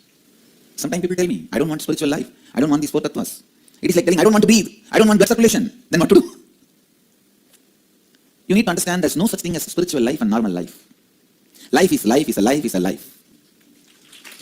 Life is a life is a life is a life. Please listen. When it is frozen and carries a lot of suffering in body and mind, you can call that as a normal life. When a lot of your frozen components melts down and you are able to flow with the life beautifully, I tell you, if you have the frozen part of you only to the level of boat, that is okay. The boat can float on the life. But when the frozen part becomes 1/3 of the river itself blocked in you. Understand? The ice bar can be floating on the river. Nothing wrong. Even if you have a little resistance, only to the level of ice bar, ice cube, you can float on the river. But if your resistance is like a frozen river, the river itself is blocked. I have seen sometime this huge frozen ice becomes even a barrier for the river to flow. 75% of the water will be stuck. Only 10-20% water goes beyond that ice cube, icebergs. If your life is frozen to that level, then even life cannot happen through you. So first thing you need is 4 tattvas. It is a simple principles like a breathing and eating. Mix integrity with your breathing, authenticity with your eating, responsibility with your blood circulation, enriching with your actions. Understand, all 4 are directly connected. When you start thinking with integrity, your breathing will become beautiful and best. That's the best pranayama you can do. Thinking with integrity is the best pranayama. That's the result of all pranayamas. What is pranayama? Some part of you doesn't get enough of oxygen. Your brain needs to get certain level of oxygen. Your heart needs to get certain level of oxygen. Your blood circulation needs to carry certain level of oxygen to all the parts of your body. Your body getting a proper oxygen supply is the purpose of pranayama. Purpose of pranayama is achieved if your whole body gets enough supply of oxygen. I have seen some brains, only brain gets oxygen. No other heart doesn't get oxygen, any other component, any other part of their body doesn't get oxygen. And same way, some people, only heart gets oxygen, brain has no function. For some people, only their private parts gets oxygen, nothing else gets oxygen. For some people, no, these are the different type of people, different type of life. So pranayama is needed to balance and enrich the whole body with enough prana energy. If you think with integrity, that will happen. If you think with integrity, that will happen. Listen. If you think with integrity, that will happen. Integrity will melt down all the blockages you carry in your breathing pattern. I can tell you, the physical result of integrity is all your breath related, the air circulation related, breathing related problems will disappear. And it will bring a lot of courage in your thinking. Please understand. Listen, I'm making a very important statement.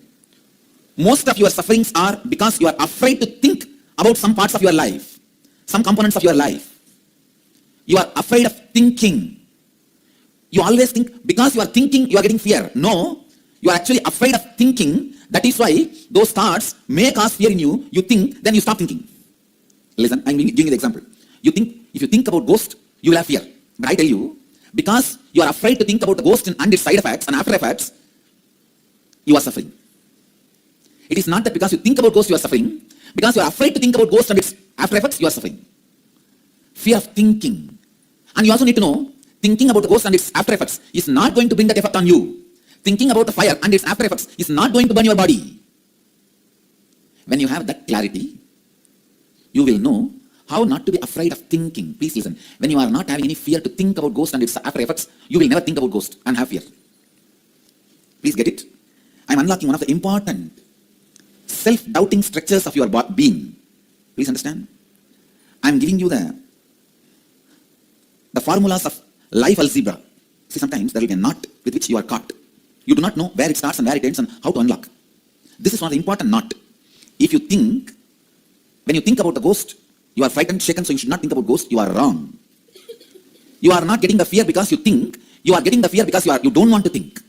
And when you have the fear because you don't want to think, that knot will continue to remind you which you don't want to think. It is like you don't want to think about ghost. Then what you will be doing all day? You will be thinking you don't want to think about ghost.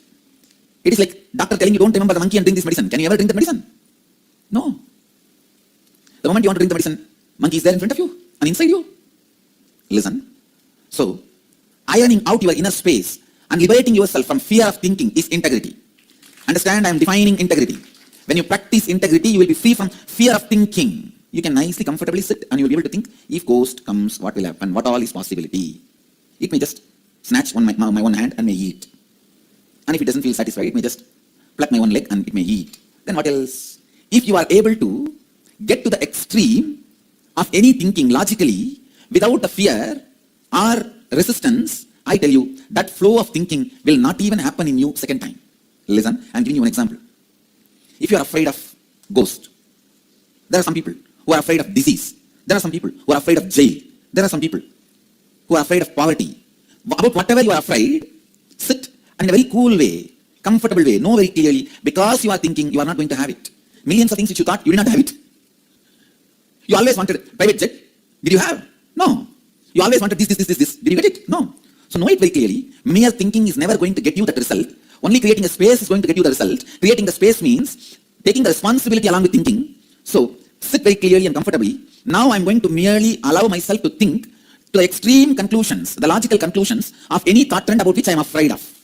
If I'm afraid of poverty, let me sit and think about the extreme possibility of poverty. If I'm afraid of being in jail, let me sit and think the extreme possibility of being in jail. If I'm afraid of death, let me sit and think the extreme possibility of death.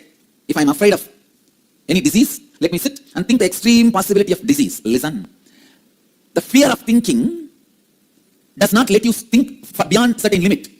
Then, that does not mean that fear is going to make you forget about that subject completely. For example, if you are afraid of a disease and you don't think logically extreme end of the disease, it is not that your inner space will never remember about the disease. Logically you will not think, but unconsciously you will be brooding over.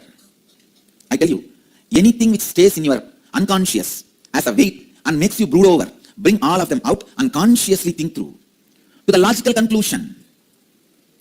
With integrity, fear of thinking will disappear. And once the fear of thinking disappears, thinking can't cause fear to you. Please understand. As per the mutual law of Dhamma, please listen. Cosmos functions with the law. Don't give it to others what should not be given to you. Don't give it to others what should not be given to you. If you don't give it to others what should not be given to you, what should not be given to you will not be given to you by others. It's cosmic law of life. Listen, please internalize. When you don't have fear of thinking, thinking will not give fear to you. It will not have fear of you. Both of you, you and your thinking, come to a war agreement. Till today we had a war. Let us stop the war. Let us come to the agreement. What do you call ceasefire? Let's come to ceasefire today. I will not be afraid of you. You not be afraid of me. That agreement is what I call integrity. You not having fear of thinking and thinking not having fear of you. The agreement is integrity. Please understand. So first thing you need to do in your life is sit and think about all the subjects, dimensions, space and happenings of your life which you are not interested in thinking, about which you are afraid of thinking. If you are afraid of poverty, you have to sit and think what all can be the logical conclusion and effects of my poverty, about which I am afraid, about which I don't want to think. Sit and think. I am not saying bring the poverty to you. No. I am just saying think. In few days, I tell you, just in few days, it may not take more than 3-4 days, your fear of poverty will dissolve. Please listen. Whenever you do not have fear of thinking something, that will not continue to haunt you and sit in your unconsciousness as weight in your hair. So people who have a matted lock hairstyle, the Shiva Jata hairstyle, actually, even 3-4 matted lock is equivalent to the normal person's thickest hair. Because if you open the matted lock and make it into normal hair, it will be 10 times more voluminous. Please listen, understand this example. Actually, 200 hair, whatever area it occupies in your head, if it becomes matted lock, it will occupy only 1/10 of the place, the strands of hair, because it becomes very thick. Same way, the brooding over is a thickened thought trend. If you are afraid of poverty and never iron out by logically thinking about it, that will sit in you like a knot, like a strand of the hair. Strand of the hair is a thick hair. Same way, the part which sits in you, which you don't want to think, but continues to sit in you and attracts your attention, that swallows your energy. Please listen. If you are afraid of poverty, doesn't want to think about it logically, it is not that you are not going to think about poverty. You will be constantly afraid of poverty and brooding over poverty, unconsciously wasting all your energy, because that is going to be sitting in your lungs, in your heart as a big tumor, in your unconscious space as a big tumor. Ironing out your thinking and not afraid of thinking about anything, taking any thinking to the logical conclusion is integrity. Please listen. Whenever you want to think about poverty, death, fear, jail, you are always afraid. If you think about all that, it may come in your life. But whenever you want to think about richness, getting your desires fulfilled, you always have fear. Even if I think I will not get it. See the funny way your brain functions. All the things you want, you always think you are not going to get it. All the things you don't want, you always think even by thinking you will get it. So all the things you want in your life, you always think you won't get it even if you work for it. All the things you don't want in your life, you always think you will get it even if you think about it. Life is not that unfair with you. Whatever happens in your life happens only after you think and take responsibility for it. The ghost will happen in your life if you take the responsibility of inviting it. Poverty will happen in your life only when you take the responsibility of inviting it. Please listen.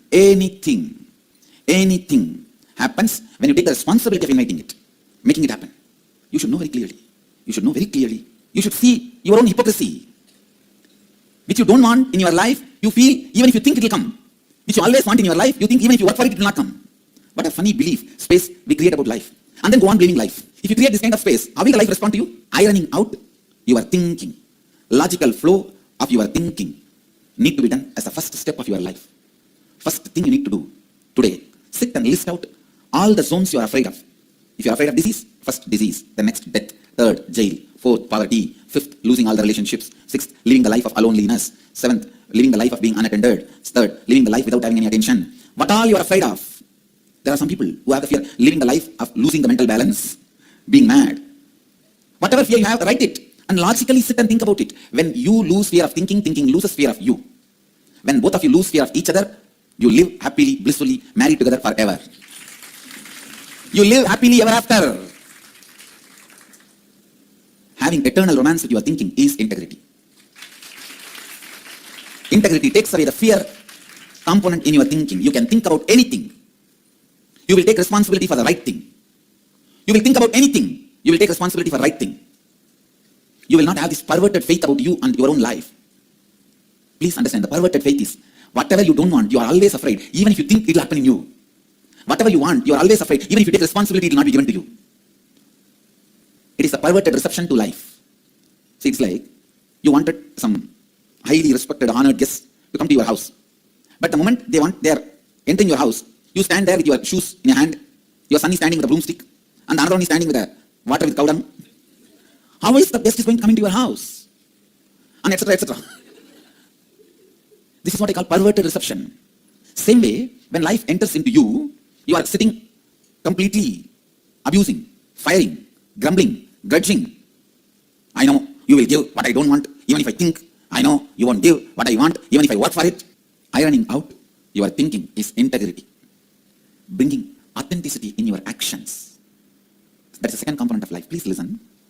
Whenever you bring authenticity in your life, in your actions, please listen. Whenever you bring authenticity in your actions, your continuous enmity with actions melts down, your life becomes active. You need to know a very basic thing. Life is happening. It is not a noun, it is a verb. Life is a happening. One of the worst things happened to humanity is watching sports. Sports is supposed to be done by you. Playing is supposed to be done by you. One well-known fool in the village, the neighbor was asking him in the conversation about so many things. The conversation was happening.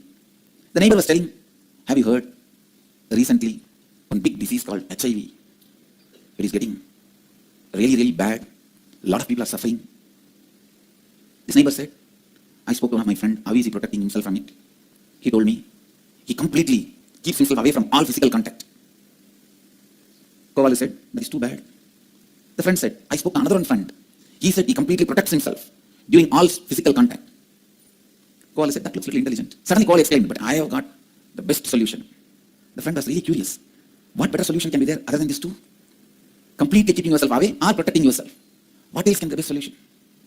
The friend was surprised and asked the Kovalu, what is your solution? I hire somebody else to do it. Please understand, most of our life goes not being active. And you continues to imagine, by not being active, you can taste life. Whether it is right or wrong, only when you are active, life starts happening in you. Innate incompletions you carry with the quality of being active. All of us as a child have been controlled by our parents and society and elders when we are active, because they can't handle it. They control. When you jump, scream, scroll, or whirl, and I can use all sorts of words, howl. When you do all that, scream, the elders control you because they can't handle you. And unfortunately, you carry the deep incompletion in you, not respected or allowed to be active. So you start hating being active, and that becomes a very strong pattern, incompletion in you. Please understand, if you have been suppressed while you are willing as a child, and you still carry the incompletion, you can't even do simple yogasana without back pain. You have to complete with all the situations where you are being controlled for being active, the incompletions you made for being active. A child should not carry any incompletions about being active. And because you carry incompletions about being active, you lose authenticity. Please listen. Authenticity is directly related to food and the fire in your stomach. If you bring authenticity, the fire in the stomach will become alive again. If the fire in the stomach is alive again, you will become authentic. Authenticity is nothing but completing with your incompletions with being active. The incompletions you carry towards being active is inauthenticity. The straight way to bring authenticity in your life is complete with all the incompletions you have about being active. About being active. Listen. It is most unfortunate thing happens to human being throughout, all over the world, in all countries, all civilizations, in all societies. It is unfortunate. The parents are not able to handle the kids being active. They are being controlled, and the kids develop incompletion about being active. Kids start developing, if they are active, something is wrong, that kind of pattern. Incompletion becomes so much. If they are active, it is wrong, I tell you. If you complete the incompletions with being active, first thing will happen to you. You will be surprised. First thing will happen to you. Your lust will melt down. Because lust is nothing but secretly trying to be active. Because you believe being active is not right. The side effect of the incompletions with being active is lust. If you complete with the incompletions of being active, if you bring authenticity, the first effort in your life is it will melt down all the lust. Second, the fire of Agni will become awakened. Your body will become pure, shining. If the body is not shining, I can be 120% sure that person is not celibate even if he is a monk. If somebody is a monk, somebody is celibate, authentically the body will become shining. Authenticity. Authenticity is nothing but completing with the pattern of being active. Complete all the incompletions you carry in your life because of being active. Bring yourself to the space of being complete with being active. Go back to all the incompletions created in you, in your childhood, by you and by others. One thing, others can only be the maximum cause, but you only create. Incompletions cannot be created by others in you. You only create. Others may be circumstantial cause. If I have to put a little better word, they may be just a circumstance. But the incompletion itself is created by you. It is created by you. As long as you carry incompletions about being active, the active lifestyle will bring so much of pain and hatred and suffering in you. You will hate being active. And you know, funny thing, when you are not active, naturally the fire in the stomach will be dead. When you are not active, you are taking the responsibility to bring diseases into your body. It is like, when you are not active, when you are not authentic, you give invitation to all the diseases. When they come to you, you say, no, I did not call you. What is this? You guys are suddenly here. Get out. They say, no, once we receive invitation, we don't cancel our booking. We have to visit your house and we have to be there with you for some time. We have to spend time with you. Being active. Completing all the incompletions with being active is authenticity. Authenticity is happily marrying, being active, and happily living ever after. Please listen. Being responsible is being complete with your being. Being enriching is being complete with your life itself. How they are connected? Watch tomorrow's satsang. Inner awakening, running health recoveries, 100% cure for depression.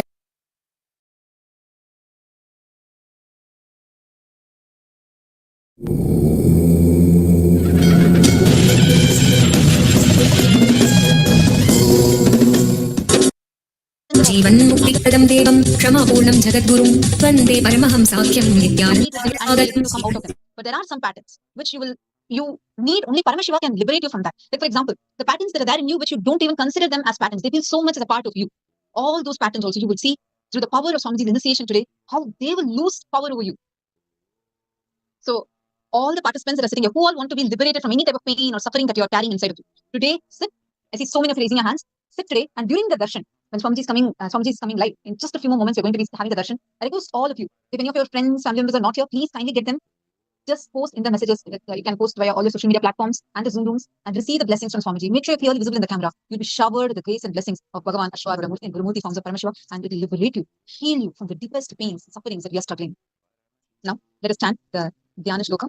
We will now be chanting the Dhyana Shloka, the sacred chants that describes that particular manifestation of Paramashiva. And today, as you're all going to be having the darshan of Ashwarudhamurti and Gurumurti forms of Paramashiva, we will now be chanting the darshan, the Dhyana Shloka.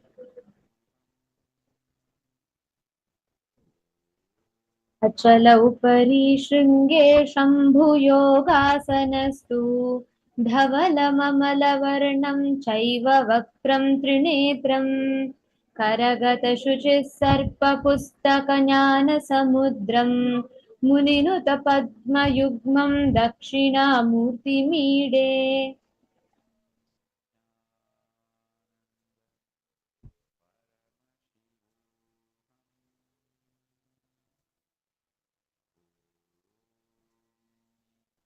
The Guru's lotus eyes are represented by Hum, the individual manifest self or Shakti, and Sa, the universal unmanifest self. He is the divine cause of the universe. He, of his own being's independent will, manifests as the effulgent cosmic rays into the infinite embodied forms to uplift the world. He is supremely free. His form is imperishable, manifested living deity. He is eternal and all-pervading. And meditate and be absorbed into the lotus feet of the Guru. Today, all of us are going to be receiving one of the most important initiations in Guru. The biggest of patterns that we have, no matter how big the suffering or how big the pattern we may think it is. When we have Guru in our life, even the biggest of patterns, the biggest of obsessive compulsive patterns that we might be stuck in, cannot come in the way, cannot stop you from experiencing your ultimate possibility. Through some or the other way, the Guru will simply make us experience that liberation from those patterns that we are stuck. Swamiji shared a very beautiful incident today, right? In the session, we all listened to how just one of the disciples, how Swamiji's Guru liberated him from his obsessive compulsive pattern.